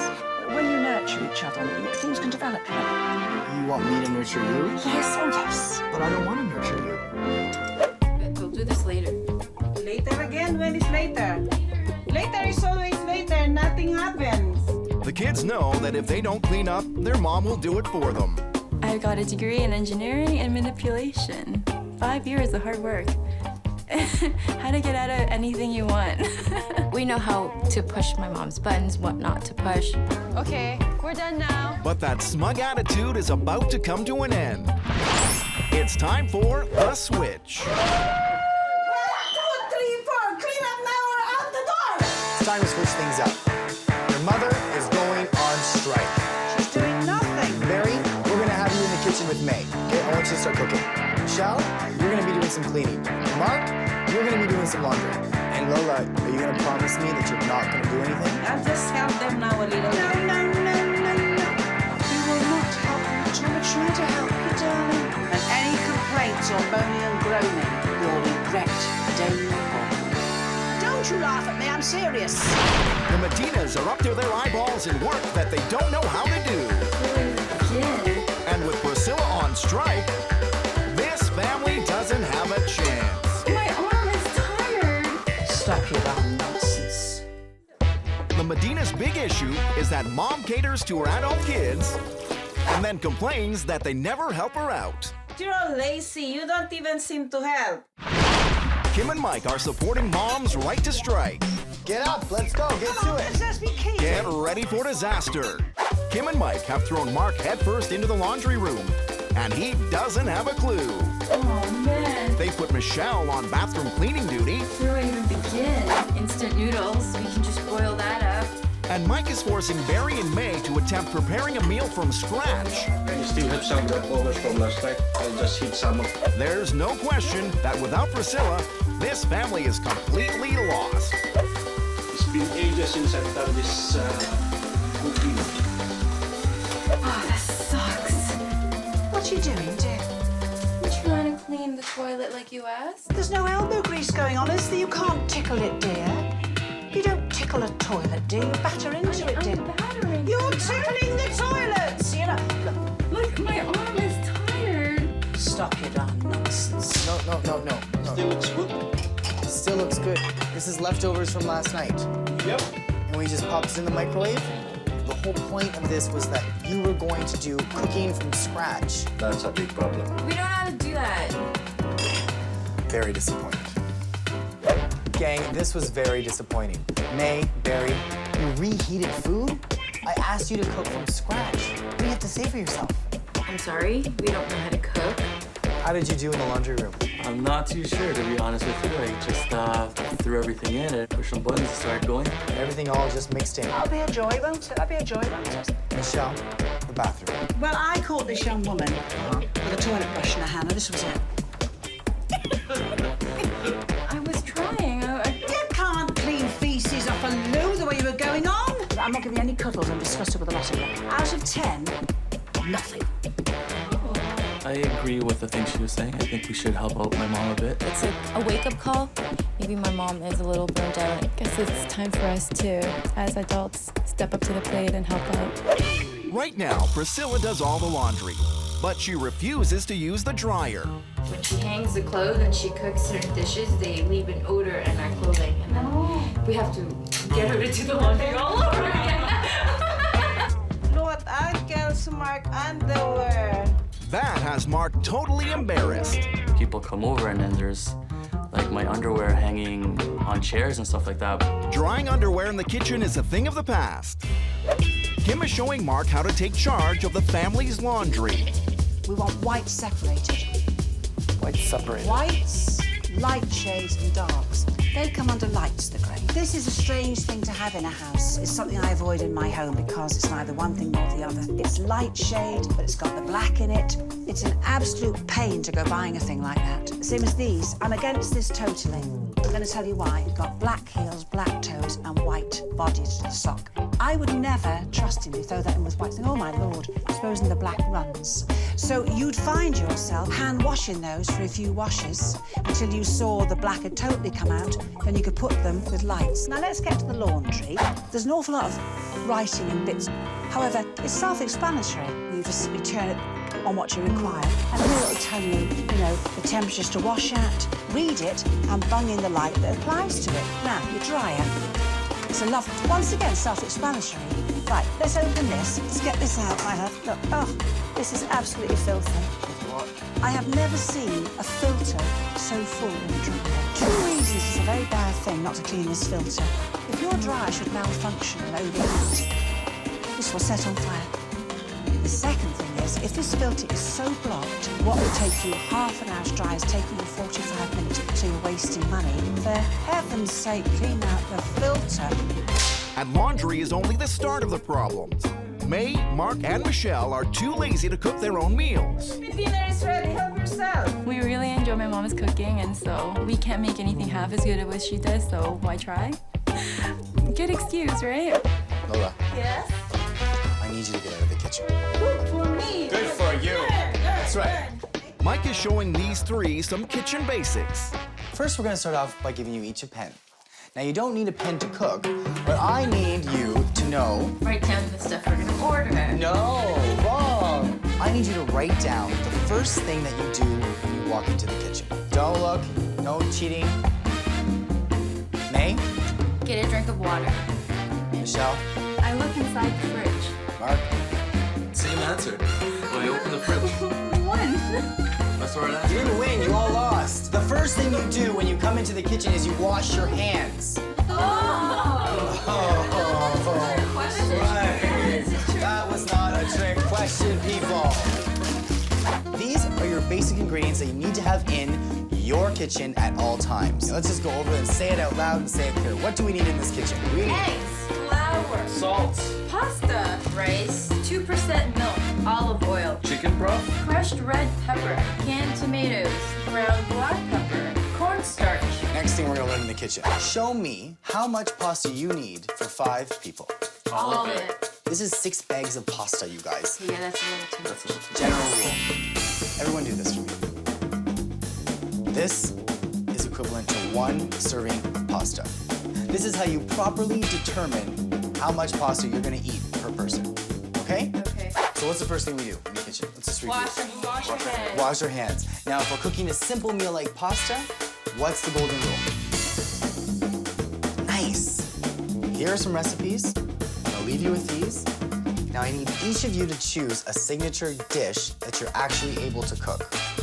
If everyone has a different signature dish, we have 3 different meals. Now, I'm going to show you how it should be done. And while Michelle is in the mood to learn new things, Kim is taking advantage Yes, round there. and putting her back in front of the toilet. On your knees. You see? Yeah, oh, you poor devil. Now look, a nylon scara, which you shouldn't need to let it build up for heaven knows how long. A bit of cleaning powder, any scarring powder that's used for toilets. There's several makes. Now, watch. It isn't permanent, darling. It's simply my elbow greasing it, darling. Look, it's coming off, look. And I've got my hand down here. It's not going to bite you, the poo and pee. Look! All I'm doing is, look at the brown that's gone. Ooh! You know, I do like cleaning toilets. You've done it spotlessly. Cooking, cleaning, and maybe even a little hanky-panky. I really think I'm gonna leave now. Are all of Kim's wildest dreams about to come true? Went a long night. Kim Woodburn and Mike Chesur have been motivating the Medina family to get off their butts and start helping out. You don't tickle a toilet, do you? Batter into it, do you? You're tickling the toilet! This family's big issue, mom caters to her adult kids and then complains that they don't help her out. I do everything, come on, now! Part of the problem is that Priscilla is making the work she does harder than it needs to be. I have my own way doing things in the house. What are these marks? Do you know what they are? But Kim is showing her that cleaning doesn't have to be complicated. There should be no drips left in this at all. Now, good old hand washing soap. I'm not putting much on, I'm skimming it. That's enough. Now watch, I'm stroking it, my love. Because this is a silk. Silk is very fragile. You can't start scrubbing with a brush and things like that. All through the whole cushion, so there's no watermarks. Do you see what I mean? Look. Yeah, very nice. Now, how to dry it, my dear? You pour a gin and tonic, a big gin and tonic. Make it a treble. You're on your own. Who can talk about you? You then take a clean white towel, doubled, my love, and then you sit here, you see, my dear, with your treble gin and tonic. Pretend you don't hide it in the cupboard. You sit here, you see. And in about an hour, the heat of your bum would have dried this completely. It's the truth. Priscilla is seeing the bigger picture. A different outlook can make any job easier, Would I lie to you? even if you're not drinking a triple gin and tonic. Have you got any gin? May, stop that. Turn off the TV. Turn off the TV and pretend you're sleeping so that you can sleep. But when the chores are done, Priscilla is dealing with a much bigger issue. She's still babying her adult children, and that's teaching them some bad lessons about dependence. Night, Mom. Good night. My mom always said that, like, if you sleep with your child, it bonds you together. So when he was a newborn, he slept with me, and it's been just like that for, like, almost 4 years now. Mike wants to help, but Kim has got other things on her mind. This is very weird. Oh, come on, I'll show you this way. But he still needs to make his point. Don't be long, Mike.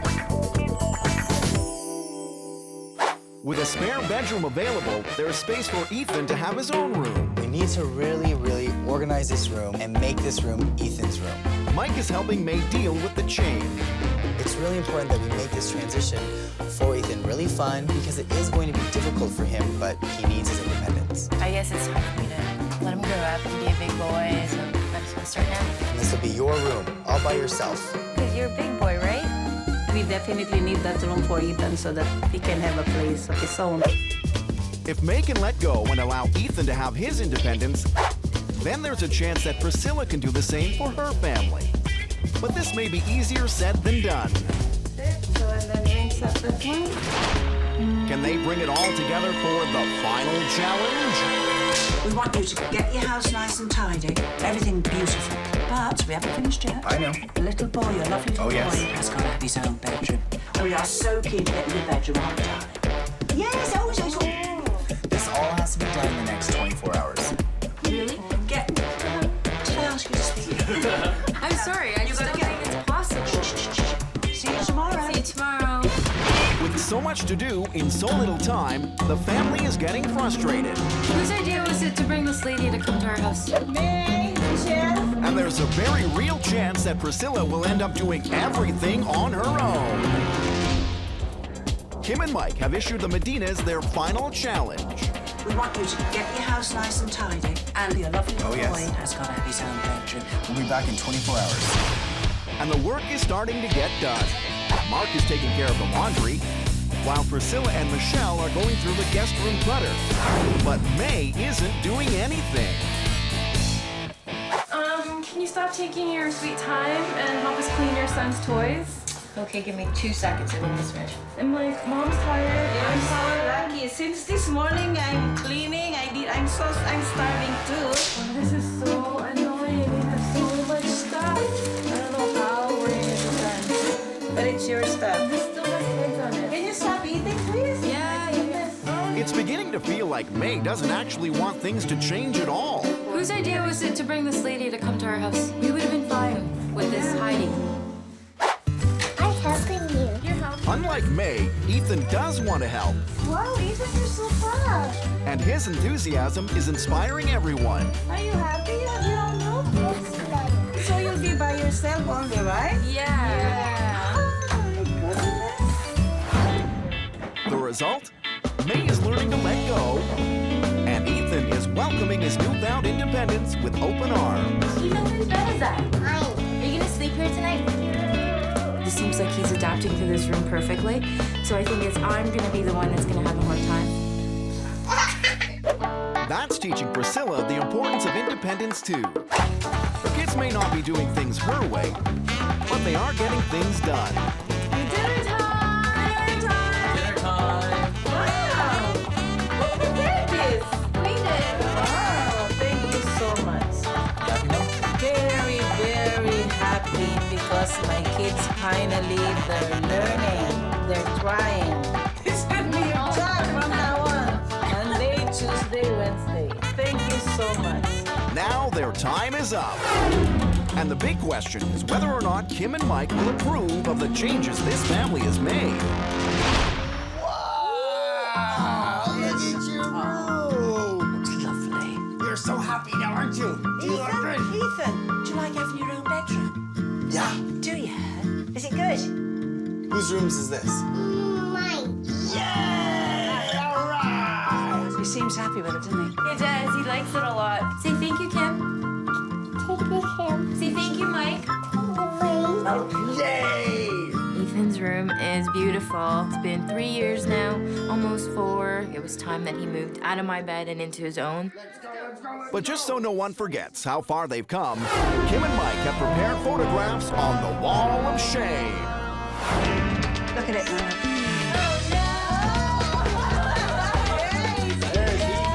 The kitchen table looked like a laundromat.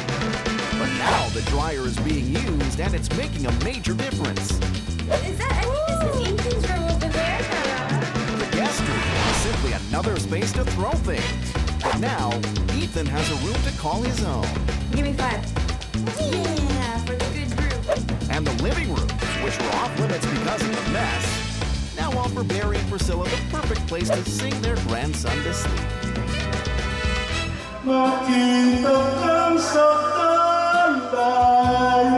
Kim's Rude Awakening has worked. Priscilla now has some help around the house, and the entire family is on the road to independence. I'm very proud of my kids because they really helped me so much now, and I'm so happy. They were happy. Listen to me. What? You never sing me a song. You have never sung me a song. Do you want me to sing you a song? Oh, it's looking very romantic, isn't it? Do you want me to sing you a love song? Be nice. No. Pilipinas kong minumutya.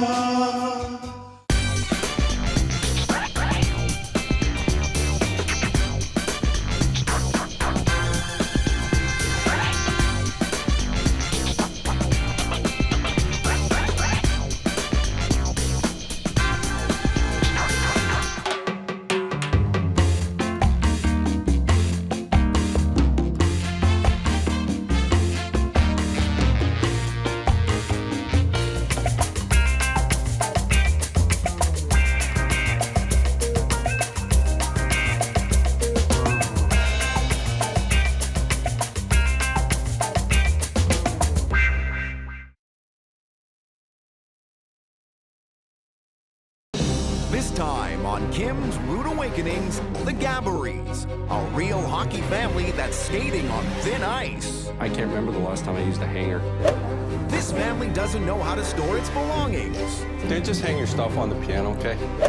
And that's made the house an overstuffed mess. Now your kids can't be playing with all those toys, dear. Please. That's why I called you. Kim Woodburn and Mike Chalou have got to get this family playing like a team.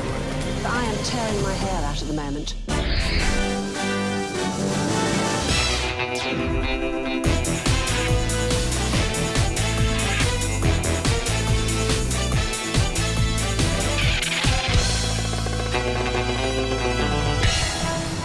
Britain's Queen of Clean, Kim Woodburn, is traveling the world with lifestyle expert Mike Chalou on a very special assignment. Their mission: to identify, confront, and rehabilitate messy, disorganized families and bring pride back into their homes. This time, Kim and Mike are coaching the Gabbery family, comprising Mom Kathy, Dad Gary, Gary's daughter Jennifer, and sons Adam and Sheldon. The Gabberys have been living in this house for 12 years. But over time, it's become a smelly, disorganized mess that nobody can stand to be in. I'm feeling overwhelmed by it, and it's gotten the better of me, I guess. Despite the fact that Mom works as a project manager and Dad is a custodial supervisor, Okay, man, come on, we're gonna be late. Let's go. they are heavily involved in their son's hockey team. But when they're done at the rink, that's when the frustrations begin.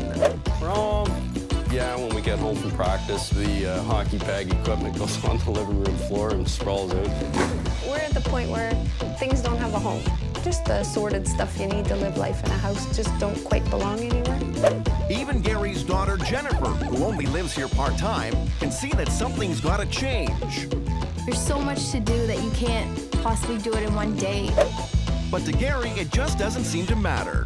More important to me right now is the family. Doing the things with the kids because they're still young. The Gabberys' big issue? They devote too much time to having fun, and their home is suffering the consequences. I've thrown up my hands and thrown in the towel and kind of given up lately, I think. Well, if there's one thing Kim and Mike can do, it's whip this family into shape. Get ready, Gabberys. You're about to receive a very rude awakening. Good morning, Gabbery family. It's time to face the music. What the hell? There's a lot going on in your house, but no one's paying attention to detail. What is it? You're a hockey family. But you're not playing like a team. Get up and let's get going, Gabbery family. This is your rude awakening. Are you the father? Yes, I am. Are you? Make way. I can see why we've been sent for, can't you? Yes, I see. This house? Does this look a well-kept house to you? Oh, you barged in. I mean, Well, we if had you were company. expecting you, I probably would have tidied up for you. You know what you said there? You said, if I'd have known you were coming, that's a wrong attitude. When somebody knocks my front door, my house is beautiful. That's impossible. My house is gorgeous. Mike, please. Let's go. Get in. Move. What is this in the living room? It's hockey equipment. We come in from hockey practice and we air the hockey equipment out. Smell it. Oh, it's musty. He uses it 4 days a week. You're short of hangers, are you? Yeah, whatever. You admit you're lazy, do you? Yes. So how do you entertain people with all this hockey equipment around here? We move find it. places. We move it around. Why do we have 2 china cabinets in this one area? That's not Well, I really have good 2 use of... sets of antique china. But the china is outside of the china cabinets. We have glasses out here, we have plates Well, they were clean and I haven't put them away yet. Kim, there's all these storage spaces here, but I don't think anything's being stored in them because everything's out on the open. Yeah, they're full of Junk. And in the basement, Kim and Mike can see that things only get worse. Dreadful, dreadful. Doesn't it drive you nuts? That's why I called you. Again, look, the improper use of storage units. Oh, I mean, the kids are playing with their toys. I mean, they're kids. Now your kids can't be playing with all those toys, dear. Please. How did it get like this? Because we pay attention to our lives outside of the house, that we don't pay attention to our lives inside the house. That's how it got. We need to have a meeting because I am tearing my hair out at the moment. I don't want that to happen. No, I do not. Let's go. Let's go. Organised flaming chaos it is. See ya. I'm looking forward to anything they have to offer us. I'm looking forward to being done and having everything organized. I'm intimidated by the amount that's left to do. Yeah, that's a good word. I'm intimidated. Chaos is all around. Kim and Mike need to come up with a game plan. Kim, nothing is stored properly in this house. Definitely not. And that hockey equipment? Oh. It's gross. It starts smelling, it starts mildewing. Don't they realise that? No. I've got to teach them to hang this stuff up. I'm telling you now, I really have. Well, then what I'm going to do is I'm going to take those children downstairs and I'm going to help them organize those toys. We'll get them to throw some out, we'll give it to charity. They have to throw some out. Yes. Yeah. By the way, have you ever played hockey? I played for 9 years, actually. 9 years? 9 years. They actually called me Pretty Boy Chesur. How big were you? Are you as big as you are now? Much bigger, actually. Right now, Kathy's paperwork is piled everywhere.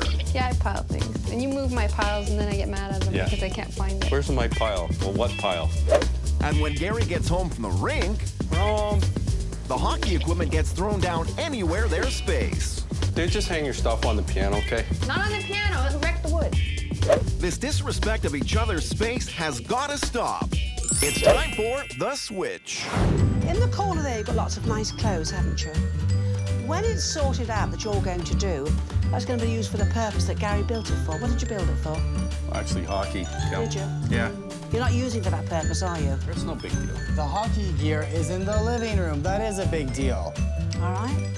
Kathy, Kim's going to take you, and Gary, you're with me. Kathy's in charge of the hockey gear, while Gary takes care of the paperwork. But even with Kim and Mike's guidance, this switch may be a lost cause. Don't think it's dangerous for a woman like you to think. Okay, man, come on, we're gonna be late. Let's go. The Gabberies' big issue is that they devote too much time to having fun, and their home is suffering the consequences. I am tearing my hair out at the moment. But Kim and Mike are coming to the rescue. Kathy, Kim's going to take you, and Gary, you're with me. Now, Kathy will be organizing the hockey gear that Gary usually dumps on the floor. Don't think it's dangerous for a woman like you to think. And Gary will be sorting out the paperwork that Kathy leaves all over the house. Do you want that? I felt like I'd already given away everything I could give away, but once you get into it, there's always more. It amazes me how much stuff we have. Okay, Mike. It's all about piles. Go, go, go. What's that? That's hangers. You said you didn't have any hangers. Now, let's get the hockey gear in. Okay. Kathy has got a handle on her side of things. Come on, keep going because we're doing awfully well here. But paperwork is dragging Gary down. Yeah, it was embarrassing going through that. It was so much information. I'm on overload right now. Buddy. Gentlemen, we have done the charity box. We've done the keep-in box. We've only got to put stuff upstairs in the wardrobes, and all the hockey gear is hung up. Clothes is easy to organize. Paperwork's a little bit more time. If you two lovely people tied as you went along, you'd never have this. I guess we get too caught up in doing the fun things, and doing the less fun things is, I guess, not a priority. We're making progress. The switch for me actually worked for me. And I always considered myself a clean person. We are clean people, but I just feel like they've opened our eyes. The Gabberies are realizing that they have to change their day-to-day habits. But even if the hockey equipment is removed from the living room, its stench is still lingering. My house stinks of hockey. It's the little things that drive you nuts, right? Kim is coming to the rescue by putting Gary's and Adam's sense of smell on trial. Right. Right, what's that, love? What do you think it is, Adam? A fish. Thank you very much indeed. What's that, my love?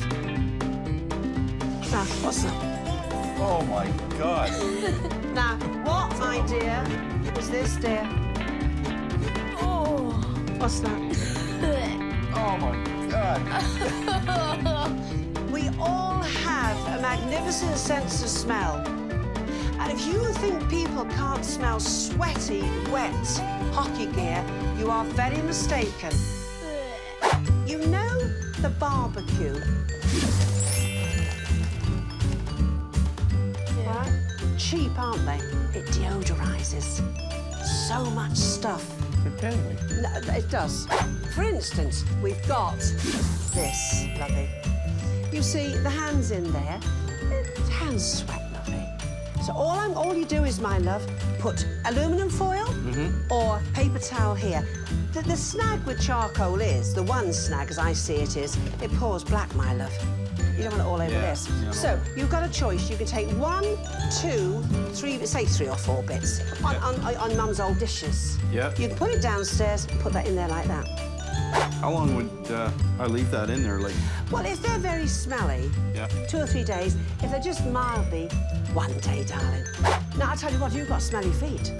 But if you were to put a little tray in there, aluminum foil in it goes, or paper towel, and drop a few down there, and there you go. And you could do with keeping a permanent tray, you know where the hockey gear is? Underneath it. Oh, yeah? And the smell will gravitate towards it. It kills the perspiration, because you can't wash this gear. Another thing, people get smelly cars, don't they? If you were, lovey, to take a dish like that, you know, and you were to put in this charcoal, you can't just put it, as the car goes round the corner, it'll go out it comes. Take Saran wrap, cover it on it, and punch it with great big holes, and leave that in the boot, you call it a trunk boot, of your car. Do you know, any smells from the family spilt this gravitates towards that? Another thing, when you've used it, you can still use it for your barbecue. As soon as you throw it on and light it, the smell's gone. You're not wasting a thing. Oh, that's a good point. I am going to pass it on, because we got a couple of kids on our team that are very rank. Gary's getting the point, but what about the rest of the family? I don't know, where'd you put it? I don't know. It's me and my brother. We make a lot of messes with toys and stuff downstairs. Can they find anything in this mess? Mike is putting Adam and Sheldon to the test. Do you see that it's kind of like a mess in here, or no? Yeah. We're gonna play a little game here. I'm gonna give you guys 1 minute to find your remote. Starting now. Come on, make me proud.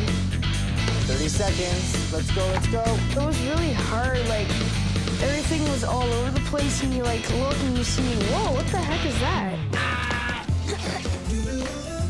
No remote. How are we supposed to turn on the TV if we can't find the remote? Aha!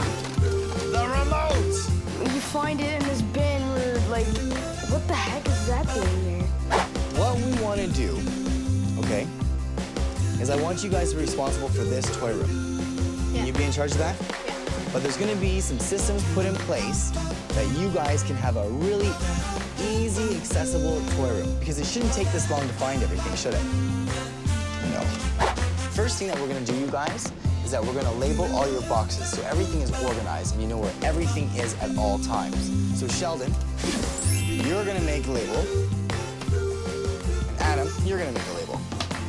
So you make one that says DVDs.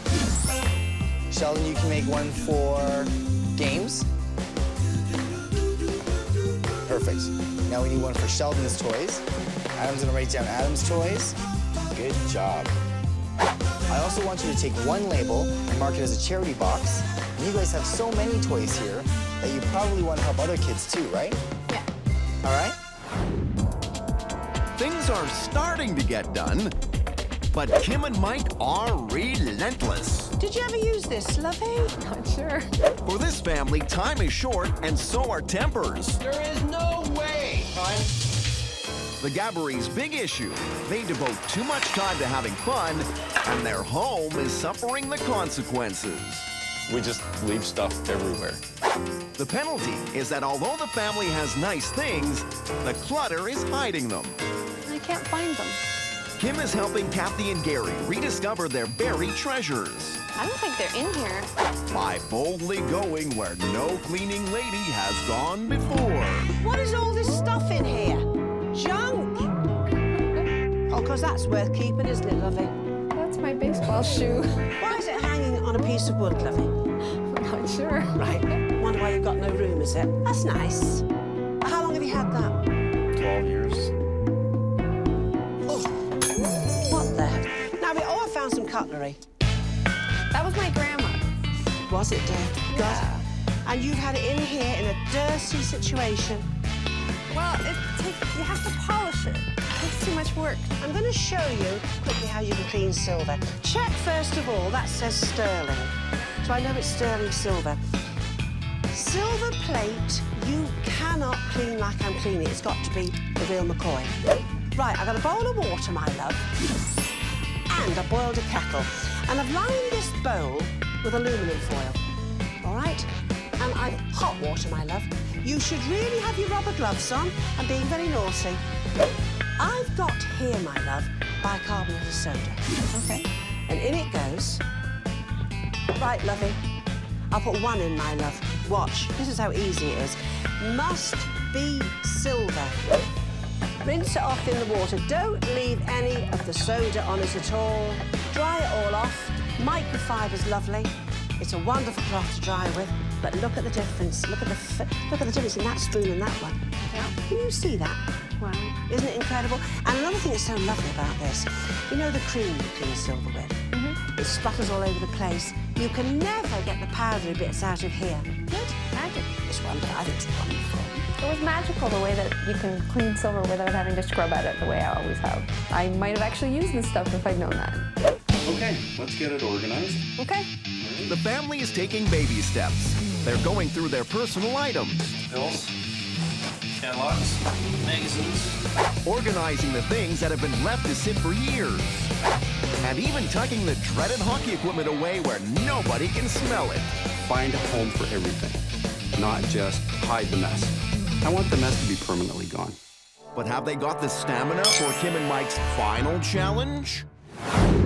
Lots to do. You have got to get all the stuff out of that cool cupboard, haven't you? It's gonna take a while. I should bet. It's your cupboard. You messed it up, you clean it out. The lot. Mom, we need you to consolidate all the stuff that you have in your cabinets into one cabinet so we can get the other cabinets that aren't working out. Okay. Gentlemen, you're in charge of your toys. Okay? Yeah. Are you gonna help out Mom and Dad? Yep. All right, perfect. You want to have this place so lovely with a VIP called at any time. You say come in. All right, let's go.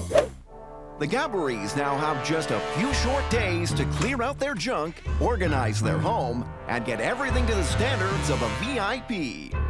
Why don't we have supper first and then talk about this, okay? The family's getting right to work. What if my slipper end up down here? Kathy has called in reinforcements to help sort through the mess. Yeah, we're pretty bad. Last night about 10 o'clock, we were trying to get things done and we started making really dumb mistakes, so that's a lot. But it looks like things have gone from bad to worse. Oh, my God. Oh, my God. Looks like a bomb hit this place. Kath! What? There is no way, hon. What are we trying to establish here? Let's look like slobs? Kath! What? This isn't working for me. The Gabberies are at their breaking point. Could this challenge be the final straw? Kim and Mike could be in for a very disappointing return. Honestly, I do this for a living. In my job, I can't see it being done. Oh, God. The Gabbery family has just a few short days to clear out their junk, organize their 3-bedroom home, and get everything to the standards of a VIP. Perfect. The work is taking its toll. Looks like a bomb hit this place. Kath! What? This isn't working for me. This isn't working for me. Okay? I know. We're not gonna get it done. We're gonna look like total idiots. You know it. But fraying tempers aren't gonna slow this family down. The boys are organizing their toys. Sheldon, you still want this guy? Yeah, okay. And Gary is tackling some small renovations. Got a roller for me? while Kathy buys the furniture they need to properly display their china and silver. When can I get it delivered? This is a pile of garbage. You know, it really amazed me that for 10 years we put off dealing with all the things we needed to deal with, and someone came in and gave us a deadline, and there you go. Everything is coming together, but their time is coming to an end. And it'll be up to Kim and Mike to decide if this final challenge is complete. Hello. Kim, my dear? Yes? I want to treat you like a VIP because you've treated us like VIPs. Oh, thank you. So I got a little red carpet for you, and I'd like to walk you up the aisle. I'm sorry, but best man out, okay? Oh, thank Here we you. go. Thank you very much. I feel I belong on a red carpet, you know. You do. There's something about me. You're a diamond. Oh, and so are you, dear. I notice paint. Yeah, lots of paint. No shoes. Let's see the next room. Let's see if the hockey equipment's gone. Come on, Kim. Oh, look, can we go? My God. Oh, my. Oh, this is absolutely beautiful. Stunning. Thank you. This is what... Oh, look at that cabinet. You know what you want to look in it like a shop window and see what you can see. You do, you know. Oh. It's all right, isn't it? Wow, there's a floor. Nice job, boys. This family has passed the test. Do you know what? You've got a fine, fine house, haven't you? With the work done, now let the fun begin with cheerleader Kim and referee Mike.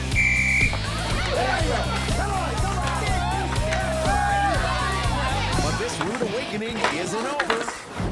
Just in case anyone has forgotten how far they've come, Kim and Mike have prepared the wall of shame.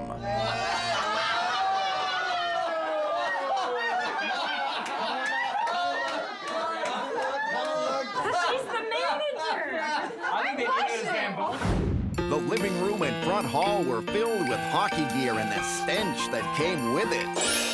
But they've been cleared out.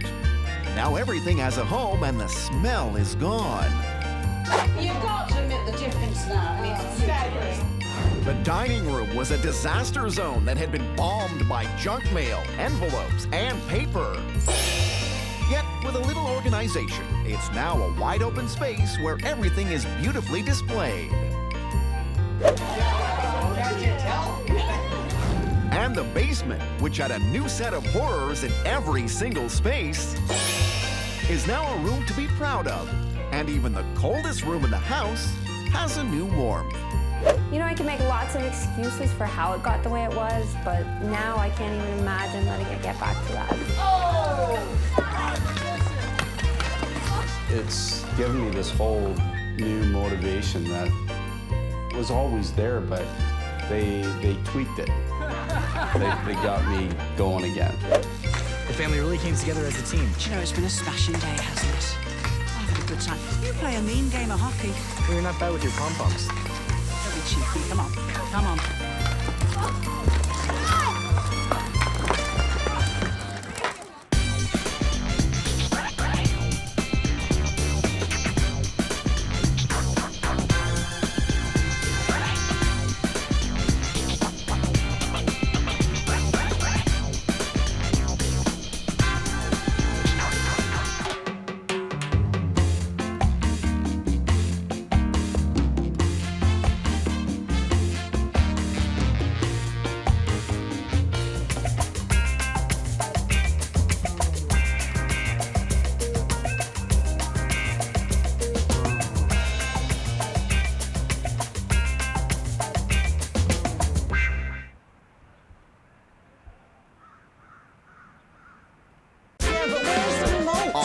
Episode of Kim's Rude Awakening, The Becks, a family whose home looks and sounds like an amusement park. Loads of stuff comes in. Oh, man, Eric, this is ridiculous. But nothing ever goes out. This could be Kim and Mike's biggest challenge yet. Get out of that bed, Eric. Get out.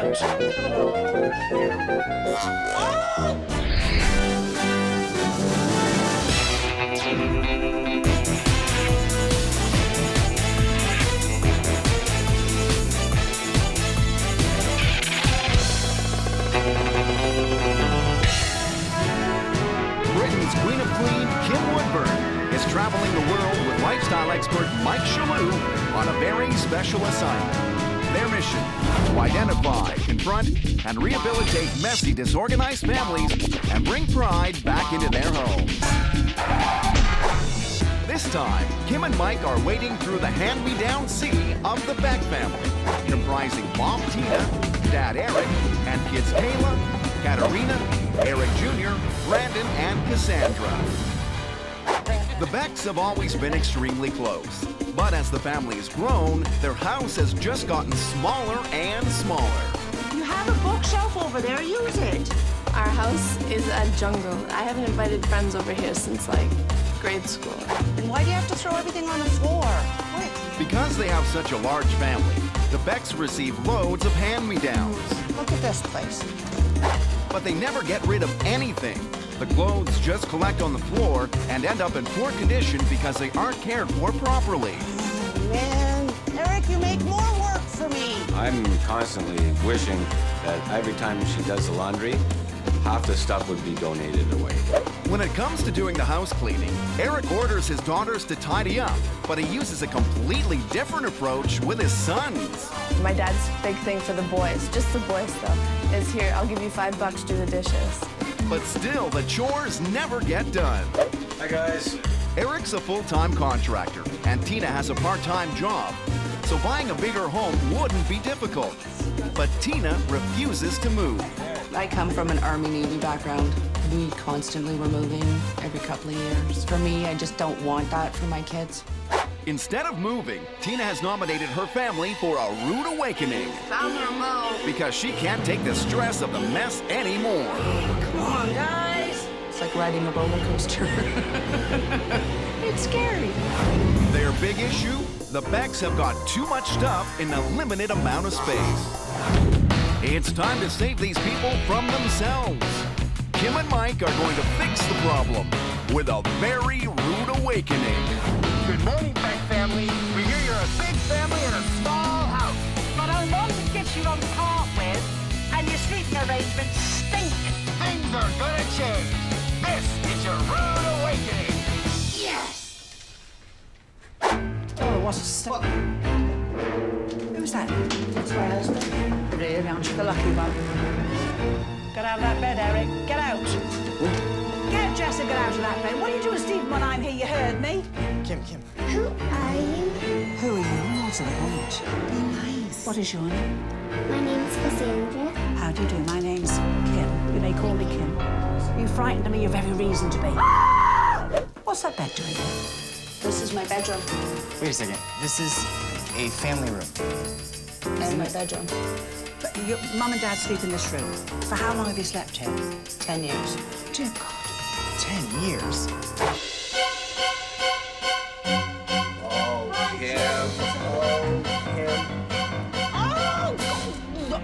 Oh, that's your step. Oh, it's awful.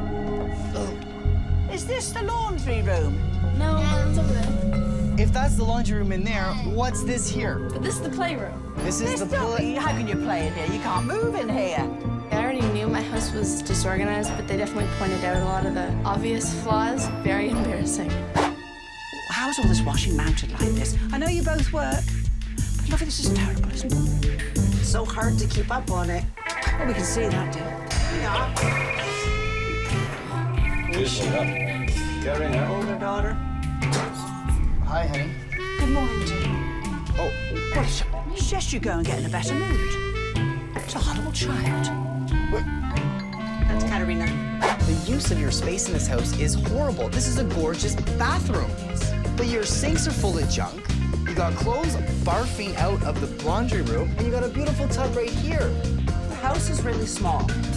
Tell me honestly that you're children and you need all these clothes. You don't? No, I don't. I mean, I'll bet you most of the clothes in their bedrooms they don't want. Or don't wear. Lovey, washing is the bane of your lives. Gotta sort it. This family needs a kick in the pants.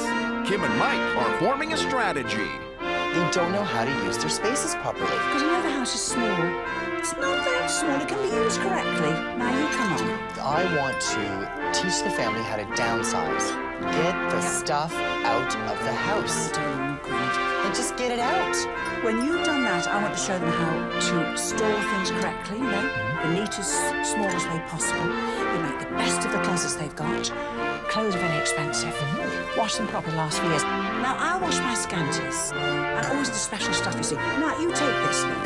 That has been, I've had it quite a number of years. No, what do you think? Over leg? The garter! What do you, does it do anything at all? Kim, the garter doesn't do anything for me. Part of the problem right now is that work around the house isn't distributed evenly. Eric, you gotta come help me. You gotta get off the computer. If you don't, you're grounded. My dad expects the girls to do it. Like, you're girls, you should clean up. And on the rare occasions where the boys are forced to do something by their mom, their dad rewards them with cash. Don't tell Mom that I give you money all the time. The men in this family need a 21st century wake-up call. It's time for The Switch. Stopping here. Father, like a mug, you two. Well, it's stopping. We're about to reverse roles. Girls, you're gonna relax. You're gonna sit around with me, hang out, and have a good time. And if we feel like cleaning something, we'll clean something. Hey, that's not fair, eh? No, that's fine. And gentlemen, you're with lovely Kim. You lucky devils. Thank you. While the girls live the good life, Get over there, you! And you stop your nonsense! the boys are teetering on the edge. This is an outrage to me as a human being that you young men are so lifeless. And Kim's about to lose it. This is outrageous. Look at this place. The Beck family's big issue is that they've got too much stuff in a limited amount of space. You guys gotta start helping me around here, because this is getting ridiculous. Up until now, the boys have been paid to do minimal amounts of work, while the girls have done everything for free.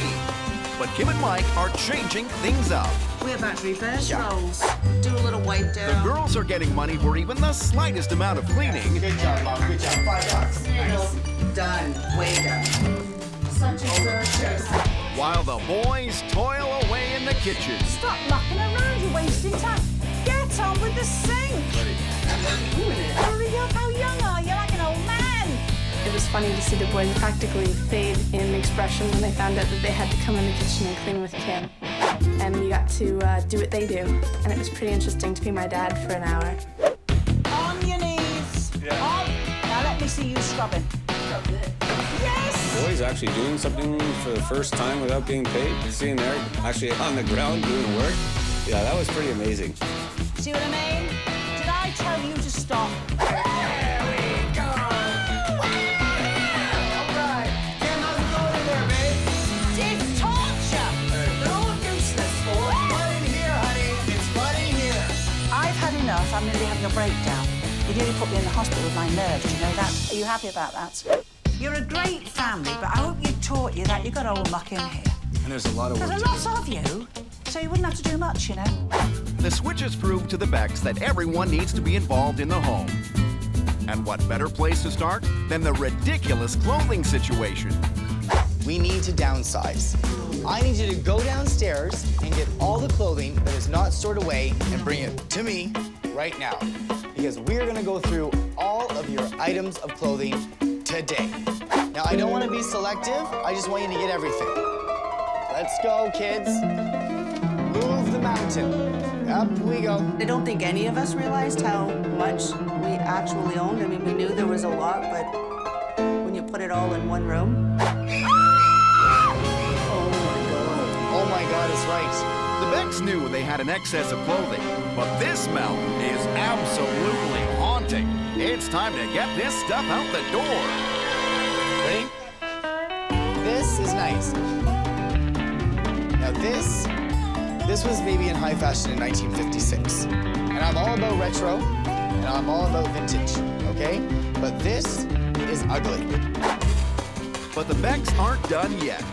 Mike needs to show Eric and Tina how to prevent another mountain from forming. There's a lot of stuff coming in and nothing's going out. So what we're gonna create is the Beck Family Custom Station. As a custom officer, you need to know 2 words: yes and no. But how do you say no? I mean, it's so hard to say no. To me, it's rude. If somebody's trying to give you something, then you should graciously accept it. If you can't find it in your heart to say no, You can just take the stuff yourself and bring it right to charity. Here's a bag of hand-me-downs. I need you to rifle through this stuff. In, out. Let's begin. First, put it in there. To have Mike come in and actually get us to go through the house and find out what was there and then to go through it all and sort it all, it's amazing. We managed to do it in less than an hour, and I'm impressed. Now I can get on with the rest of my life.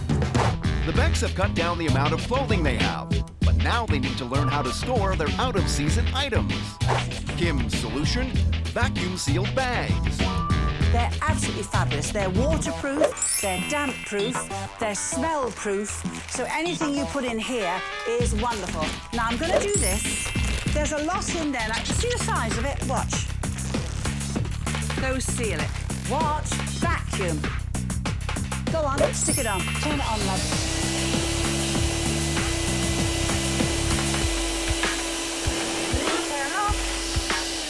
Whip this on so it keeps sealed as quick as you can. Look, lovey. I mean, just look at that. And when you want to get it out, you just simply undo this and the bag deflates itself. You can use it again for the summer clothes. Here. There you go. I like this part. This is the manly job. What I think about the most use that we'll get out of it is getting most of the clothes in a small area, and it's going to be clean, it's not going to be on the floor, and it's not going to get destroyed. It's very important in this small house to have labour-saving stuff. And this are fabulous because what I like about these is they're terribly cheap to buy. And honestly, and on each hanger you get 4 pairs of slacks. This is already padded so that anything you hang on here has no slide, it will not slide. So 4 pairs of slacks, 3 hangers. 12 pairs of slacks and part them about, you know, an inch apart. And in that little area, you have hung 12 pairs of slacks. It really is incredible. That's amazing. So we'll leave you all this stuff and advise you. That's the way to go. Thank you. It's a nice start, but the Becks still have too much stuff and some bad habits to break. Right? I want this place clean. Hopeless, desperate, discouraged. The Becks are losing their motivation, and the worst is still yet to come. I think it's going to be a hard one to accomplish. It's a lot of work. The Becks are a family of 7 living in a 3-bedroom home. Yeah, but where's the remote? Their big issue? They've got too much stuff in a limited amount of space. Let's go, kids. The Becks have considerably downsized their stockpile of clothing. And now they need to learn how to take care of what's left. Give me the dress pants. Now, these are, when I say dress pants, these are what you wear outside, okay? So, this is how you quickly do them. Look for the inside seam and put them both together. And then find then the outside seam, then this outside seam. All right? 4 seams together, the pants are the shape they're going to be when you've got them on. Look. Now I can confidently iron these, knowing they're in the proper crease. Because if the seams meet, you've got the middle of the legs meeting, haven't you? Now look, girls, I have done these pants. And this is the first time I actually used an iron. Before I've been scared that I would burn a hole in it. But with Kim's help, I won't be burning any precious articles of my clothing. And while Cassandra may not be old enough to use an iron, Kim is showing her that she's not too small to help out around the house. I'm curious, what is that, love? Those are kiss marks. Have you got a dry cloth, a duster type thing, or some hairspray? Go on, my love. Well done, little one. Clean, I like that, my love. Now, hairspray, right, my love? Now, watch. He's a funny boy to do what he's doing, my love. Let me just do that. This wall is a flat finish paint. For that reason, I can't rub it very hard. It's coming gradually, it's coming. I'm wondering how it gets around.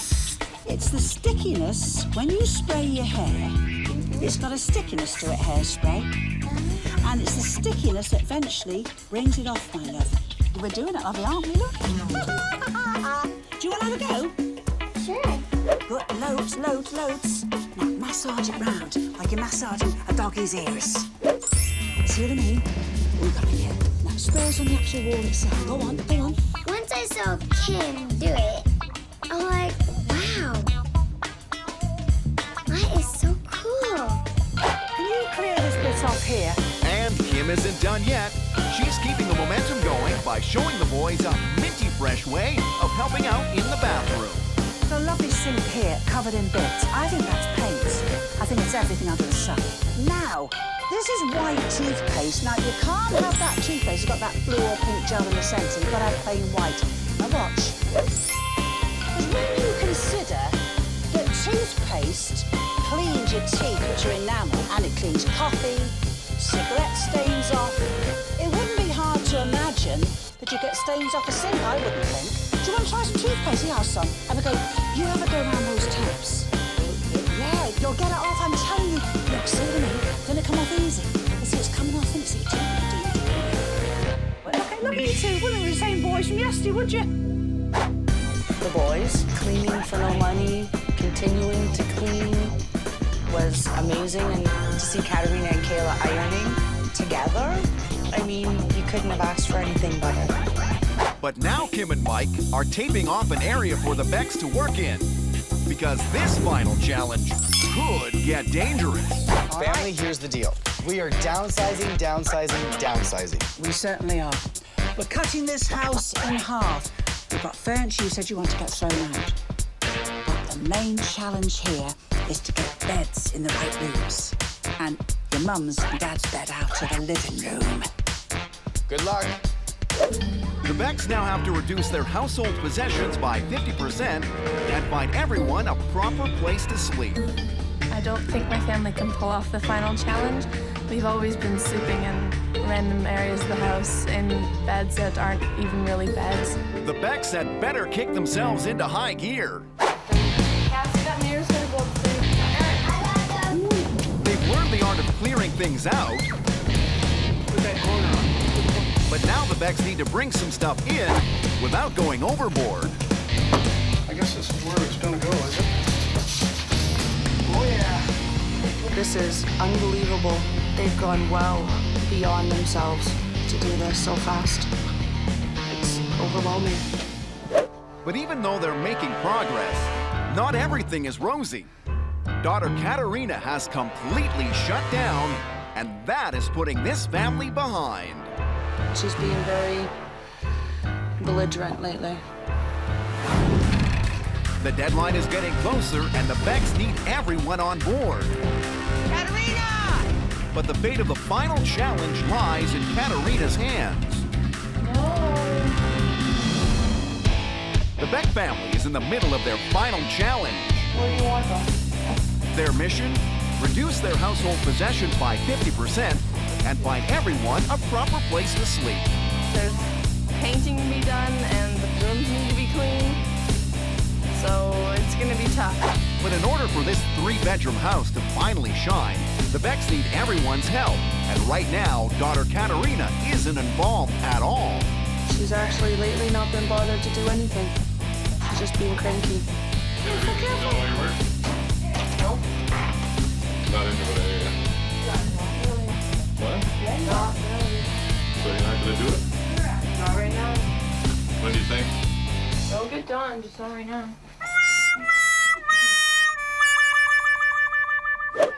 It's not a lost cause, though. Who downstairs, Mom? Me, you will put the towels on? As Eric arrives home, Katerina's outlook is improving. Cat, I need you inside the tub. And then you're gonna drive through the next one, make sure it fits in, okay? Put it against the wall, yeah. Cleaning may not be her thing, but it looks like she's on her way to getting a PhD in home renovation. Hey, perfect. Okay, let's go next one. The Becks have come a long way.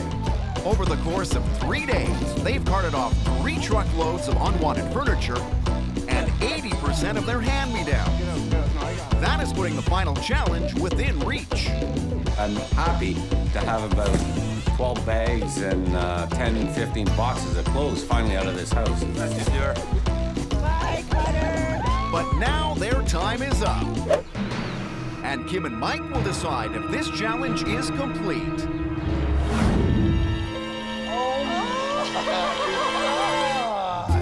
Good.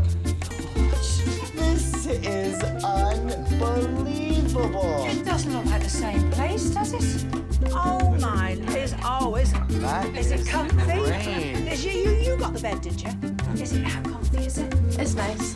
Very nice. I like it. So if you're sleeping down here, where are you two sleeping? You have a bedroom? I have a bedroom. They have a bedroom. 10 years later, they get a bedroom. You know, we put that tape up, didn't we, Mike? Yeah. Now, did it work for you? Yeah, I ended up moving the tape to this side of the wall here, so whatever you can fit between the wall and 6 inches, well, the rest, it went all out. It's official. This final challenge is a success. The Beck's last task? Show off their now beautiful home to all of their friends and family.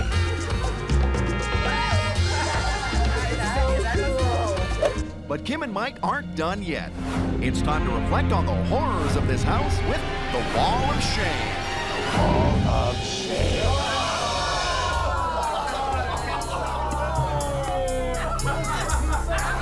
Pumpkins, water. What was once Kayla's disgusting mess of a room has been transformed into a bedroom for Eric and Tina to rekindle their passion. That's the bathroom. Oh, that's gross. The basement bathroom was a half-finished jumble of laundry and garbage. But with a little elbow grease and tile work, it's now an inviting oasis. Never ever want to go back there again. And the rec room, which was covered in clothing and hand-me-down furniture, has been overhauled and is now a multifunctional area that everyone can appreciate. As tired as you are now, be a lot happier for it. What do your friends think, yes? Yeah. Kim and Mike have triumphed. The Becks are organized and carefree, and they finally have a home to be proud of. My family's been up and down, a little bit of aggravation, but everything set aside, I'm very proud of it. I feel much better because we don't have to hide it anymore. My friends and family were ecstatic to see their reaction and to see them as happy for us as we are that we've accomplished it is absolutely amazing. Yeah, cheers, Mark. Thank you. It's a lot of work, but it's done.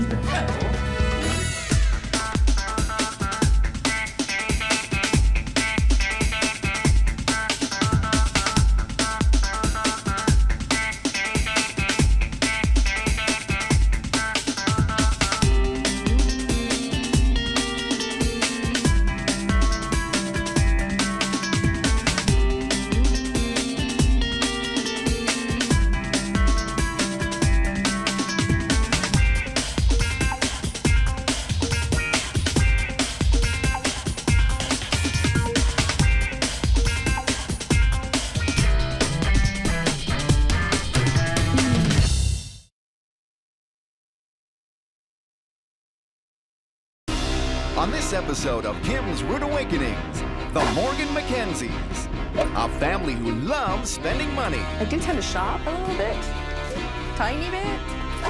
But can't keep track of anything they own. My name is Breen and I'm a clutter bug. And where every day seems like the nightmare before Christmas. Mr. Christmas, what's with the nativity scene still up? Kim Woodburn and Mike Chesur have got to set this family straight. That's a dump.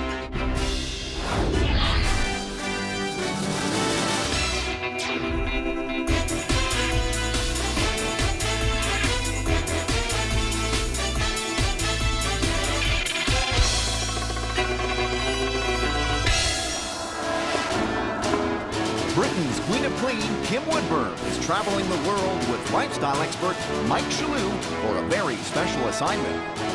Their mission, to identify, confront, and rehabilitate messy, disorganized families and bring pride back into their homes. This time, Kim and Mike are meeting the Morgan Mackenzie family, comprising Mom Kelly, son Doug, daughter Kendra, and youngest son Brian. The Morgan Mackenzies moved into this majestic heritage house 4 years ago. But over time, it's become a bulging storage container of junk for a family of hoarders. There's just so much random stuff that like we don't know what it is or where it goes or what to do with it. Dollar store bargains litter the home, while other shopping sits unopened. Suitcases never get unpacked, and some items have been stored in cardboard for years. I still have unpacked boxes from when I moved here. Kelly's charity work and busy job as a hearing specialist make cleaning the lowest priority for her and her kids. Get rid of that, please. Why do I do that? It's broken. Throw it out. But now Kendra is heading to university, and Doug is also leaving home. I know you're planning on moving back out, and you're going to leave me with this disaster when you go somewhere. I just can't have this kind of mess hanging around when especially if you're not here. It's not fair. Time is running out to get this house sorted. Need a hand, Kendra? No. But this whole family needs to learn to let go of stuff, organize what they have, and stop buying more. We shove things away in an effort to tidy instead of getting rid of things or bring in things that aren't really necessary. The Morgan Mackenzie's big issue?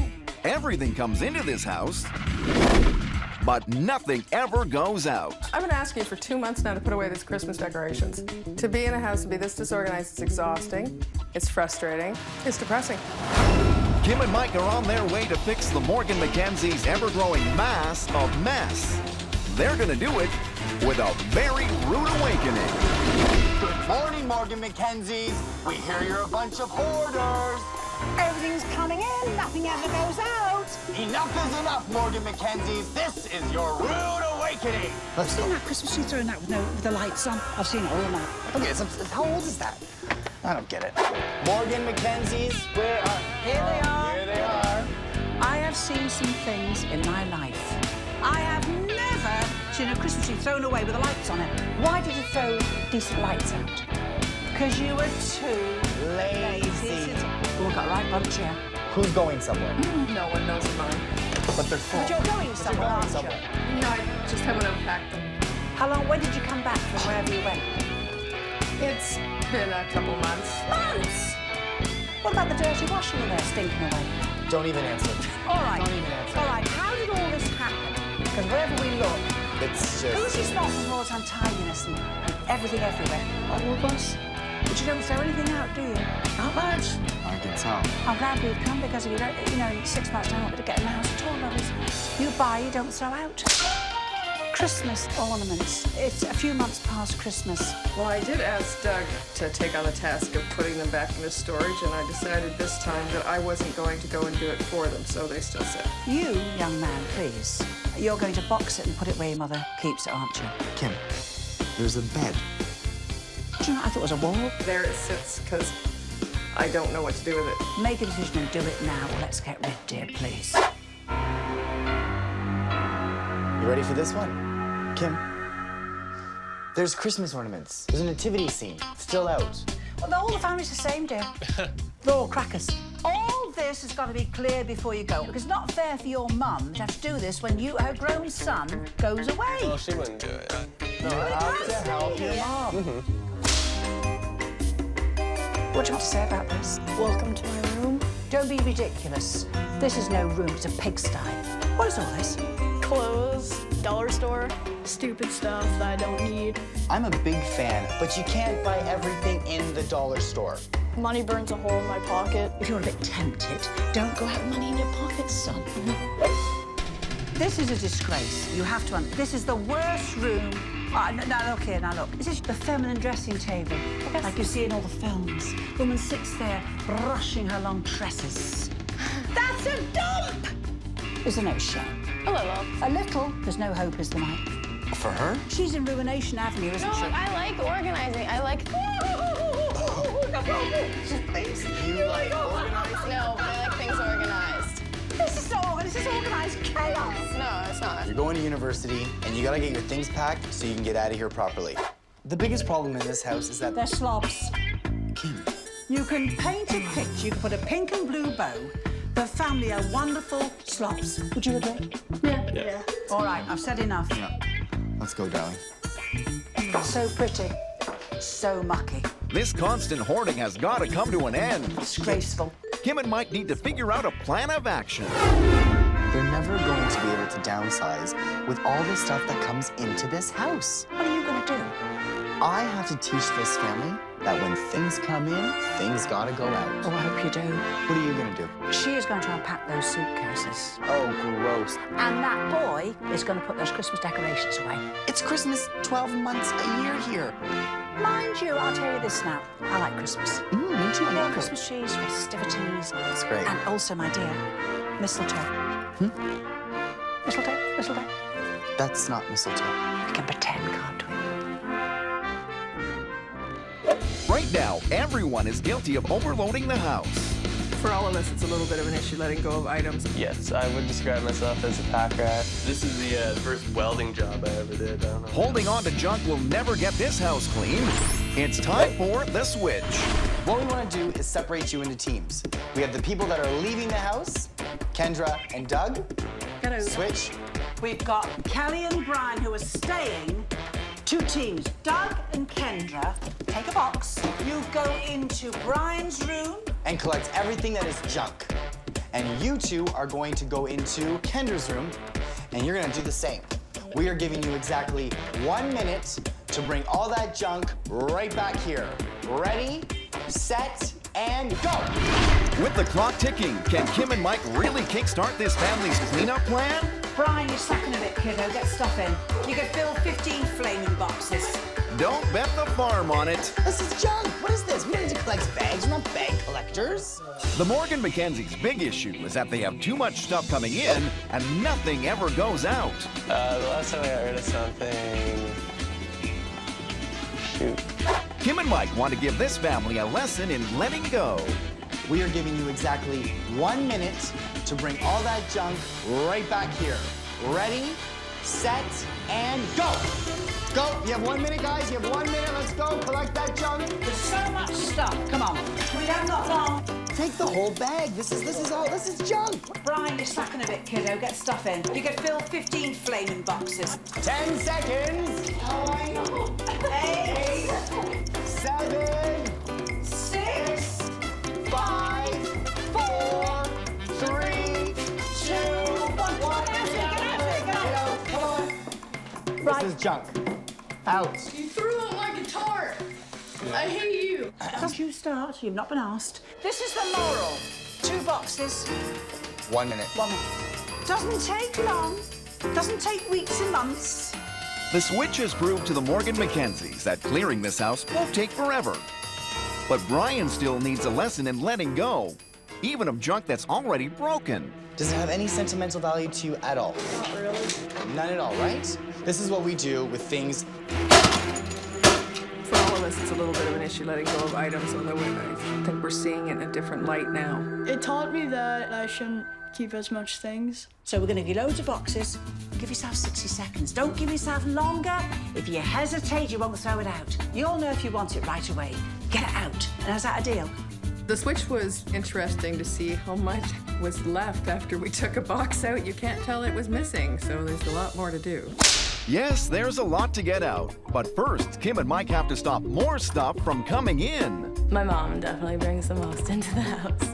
You know, online shopping and God knows what else. And then I buy things that I don't even like a pair of boots I will never wear that still sit in the box. Brian is just random things that you'll never need or use and just leaves them everywhere. Dollar store stuff? Olivia's 2 years old. More dollar store stuff? Yeah. The Morgan McKenzies don't even realize what they already have. I want to prove a little something right now. Mike wants to show them by pulling it all together. I need to show you guys the amount of stuff that comes in this house in a short period of time.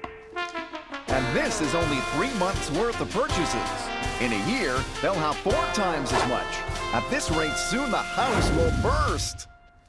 And you wonder why your house is so full. Family, I can't even see you. Come here. Look at this.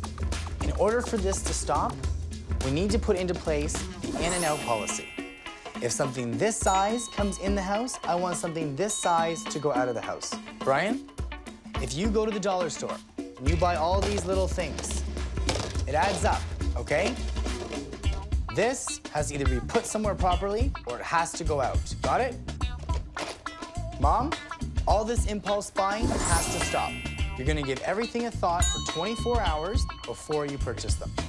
24 hours.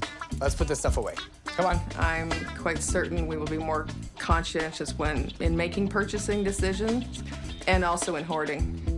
It'll be easier to let things go, to know that that's the only way we can bring something new in. With the shopping madness halted, Kelly needs to take care of her suitcase science experiment gone wrong.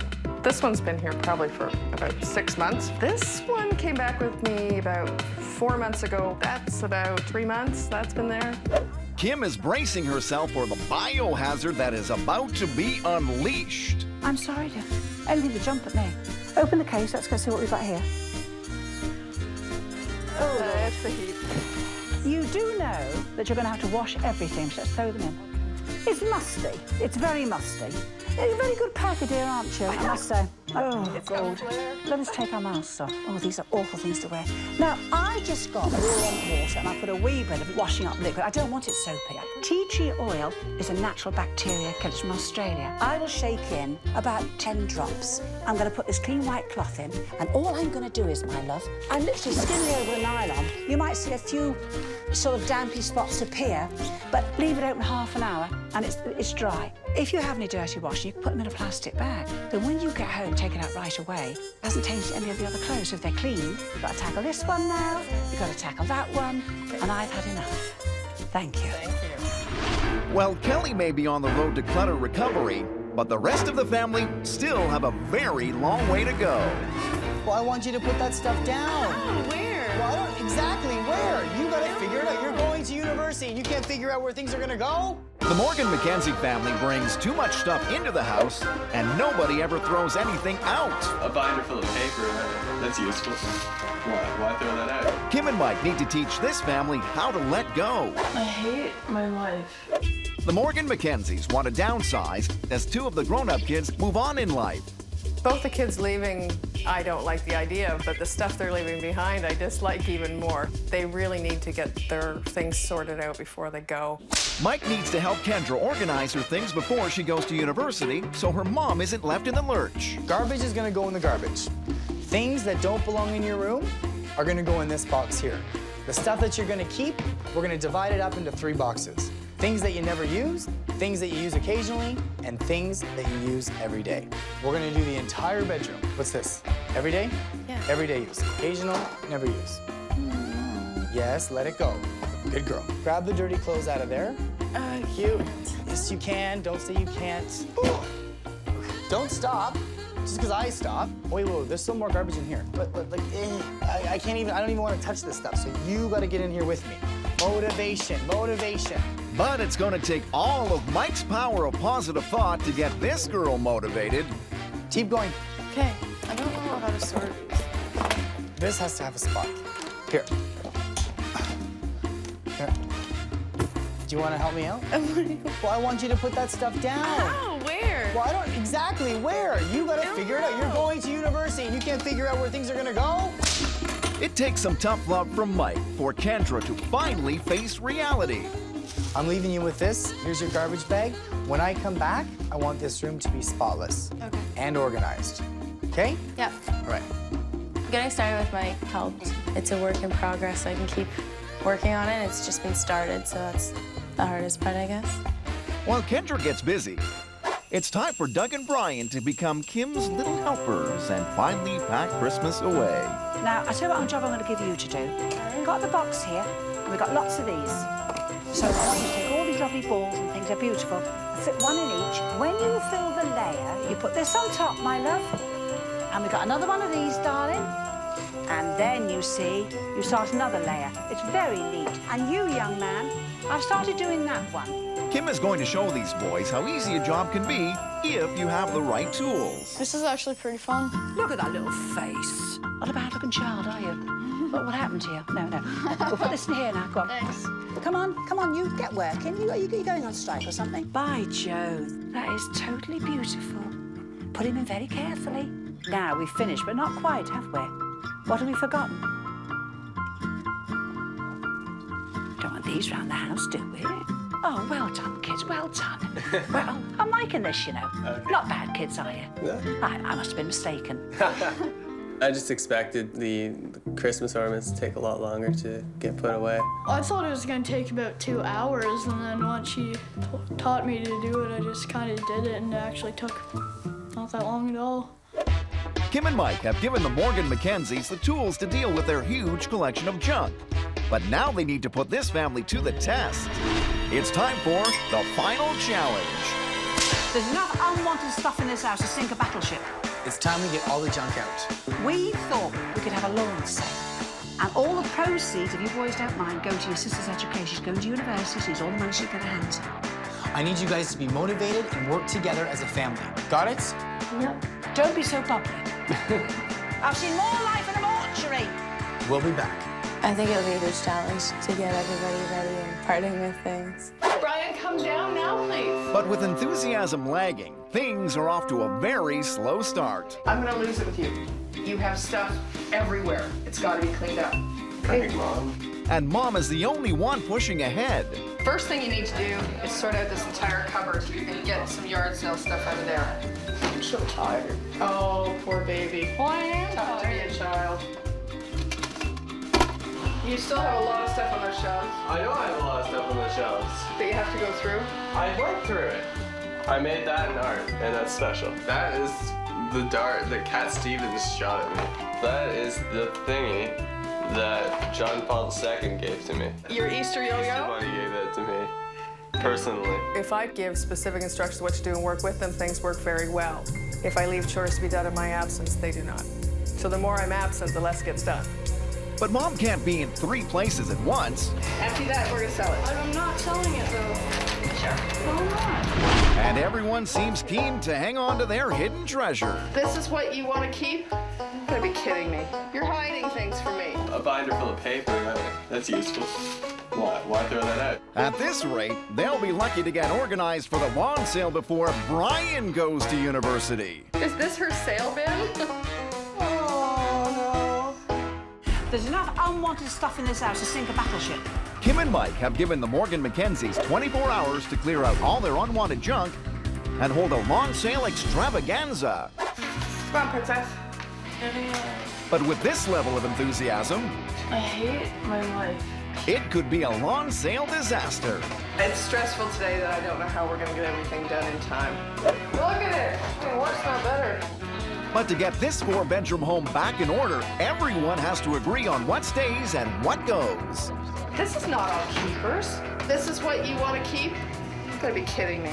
You're hiding things from me. The threat of Kim and Mike's imminent arrival seems to be the final wake-up call this family needs to get their sale goods sorted. I am feeling good about that. I'm feeling organized right now. This is throwing out, and this is for the yard sale. It may be sorted, but to succeed in their final challenge, Kim and Mike now have to get them to sell it. Gang, we are thrilled to bits that you have stopped bringing things in the house. Okay. Yes, right? Yep. But now we need to get all that stuff out of the house. Time for the yard sale. Let's go. Come on, there's money to be made. Money. Money. Come on. Hurry up. It's time to get this show on the road.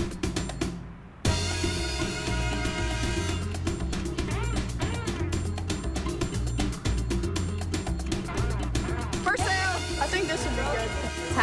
10 bucks! Eatable. This I would have bought it for 15. How much you want for the shelves, Brian? $2, sold. Come on, folks, get Are we almost sold everything? Bargains galore, dear. Bargains galore. With Kim and Mike helping to drum up the crowd, the family's finally letting go. And making a tidy profit to boot. You know what this is for? This girl for university. Okay. Thank you. Perfect. You're a good man. You're a good man. Chap, you're an officer and a gentleman, darling. That's right. The final challenge is a success. In 1 hour, they've gotten rid of a bedroom suite, 1 treadmill, 14 boxes of junk, and made over $200. That'll be helpful to Kendra. I mean, raising the money really wasn't the point of it. It was to get rid of the stuff. But it is kind of nice to see that jar fill up at the end of the day. So the last 2 things to leave are your 2 kids. Throw them in. Throw them in. Are you gonna miss them? Of course. Well, how do you feel about them leaving? Nah, I don't want them to leave, but I'm getting prepared for it. Oh, we worked on it. Well, you guys have done great. Thanks. Really good. Really, really good. Gang, get out. Let's get out of here. This car of stuff is going to charity. But to avoid any relapses, Kim and Mike bring the family and their friends together to reveal the wall of shame. This is what used to be in this house. There you are. Well, The dining room used to be a stew of shopping boxes, Christmas decoration chaos, and even an old mattress. Now, it's a welcoming room fit for a family gathering at any time of the year. Doug's room used to be a guitar graveyard with a spaghetti of wires and his bed on the floor. Now it's a neat and tidy room, easy to pack up and go. Oh my God, right there. Do you recognise that room? I don't even recognise it. Kendra's room was just a mayhem of mess, covered in garbage and laundry, fit only for animals. Now it's a stylish sanctuary for a young lady. I think it's a lot better for my mom to know that our rooms are sorted out before we leave. I think the most important thing I learned was how easily junk can pile up, and how much space it can take too, and also how easy it can be to get rid of it. All of this will certainly ease the downsizing process for Brian and myself. We're just gonna be a better family now. Thank you for being such a great family. You've been a lovely family. The change has been dramatic, and remember, nothing back in this house. Yeah. One thing in, one thing out. Dollar shopper. Kim has conquered the Morgan Mackenzies and made their future brighter. Now, if only Mike will let her do the same. But you know what I bought, don't What did you buy? Kim, not the mistletoe again. Yes. No. Yes. No. Yes. No, Mike, it's not come going to on. happen. Mike, It's not going to please. happen. I'm Mike, not look. going to kiss you. Please. No. You didn't